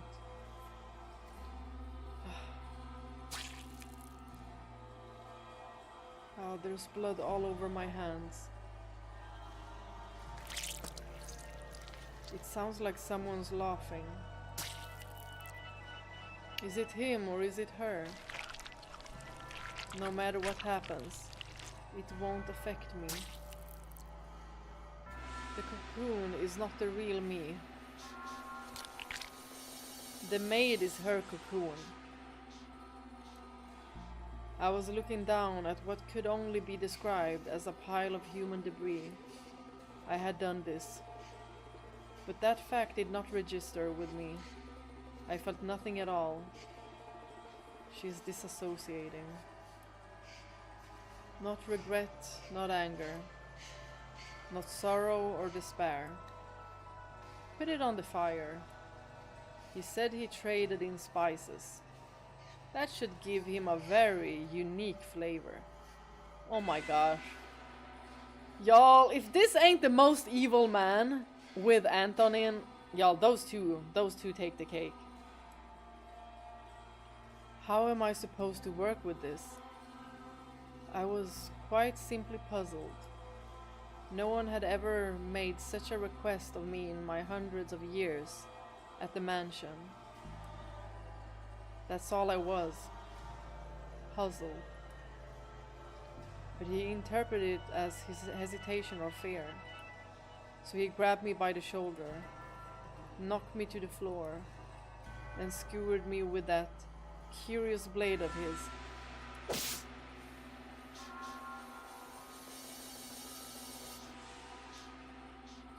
For the first few moments, he wore that deranged grin of his, but as the seconds passed, it slowly transformed into shock. Not a drop of blood spilled from my breast. And the instant he realized it, I saw revulsion in his eyes. Him, of all people. A man who cackled as he slaughtered others was disgusted by a mere maid. It was absurd. So much so I almost wanted to cry. You... Is that all, master? Are you not going to dismember me? You could try stabbing my face, or my neck, or my stomach, or any other part of me. Maybe then I might die. Oh, no, don't look at me like I'm some exotic creature. Hehehe, ha ha ha ha ha ha. Ah ha ha ha ha ha ha. Stop that. Quit laughing. Why should I? My only distinctive feature is my smile. I have nothing else. My hands are covered in blood, but I can still smile.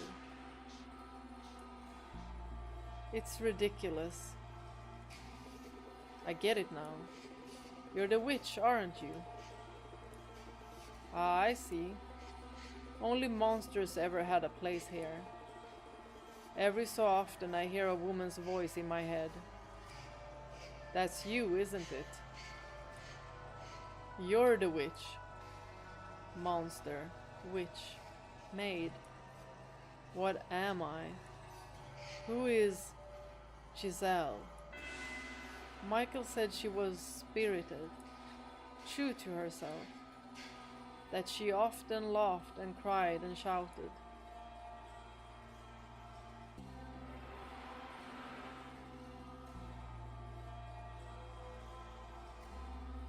But I don't know anyone like that. I'm just a maid, nothing more than a servant.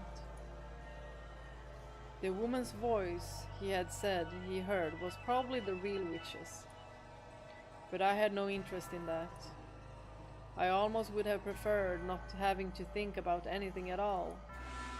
Nothing would cause me to waver if my head was empty. A world without joy or sorrow sounds quite wonderful. But nothing ever went the way I planned. For the white-haired girl, whom I thought I would never see again, appeared before me once more. I was quite nearly in a panic. Beneath my perfectly practiced smile was a veritable storm of emotions. Faint hope flared up within my shell. Perhaps this time, Michael would remember me. But that hope was, unsurprisingly, in vain.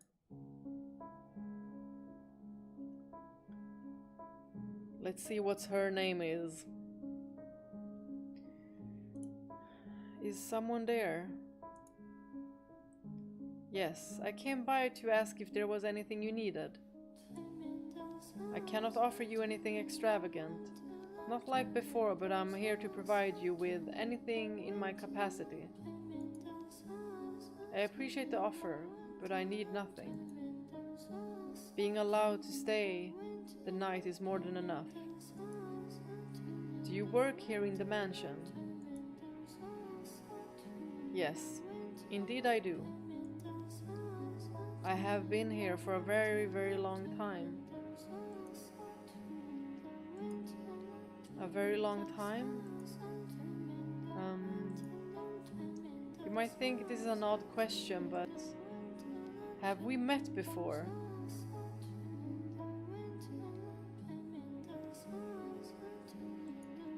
Something about you seems familiar. And she is blind, mind you.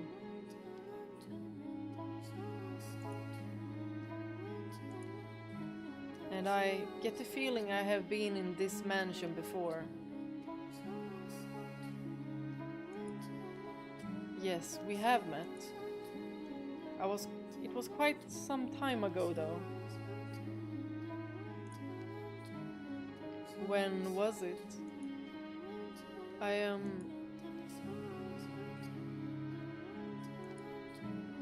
It was an unimaginably long time ago. Do you remember a boy and a girl with flaxen hair? Flaxen hair. I apologize. My memory fails me. Do you not remember me either? I was afraid of this. She doesn't remember anything this time either. But I will not be so pushy this time. I could not bear to be so blatantly rejected again. I see. You should probably not push yourself to remember them. There were joyous times and there were less than joyous times. But would you be so kind to answer one question? What might your name be? My name. My name is... Wait, My name is Michelle. So she had the same name here as well. White hair, red eyes, and the name Michelle. Why must you continue to bring me pain? Why can you not set me free as you were supposed to? I see. So you are Michelle again. Well, Michael, but Michelle. Again? You should get some rest. I will make tea for you in the morning. Also, go on, close your eyes.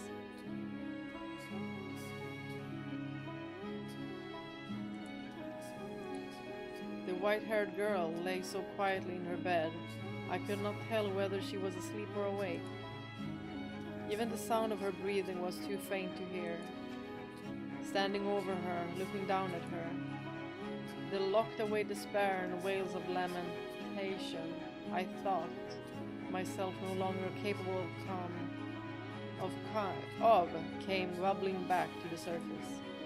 But can you honestly blame me? I had been waiting for Michael for so long.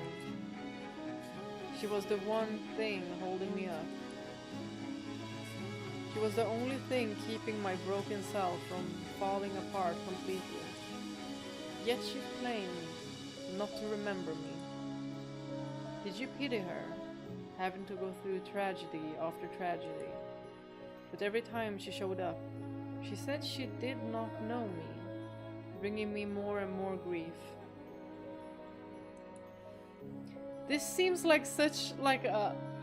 I don't know, this seems like a trick.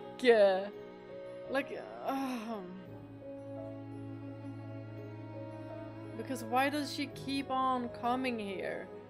It's as if Morgana is just taunting her. I had been waiting for hundreds of years, waiting for her for so long. My mind slipping away with every passing day, waiting and waiting and wait. My apologies. I have to be careful, or I'll slip back to what I was then.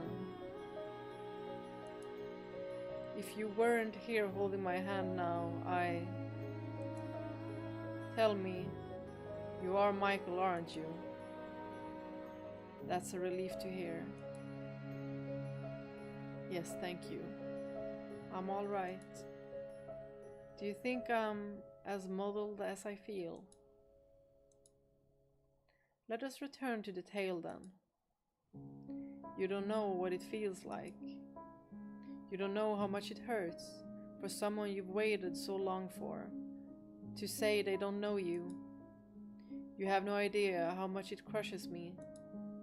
Rather than feel like this anymore, maybe I should just end it all with my own hands.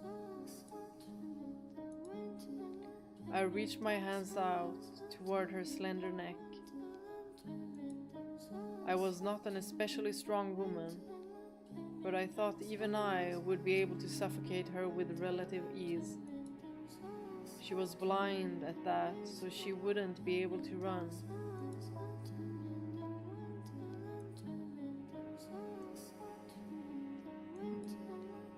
However, that was one thing I could not bring myself to do. I can't do it.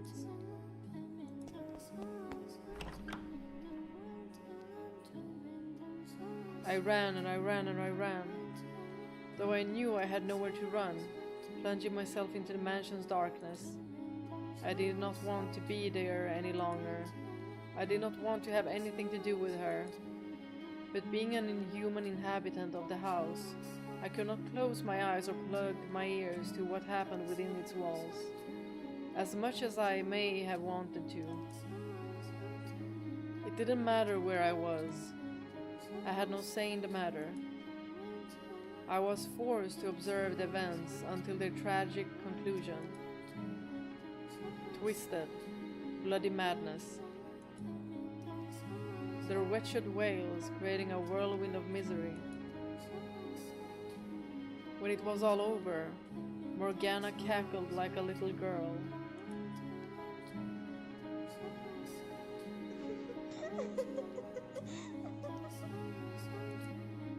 Go on, you have a laugh too, my dear.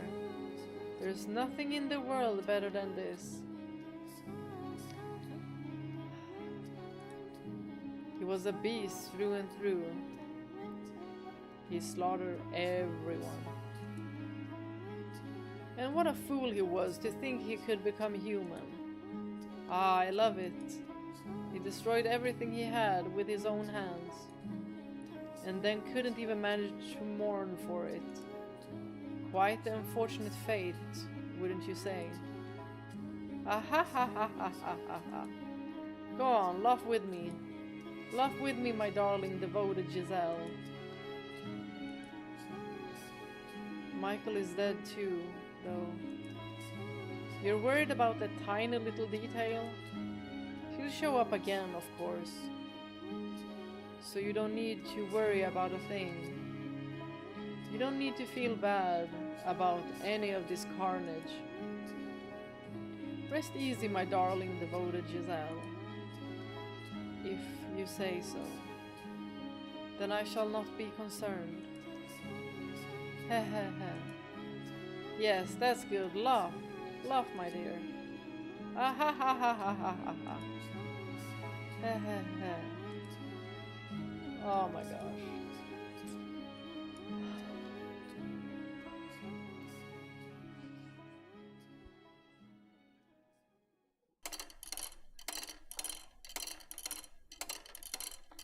(1863).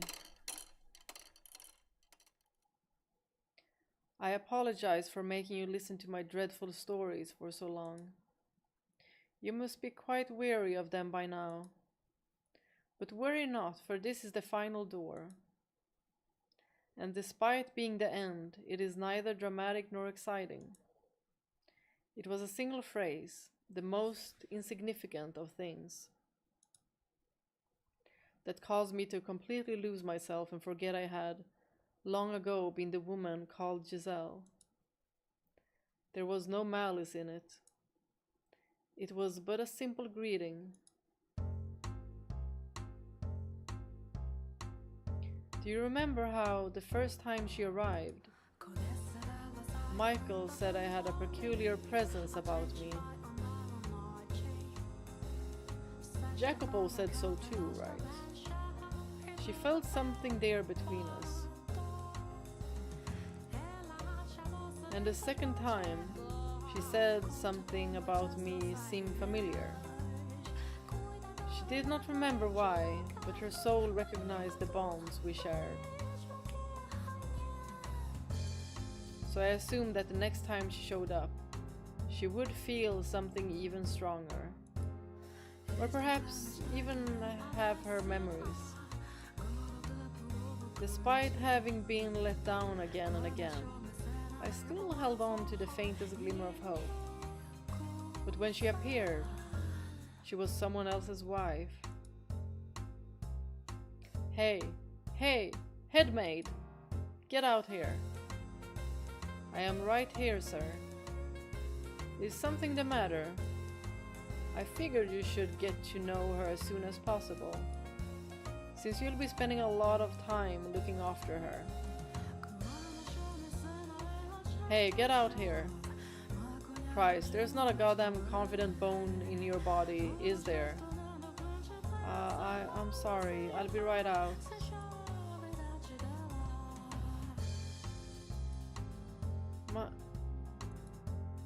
The first thing she said when she saw me was, "It's a pleasure to meet you." It's a pleasure to meet you. What had I spent all that time waiting for? It was all for naught. It was all meaningless. In this era, she felt nothing at all for me. In retrospect, it makes enough sense. But for me, at the time, that was the end.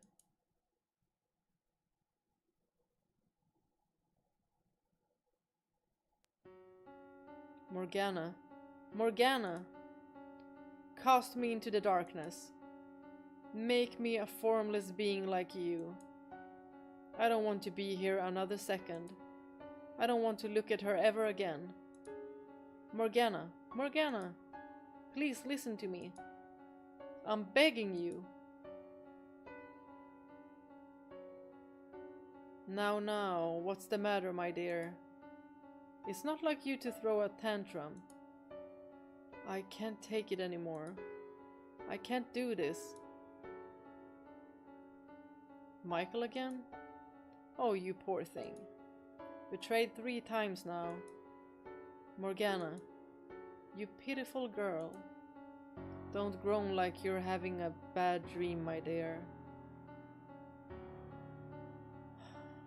No wonder she didn't want to get rejected again.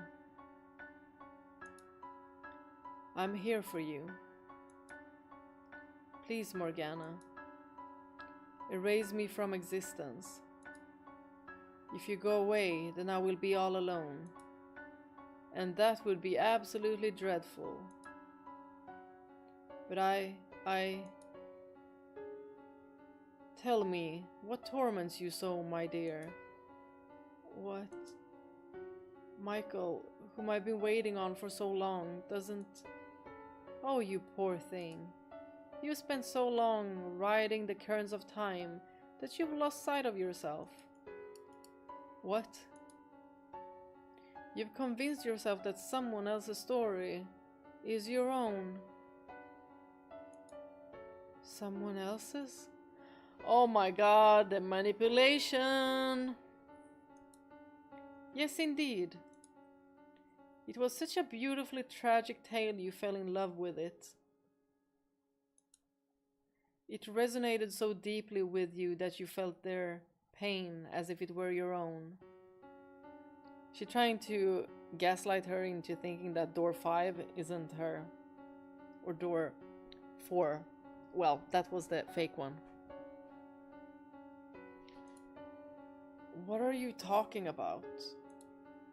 I wanted to tell you, my dear, but you were so convinced it actually happened to you that I couldn't bring myself to take it away.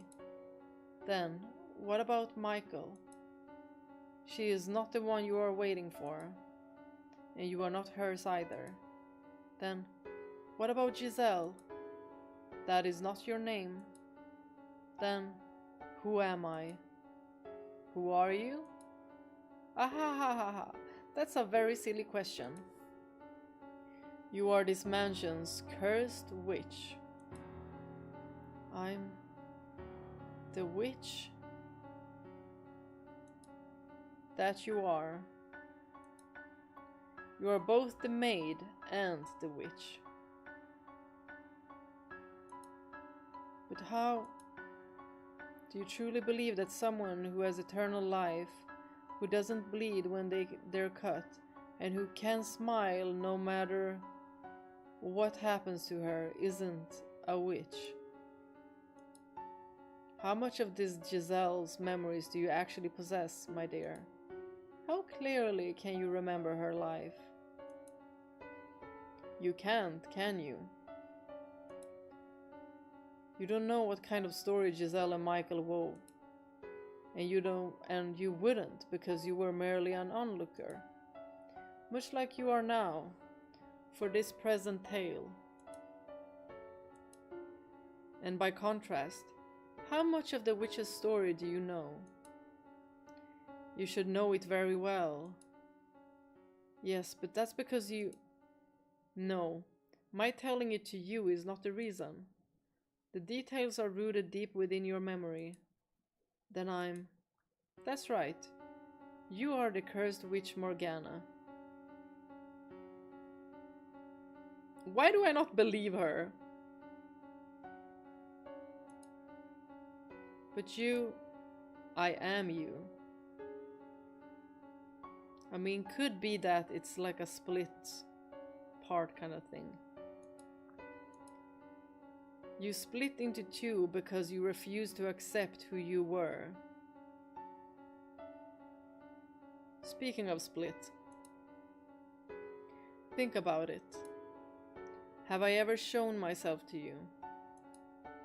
Have I ever shown myself to anybody? That's why I am the witch. That you are. That's why she believed it. I see. It all makes sense now. Ah, everything has fallen into place. There's one thing I still don't understand though. This story I was so enamored with. Giselle's and Michael's story. What kind of story was it? Haha. I would be glad to tell you. You look like you're ready to know the truth.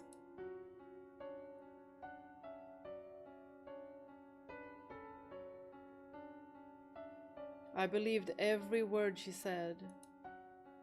All my worries melted away like they were nothing. The sight of the white-haired girl no longer kicked up waves in my heart. In fact, I found myself wishing for her to find happiness. I was an observer, watching and hoping for the best. The tragedy that befell her did sadden me. Y'all, Morgana, you tricked Giselle!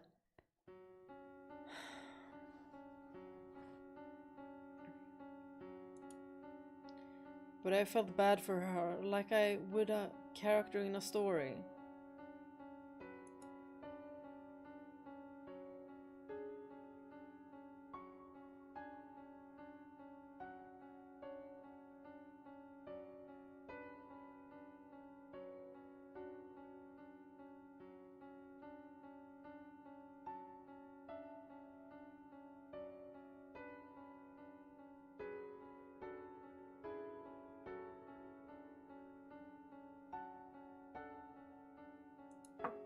I brought you your medicine, master. Thank you. Just set it down over there. Yes? What are you staring at? My apologies. I was simply musing about how much time has passed. I can hardly believe it has been 40 years since you were a bright, young businessman.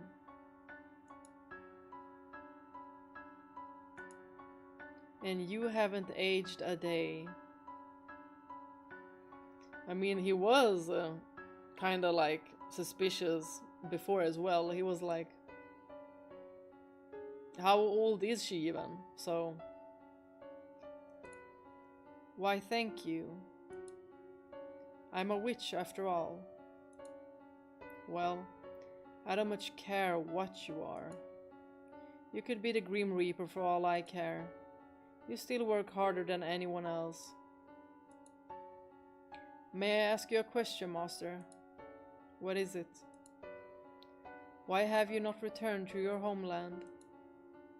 I thought it was a place quite dear to you. I can't wait for her back there. Oh, this is probably gonna trigger her. She's gonna be like, waiting for someone. Do you still believe she will return? To a degree, I understand how difficult it can be to wait. Though for me, waiting now brings more joy than pain. With your lifespan, master, it will be the pain that wins out. Perhaps you should consider letting go. Tell me, was her name really Michelle? Why, yes, it most certainly was. But why would you ask such a thing? Have you forgotten your own wife's name? You have waited so long that it would seem, like me, some part of you has begun to break down. You poor, poor man. You know, you look a whole lot more pitiful than me. Oh my, hehehe.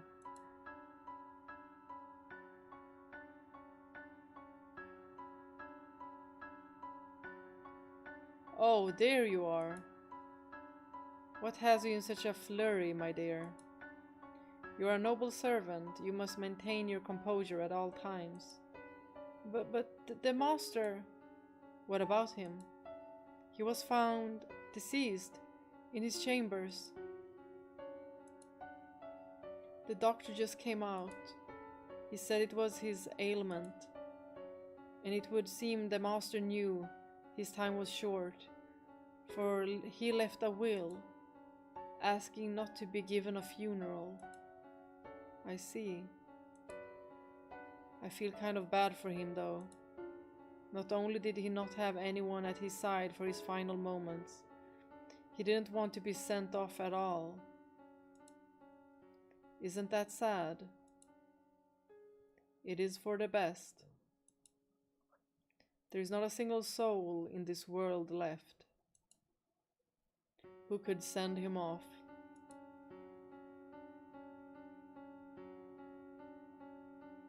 With your era drawn to an end, this mansion will soon return to existing nowhere in this world. I wonder what the next one will look like. I wonder if misfortune will befall her once more. That would be quite regrettable. Perhaps if I could convince her of her tragic fate, she would be willing to disappear from this realm with me. And if she wishes to fight that fate, perhaps she will become my next master. Calling her master seems inappropriate, but I cannot think of a word that fits better. Hehehe. I eagerly await the next era. Please do not keep me waiting for long, master.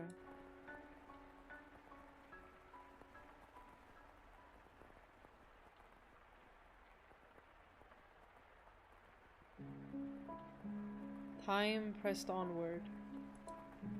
And then, at long last, you arrived.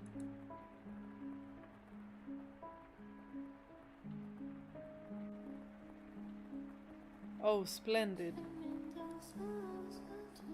You have finally awoken. Y'all, this is a wonderful, wonderful picture.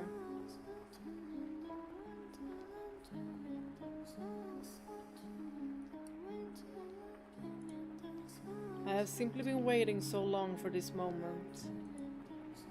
Tending to the mansion all by my lonesome, ensuring it was ready for your return, master.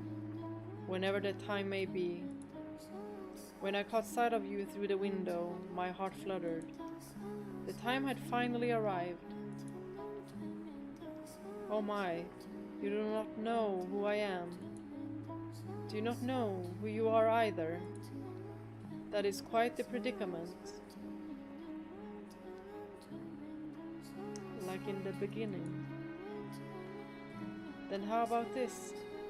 I am a servant of this mansion, and as such I am familiar with the many incidents that have taken place here.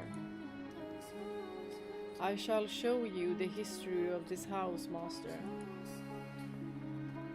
Let us be off then, and fear not. I merely entreat you not to let go of my hand. Should you hold it tightly, you need not worry about being washed away by the waves of history. No matter what happens, you mustn't let go of my hand.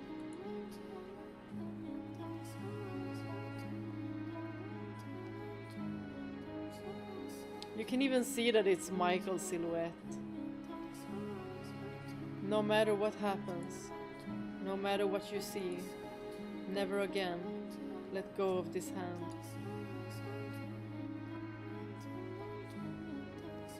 That is everything. I prepared a number of things to say when she was finished with her tale, but I can't manage to put any of them into words. I almost hate myself for thinking it would be so easy, for letting myself hope I could simply pull her back to her old self, accept whatever had happened to her, take her hand in mine, and that would solve everything. The truth is so much worse than I imagined, so much more harrowing. She was subjected not only to her own terrible fate, but every single one of this house's tragedies. The tales she told me are things she witnessed with her own eyes. How can I possibly blame her for forgetting me, for forgetting herself? After so many hundreds of years. No, I should be. Why? Why didn't you come for me?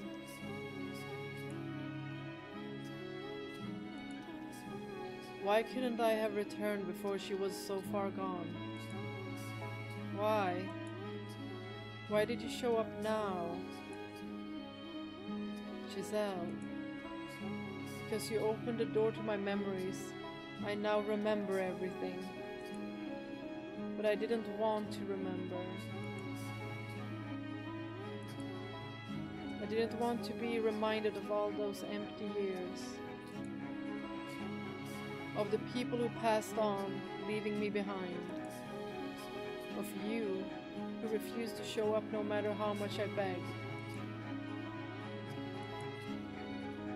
I'm not the Giselle you knew anymore. I may have my memories, but I cannot go back to that time. My hands are stained with blood, my soul worn thin. The girl who would laugh at the simplest things, who would tell silly jokes, and wasn't afraid to speak her mind, doesn't exist anymore. That Giselle is dead. How can you say I'm the same girl? How can you say I feel the same way I did? How can you be sure that even now I still love you? Can you deny the possibility that I no longer yearn for you?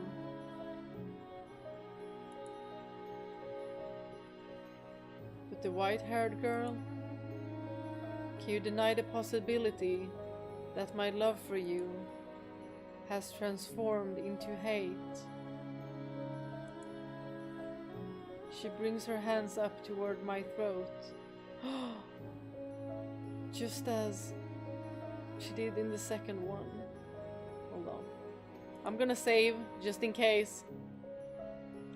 This feels like something. She brings her hands up towards my throat, and I make no attempt to move out of her way. When her fingers brush against my skin, they feel as frigid as death itself, far colder than anything I have felt from her thus far. If she were to wrap her hands around my neck, she wouldn't even have to squeeze to stop me from breathing. This is the fork in our road. One word will decide everything. I don't have much time. I have to say something before the cold robs me of my voice. Deny it. Of course, I'll deny it.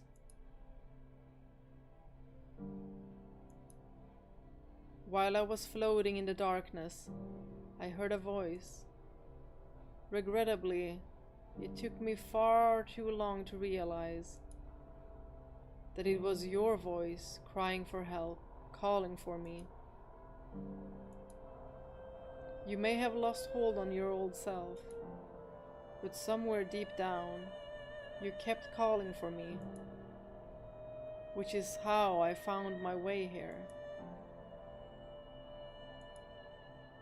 I refuse to believe that isn't real. I refuse to stomp on a love that survived for hundreds of years. By all means, hate me. If that's how you feel, that's how you feel. I don't care if you spit bile at me for the rest of eternity. It will not let go of this hand, because you ask me not to.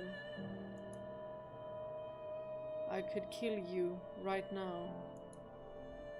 If that's what you want, then go right ahead. But I'll fight you with all I've got, Giselle. I've missed you too much to lose you again.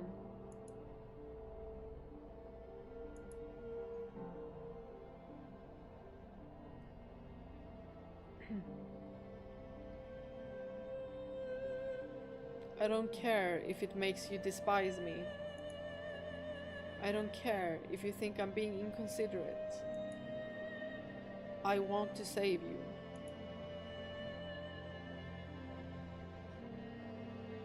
But I'm not the Giselle you once knew. I'm an abomination. My mind and body are twisted beyond recognition. I am a disgusting monster.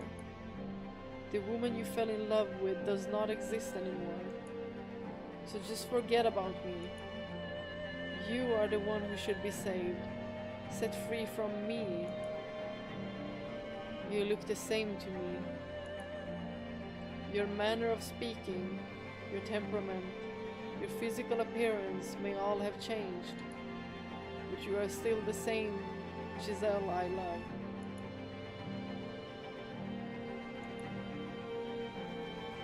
You should never have done anything for a foolish girl like me.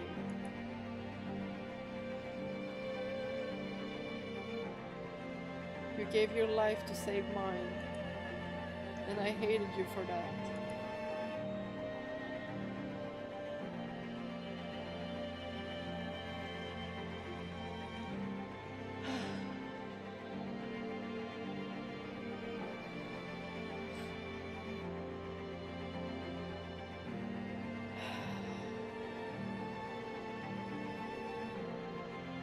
I never once considered how you felt with those knights pointing their blades at you, or what drove you to allow me to live. I should have, but I didn't. I was the one who trusted the witch. And yet I complained when you never showed up. I unfairly resented you for it. I'm a horribly self-centered person. You would be so much better off with someone pure and unburdened with all this nasty suspicion and doubt and animosity.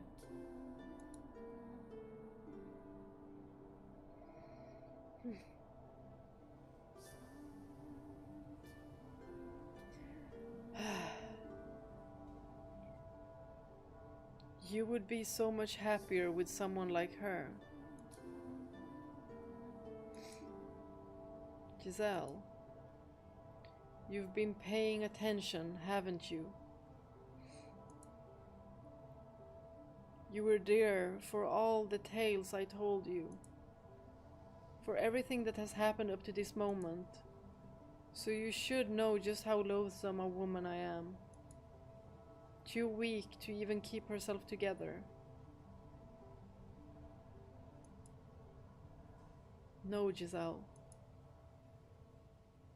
I'm nothing compared to her. Giselle. See? You haven't changed one bit. You still get louder and louder the more you lose your temper.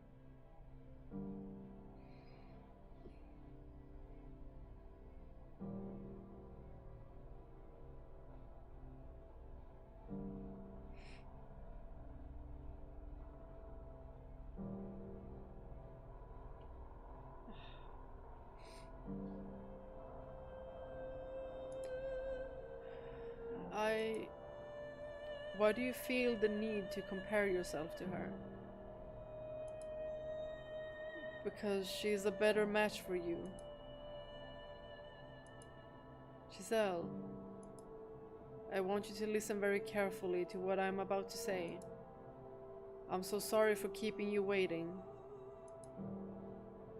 And I want you to believe me when I say that I dearly missed you from the bottom of my heart. I wanted you back, and that has not changed.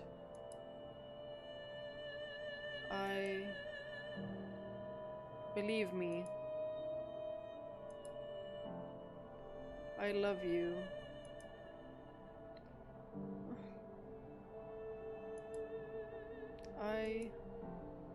I missed you so much too.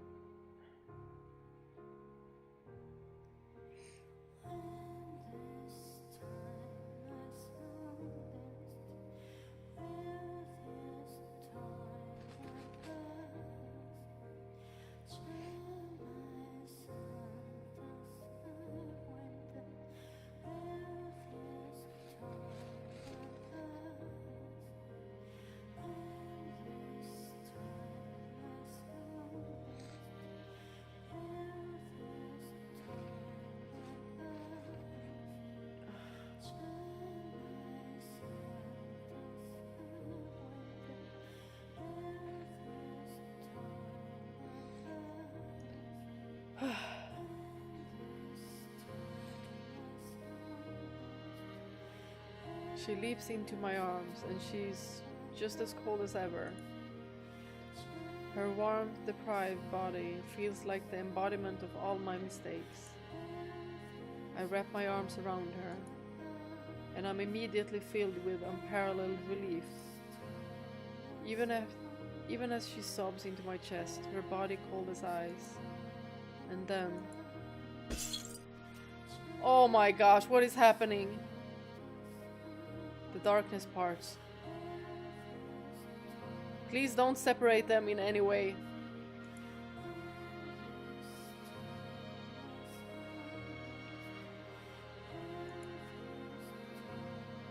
It's like they're back into that room. We are Yes, they are. We are once more at the top of the observation tower. It's still shrouded in a miasm of shadows, but we're back in the mansion now. We have emerged from the darkness in her heart. Michael. Yes. She has her name back! I'm sorry. For what? I never should have erased you from my memories. Yours are the memories I needed to hold on to tightest. I was so glad to hear you say you still loved me, even after learning the truth about me. Thank you so much. I'm incredibly relieved. As I watched, it felt like you were slipping farther and farther away from me, Giselle. It terrified me. Maybe it makes me a coward, or pitiful, but I was truly afraid of you coming to hate me. I would never hate you, Michael. Ever. Thank you. We must leave this place. What? It would not be wise for us to remain here long. The air is still thick with darkness. Can she even leave? But the front door won't open. And even if we could get out from somewhere, what would happen to us? We finally found each other again, after so long. I want to share a quiet, modest life with you, like before. What if that all disappears when we step outside? After all, we are... She doesn't finish, but I feel like I know what she was going to say. Cursed, maybe?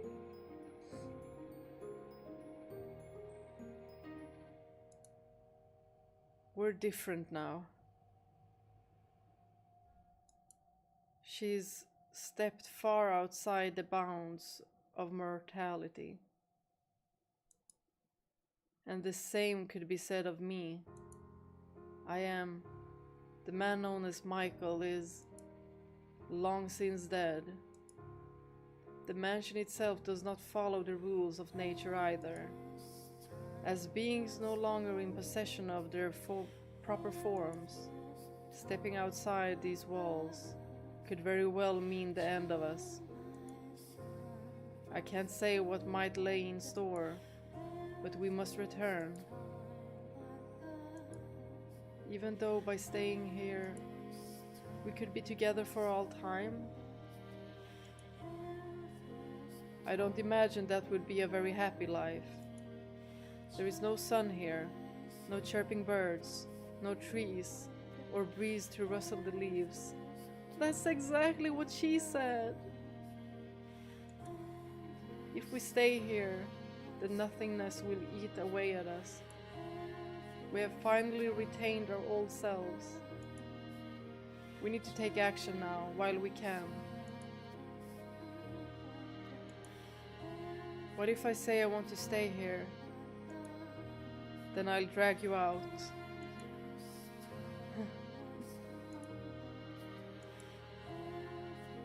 It's almost like we've switched places. Back then, it was you who wanted to stay. It's also kind of funny hearing you speak favorably of the outside, and especially the sun.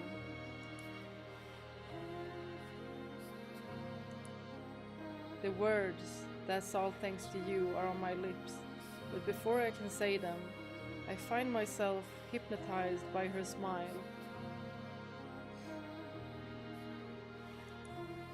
That smile has picked me up so many times. She claims it's her only redeeming feature, But if she didn't have it, my life would have gone in a very different direction. I'm grateful to have gotten that back too. Say, we're in the middle of a very touching reunion, wouldn't you say? I suppose so, yes. And wouldn't you say, there's a certain way these things usually go? Huh? Are you really going to make me say it?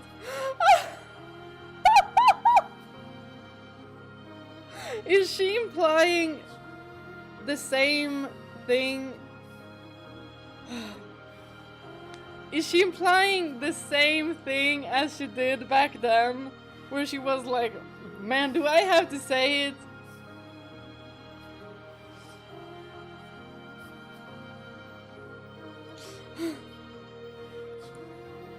I was hoping you might perhaps kiss me. Ah!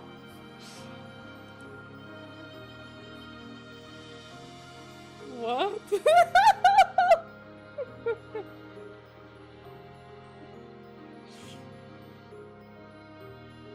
It's like, oh, that's what you meant. What? Y'all, she's back to her old self. Like, look at her pouting. Oh, seriously, what? Where did all that boldness from a second ago go? What happened to all that momentum you were building? Yeah, about that. I think that might be more appropriate later. Oh, what? Why later? Later? How much later? After we find an exit. He's like, we need to get out of here. I don't want to be in this mansion anymore. Where, you know, in a hurry. Michael? You're just making excuses because you don't want to. He's still keeping a secret. I swear that's not it. Giselle. Let's save that for when things aren't as crazy. I can't relax and enjoy it right now. What are you, 12? She's been waiting for hundreds of years. Oh, hush. Alright, fine. But you'd better keep your word, got it? Promise. Let's go then. Let's find our way out of the mansion.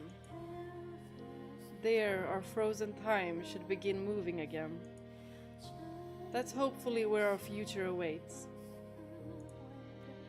It will be. No, we'll make it so. Yes, we will. Y'all, I'm so happy seeing her happy.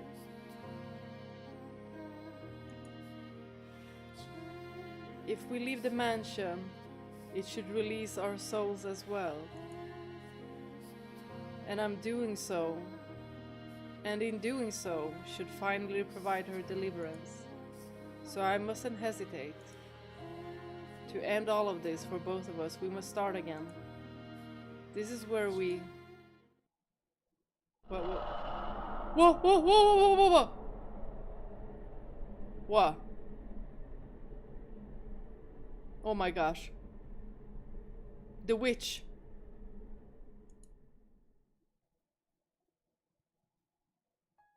Darkness. No. No, do not separate them again. It's a blackness purer than anything I've experienced in this house. Oh my god. Please hold on to one another. Not a trace of light anywhere to be found. Why did I ever think the house would let us go easily? Why did I ever think our time in the darkness was over? Michael! Oh my gosh. The darkness surges through the open door like a wave, flooding the observation tower. Like ivy growing wildly to cover every last inch of every surface. Consuming, defiling, eroding. Our fingers slip apart. No, no, no, no, no, no, no, no. And concentrated rancor rains down upon us.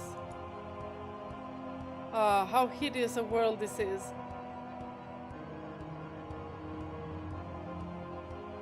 Ah, no, Michael. Please, please. No! Don't let go of my hand.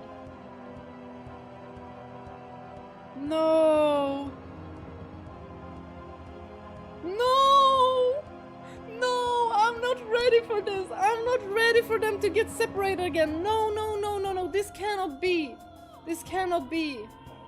Michael, grab her! Giselle! Michael! I said I would never let her go again. I said I would get her out of this place.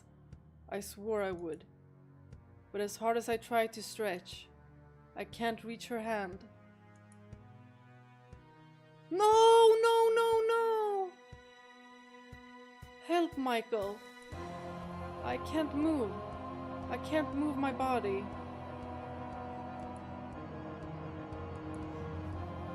I went out of my way to give you a beautiful tragedy. So why must you so stubbornly insist on this ugliness?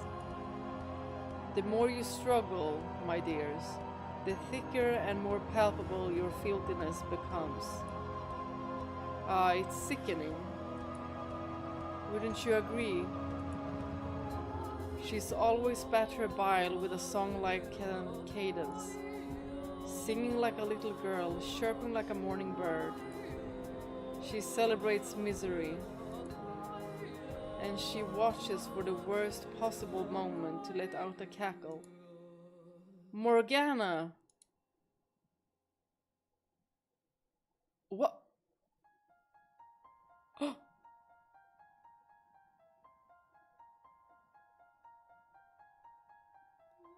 There she is!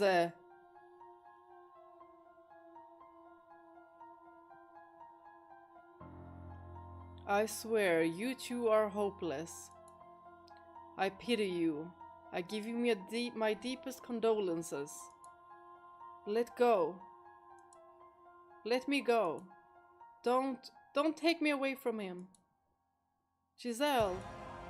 The darkness seeping into her grew thicker by the moment, and its black tendrils were just wrapped around her, but me as well. Stop this, Morgana. Let her go. Ahahaha. Wow, nothing more original. I need a devoted puppet to protect this mansion for me.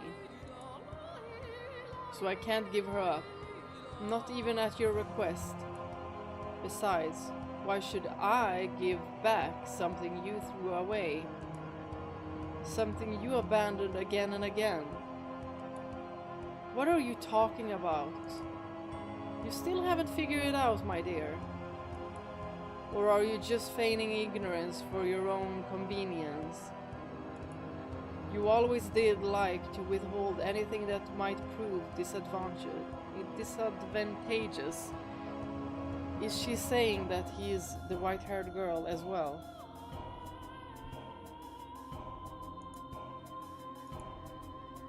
Michael. Giselle, give me your hand. Reach harder. Reach as hard as you can. Grab my hand. I can't do it. It's like I'm tied up. I can't move at all. She's right there. She waited so many hundreds of years for me, finally managing to reclaim herself. And she's right there. So why can't my hand go any farther? Why can't I reach her wrist, her hand, or even a strand of her flowing hair? Why can't I get her back again? Michael! No! Her voice is growing fainter, more distant. The darkness shrouds her, taking her away from me. Her arms, her fingers, the hands she led me with, her smiling face, her once glowing grin, and her now more modest smile. The witch's darkness is stealing every last bit of her. No! Michael.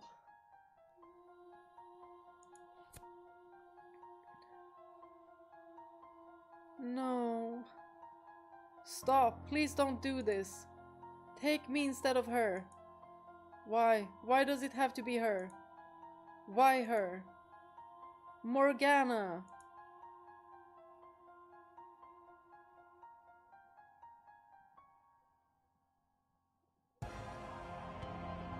Why? Because your work is done, my dear. By all accounts, as the one who resurrected me, you should have become my guide as well. But you let a silly woman emotionally manipulate you, and you gave up on cursing others. And then you threw away your life, deluded into thinking you were protecting her. Morgana, you already gave up the position once. Don't think you can just walk up and ask for it back. Set Giselle free. I'll do anything you ask. If you need a puppet, I'll be your puppet. If you want more from me, it's yours for the taking. But I can't leave her to remain in this cursed house any longer. You certainly have let your obsession for this girl take its toll on you. I much prefer the old, pessimistic, cynical Michael. It wasn't until I met Giselle that I truly became human. She made me into what I'm supposed to be. I can't lose her again. Is that so? Well, you'll come to the harsh realization soon enough that everything you saw in her was just a facade. It was not. Hehe, all right then. If you want her back so badly, you can have her. But in exchange, I want you to entertain me. Will you endure maddening agony for me? Oh, are we gonna have another option here? I'm just gonna save just in case. Will you know pain enough to make you howl? Will you face despair? Again and again and again. If you need her that badly, you can bear anything, can't you?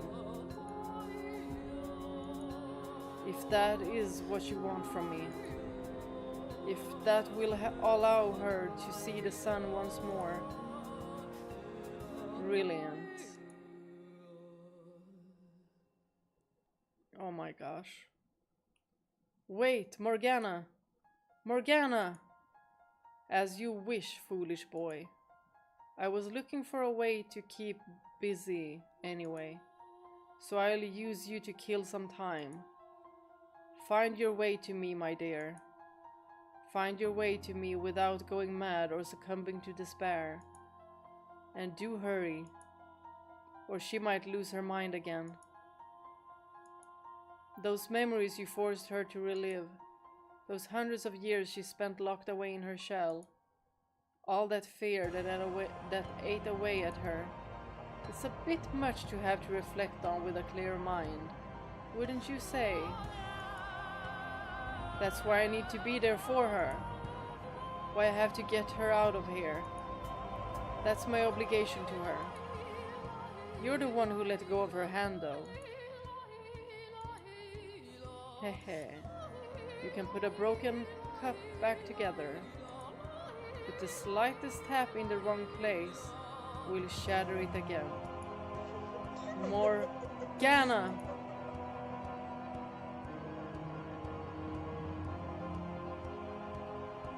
The witch's cackling fades into the distance. My outstretched hand is completely enveloped in shadows.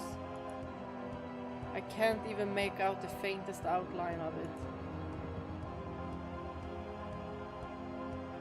And I can't tell if I'm sinking, floating, being pushed along some invisible stream, or falling with incredible speed. My eyes are open, but they can detect nothing. The complete lack of sound is almost painful.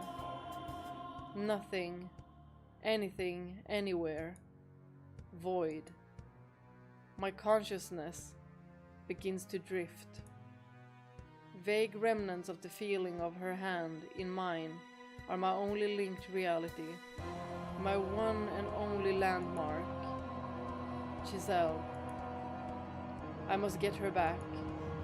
She waited, enduring for hundreds, no, almost 1,000 years. And now it's my turn to act. I have to hold that resolve, hold it firm, so that I never forget her again, so that I never lose myself again, even if I'm consumed by the darkness. You must never back down. You must never look away. You must never lose her.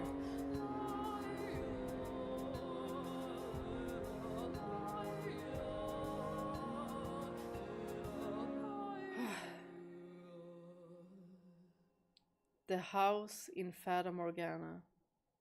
The story behind the story.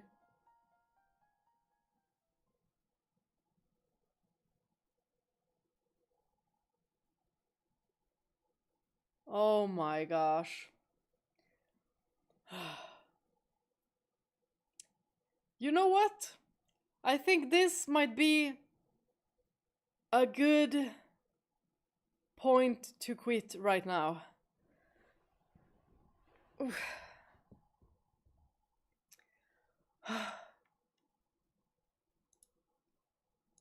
Y'all, that was intense. That was so freaking intense. Oh my goodness.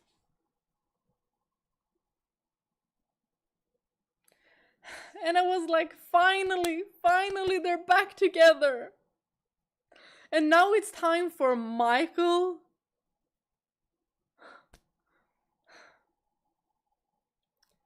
Oh, now it's time for Michael to be in the same kind of trauma. Oh my gosh. This poor couple, you guys.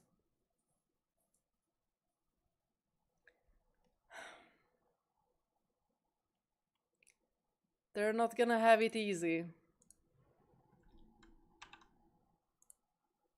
Ah. Oh my gosh. Indeed. Very overwhelmed, very, very stressful. Oh my gosh. Gotta be one of the best stories out there, without a shadow of a doubt. At least they got some nice moments, right? Y'all, if they do not get reunited again, I don't know how will I live? I'll have to wait.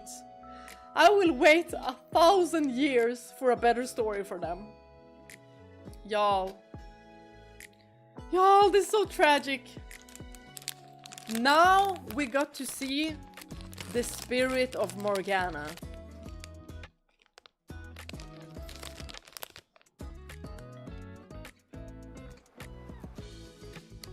They are perpetually trapped in a never-ending spiral of life and death.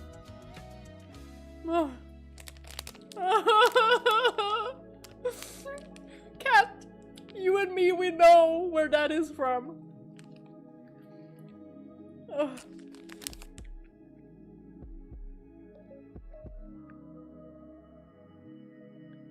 So sad when Giselle was saying to Michael that After all these hundreds of years, maybe she doesn't even care about him anymore. Oh.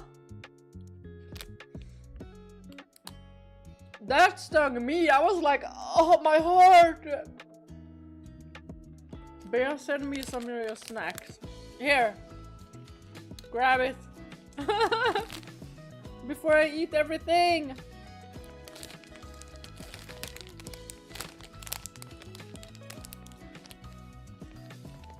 Giselle better just go for the kiss the right. Yes, yes, yes. As soon as she sees him, don't even let him give an excuse. They should have kissed there. Right then and there.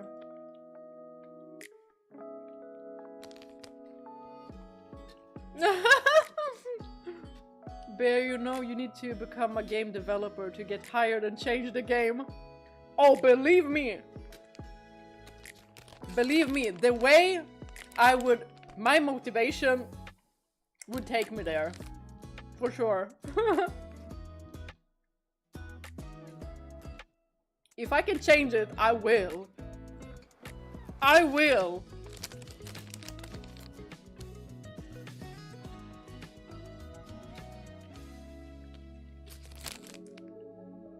Michael and Giselle, they are gonna have a happy ending. Y'all.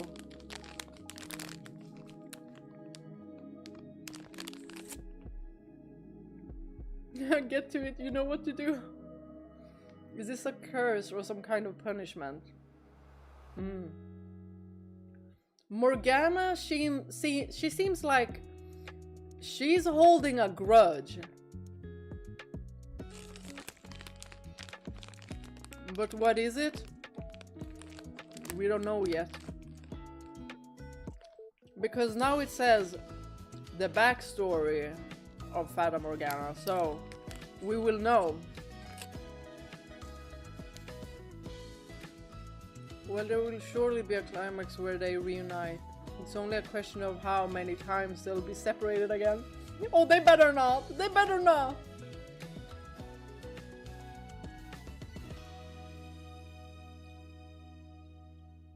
Bea, show us your Switch 2 console in your video camera. I can't, because I said yesterday that I lent it to my friend. She wanted to play with her brother. So I think she's gonna have it like 1 or 2 months. When she's done.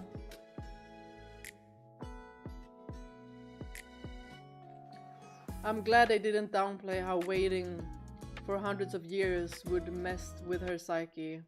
They really emphasize how destroyed her spirit is. Yes. That was so well done. So well done. They're such good characters. I love Michael and I love Giselle. And they understand each other so well. The love that they have for one another, like, one can only dream of that kind of love.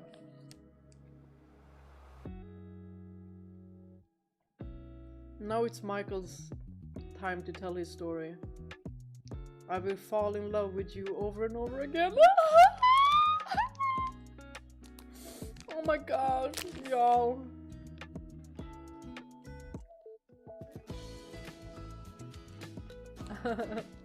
Yes, and then I'm next, so I'll show everyone. Let's go, Michael!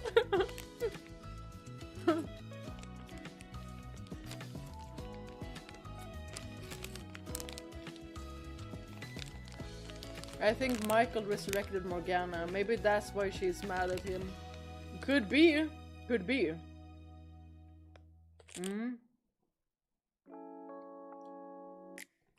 Could very well be so. And how did he resurrect her?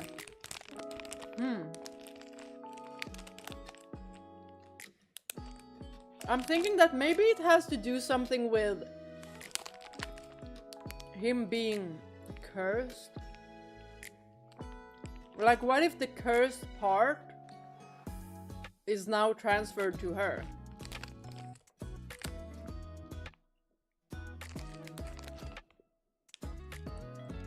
Or maybe they're somehow related. Because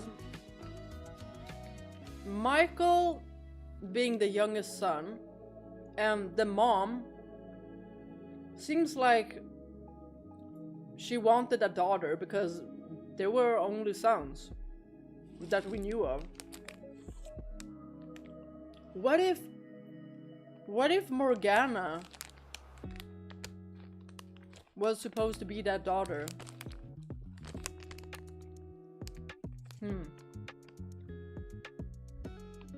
There's a lot I can cook up.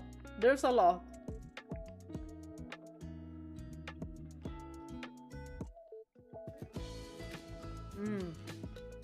Hayden is the man. He came in such a clutch time for Giselle. Yes, yes. Kudos to him. Kudos to him.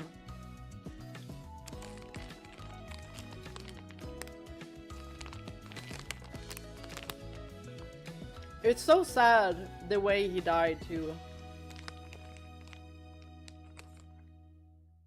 Being killed by his son.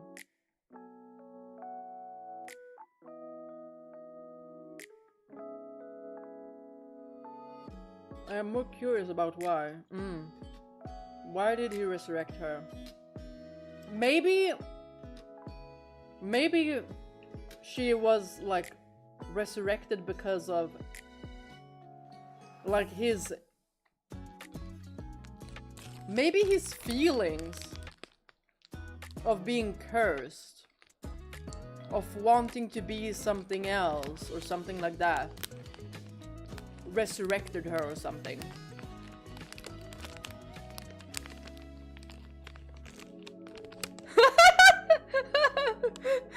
So he got bored and decided to take up necromancy. I mean...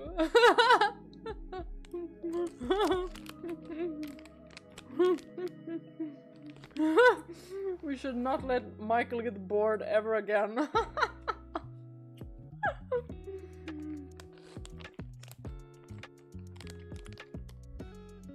What? Cooking stream? Let's go! Y'all, if it was actually cooking, there could be a fire. But you guys would tell me like, hey, Bea, why is that glistening? And I'd be like, oh my god, it's fire!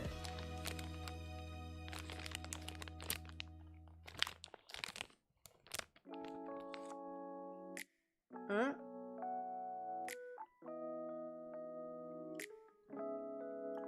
Bea, yes or no? To what?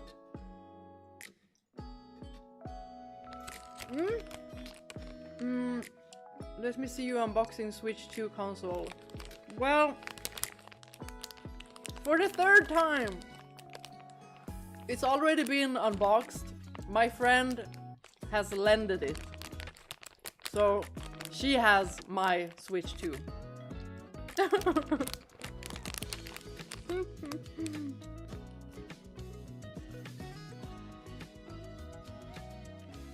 Good idea. Real overcooked with Bea. Prepare the fire extinguisher.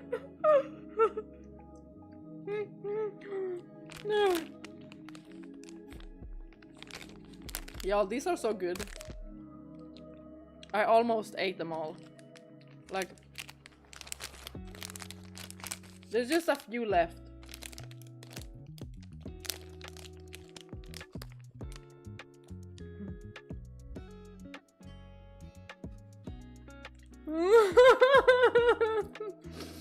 Raphael plush is lying in the background so that he has a surprised and interested look. He's been watching the entire time and been like, this is a nice story, but don't forget to play Love and Deep Space. Well, his birthday card is the video that's gonna be uploaded tomorrow. And then next week I will do the Chinese banner cards. And I will have a Chinese dress, a hanfu. And I will do also my hair in a Chinese kind of traditional style. So it'll be in the same theme. Welcome to the channel!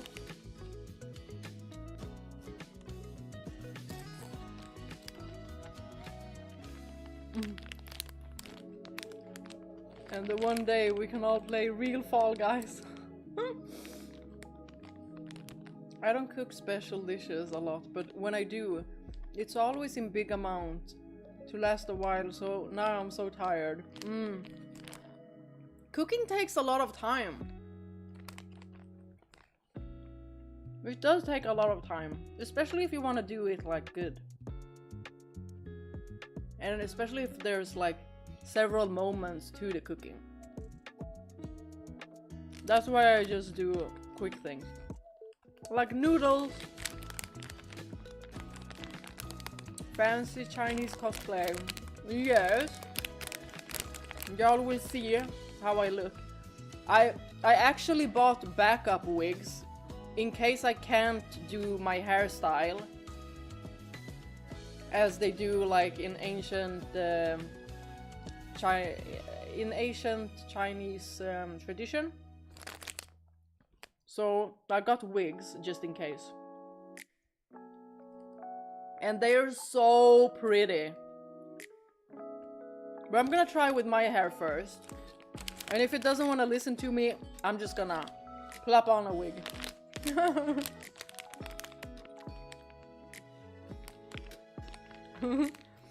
Same, I basically survive on noodles.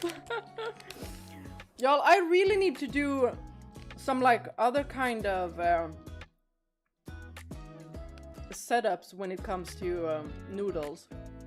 Because I just cook the noodles, but then there are people that use like eggs and onions and other like spices and vegetables. I need to do that. Like, can I stop being too lazy to do that? Like, I see them like almost every day on TikTok and I'm like, I'm saving this because I will do it someday. And then I never do it.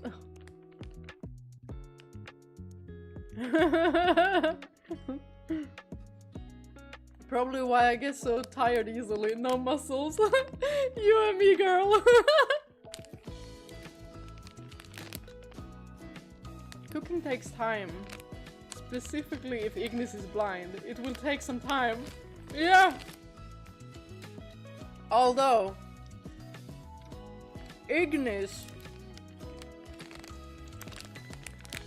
he can do anything regardless.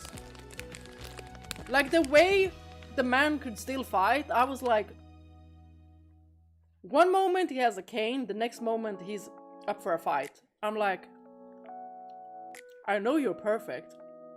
And I know you learn everything in a matter of minutes.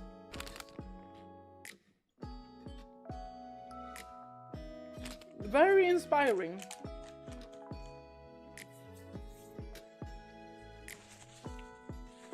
Did we count how many times I freaking cried? Did we?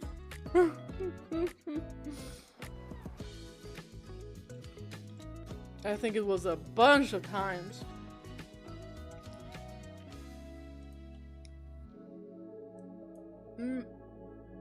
Ignis is one-man army. Indeed he is. Oh, we all need an Ignis in our life. Yes, yes, yes, yes, yes, yes. I adore Ignis. Like, you'd be lucky if you just found a guy who is 50% like Ignis. Or a girl who is 50% like Ignis. We lost count, Bea. Oh, of course, of course.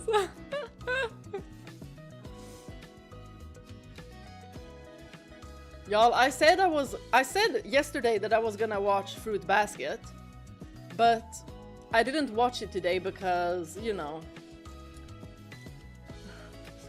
I would have ruined my makeup already. Because Fruits Basket always has like some kind of episode that makes me freaking cry. Almost every single episode, almost. I already watched it, so I know what happens, but it still always brings tears to my eyes. And it's just such a good anime. Like, it is so empathic. And it just teaches you to see from others' perspective as well. And that's also why I like Naruto very much. Because it's not always just, you know, the right or wrong. There's a lot of gray areas there, and you always get to know like everyone's backstory, like what they struggled with, how they overcame.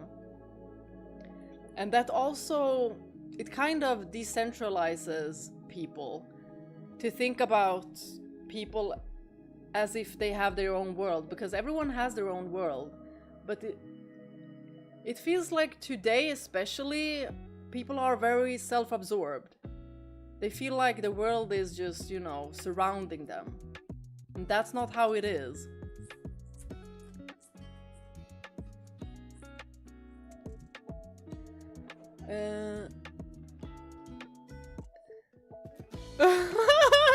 But I'm surprised your tissue didn't break apart. It was a strong ass tissue.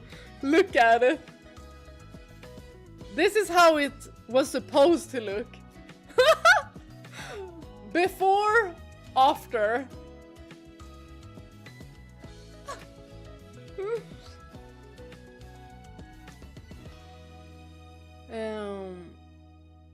What was your favorite Final Fantasy 15 ending, Bea?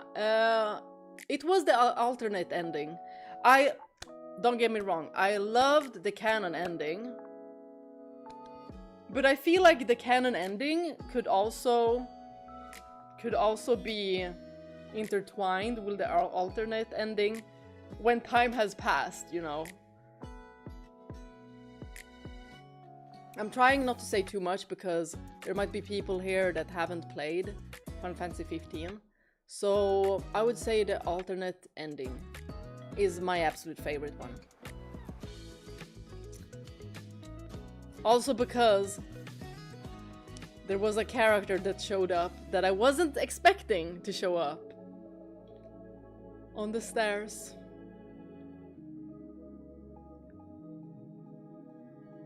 I love Naruto. Yes, Naruto is great. Rock Lee is the GOAT. Indeed! And also, if you guys see my plushie there, it's of Gaara. He had such character development. Like, he went from a maniac to a gardener. Like, a maniac to a gardener, basically.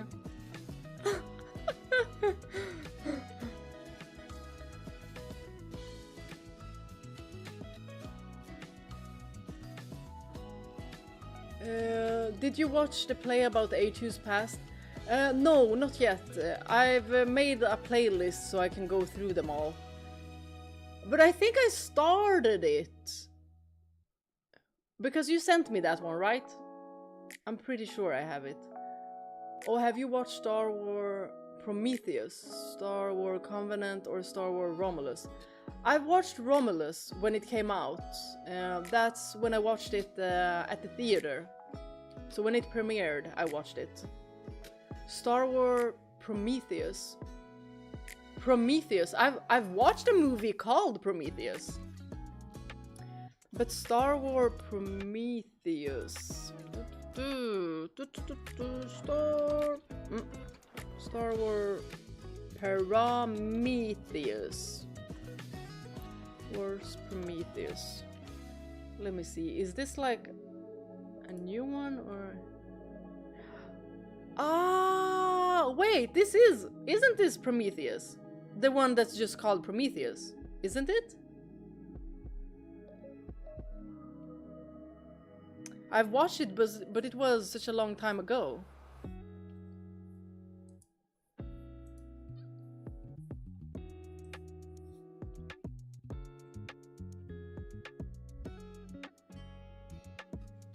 Oh, there is another ending in the book.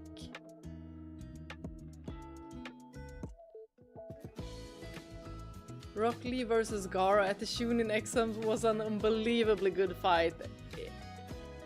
Aha, it was. But oh my gosh, I felt so bad. I felt so bad for Rock Lee. But the determination that Rock Lee has is insane. Like there are so many good characters in Naruto. Like so many good ones.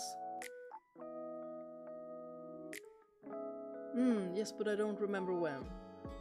I do know that I do have it in my playlist.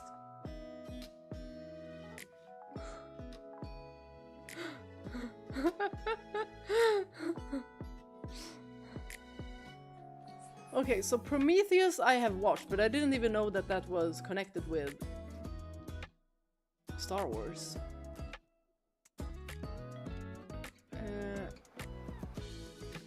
Oh, yes! Oh, of course, Ionix!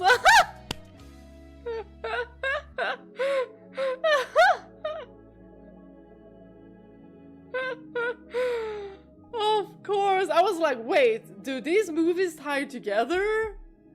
And then I was like, Romulus? Hold on, there's a Romulus in Star Wars? That's how much I know about Star Wars. That's how much I know. I know Alien Romulus at least. Y'all, I'm gonna continue mixing them up. I'm gonna continue mixing them up for sure.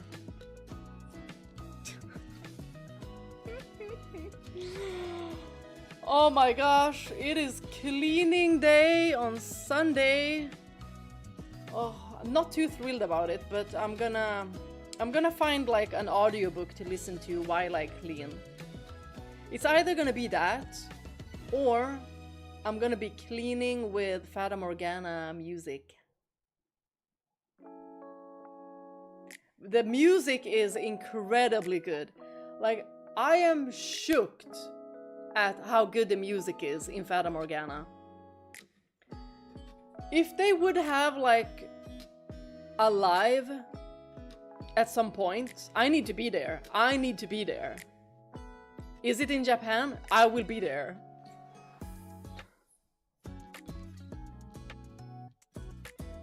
Hi, Sunra! Wait a minute, I was expecting Final Fantasy 12. Well, not streaming Final Fantasy 12, but putting up the pre-recorded videos at least. What do you mean mixing them up? Aren't they the same? They might be in the same universe. I mean, aliens and aliens. Same. Wasn't Darth Vader an alien? Or what?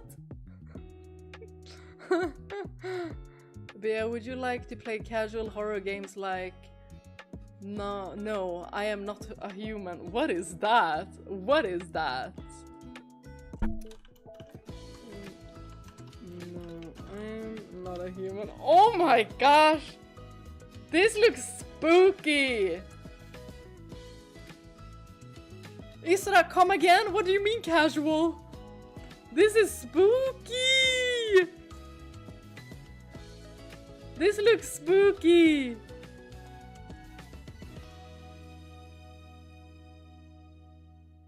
Y'all, but it looks interesting. Spooky but interesting, okay? Oh, it's on sale even. Oh my goodness. Y'all, this is so spooky.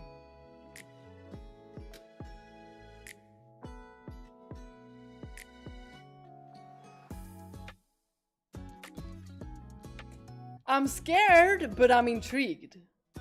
Oh! Y'all, I'm watching the trailer on Steam. My goodness.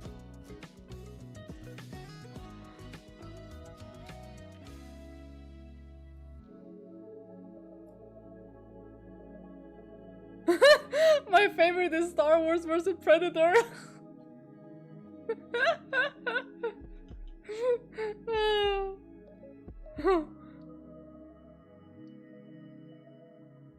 But would you like to... Well, you know what? If I would play this, no, I'm not human. I'm not a human. I would have to play it on stream because I can't play this. I can't play this alone. This looks creepy. But the art style is really interesting. Like, I'm really, really interested. So it's interesting enough for me to play. And also get scared. I don't like door 1 music much, but I love the rest. Oh, I like the door 1 music as well. It's a little bit happier too. Star Wars is not the same as Alien. We're just mashing them up. Star Wars and Aliens are owned by Disney, so I say they are. When was it that they bought Star Wars, though? I don't... It's not always been Disney, right? They bought the Star Wars, what you say, like, franchise? Or the copyright to it, or something. I will send the title in Discord. It's its own type of horror, really fun to play. Remember my suggestion, Hollow Cocoon? Very relevant because, you know, Cocoon. The one game that wasn't a freaky horror game, right? It was just a pretty game. Let me check our Discord. Oh, hold on. Let me also share the link to our Discord. For anyone, and tell me if the link doesn't work.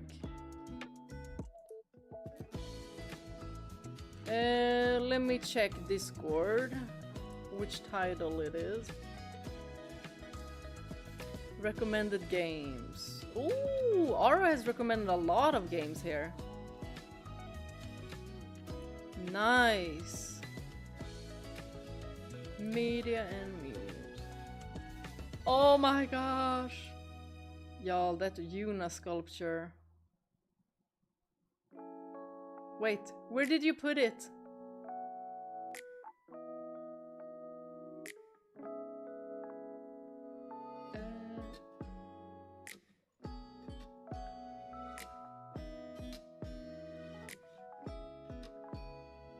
Did you put the title in the Discord?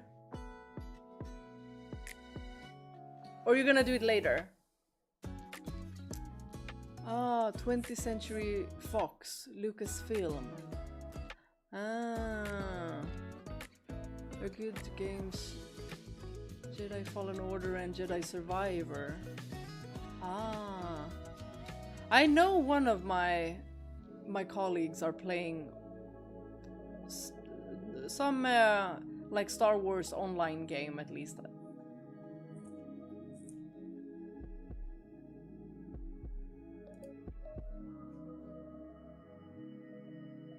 Lucasfilms was the original owner and he sold it to Disney, and then Disney got Fox, the owners of Alien, Predator, etc. So that's why I mash them up all the time.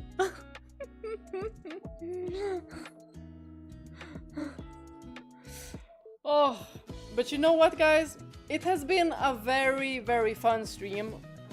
A lot of tears, a lot of tears. and some happiness. But I'm gonna call it a night now.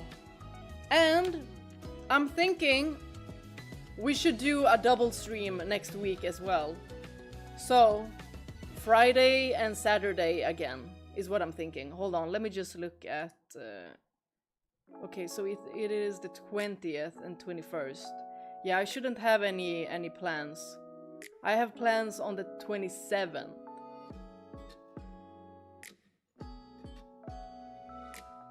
So next week, let's do that. Next week, Friday and Saturday.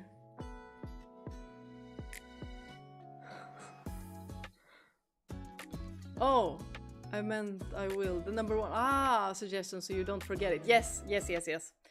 Yes, do remind me of that one, because I think we should play it. There are more of them, but these are more of your style. Oh, Monday as well. And Tuesday through Thursday. Y'all, I would have loved to be able to do that, but you know, we'll see how the future looks.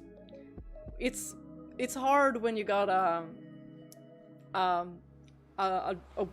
daytime job and just working like 8 hours a day.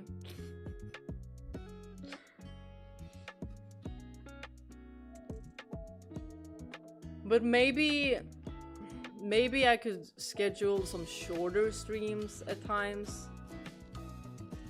Maybe, but then again, I don't trust myself to make these shorter streams because you know me. I can't do short streams. I always like go for 6 hours, 7 hours, 8 hours, and then I'm like, how did we end up here? Y'all, daily streams would be so fun because I'm having a blast streaming. It's really fun. We'll see in the future, but it cannot interrupt my daily work.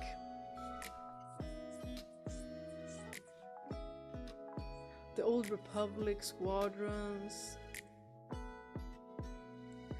It's a lot more interesting than you think. I just know you will love it. I mean, it looked very like a strange game, and it had a very unique style. I like a unique style. It looks super scary, for sure, super duper scary, but I will play it, although live, because I cannot play those games by myself. And it helps a lot. It helps a lot just, you know, live streaming. Especially since we got through Silent Hill. Boris would not approve daily streams. Ah, you are right about that. Yep, you are right about that. He would not approve. My cat is a menace when it comes to being like...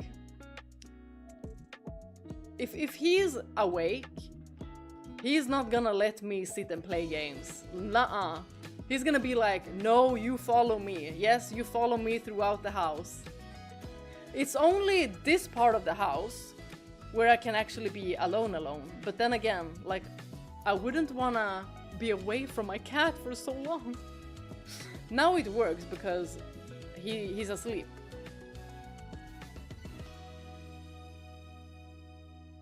Oh, Lego Star Wars Saga. I know I've played a Lego Star Wars actually. It was quite long ago though. But it was fun, I remember. Okay, you guys, it is time. It is time to say goodnight. Good night for me and good night for some of you. And then there is good morning for some of you, good afternoon, good evening. As usual, we had an amazingly fun stream and we're progressing so much. We'll see each other again in the comments under the videos and in Discord, and on Friday and Saturday we'll have a stream. So Friday at 8 p.m. Central European Time and the same time on Saturday. Bye bye!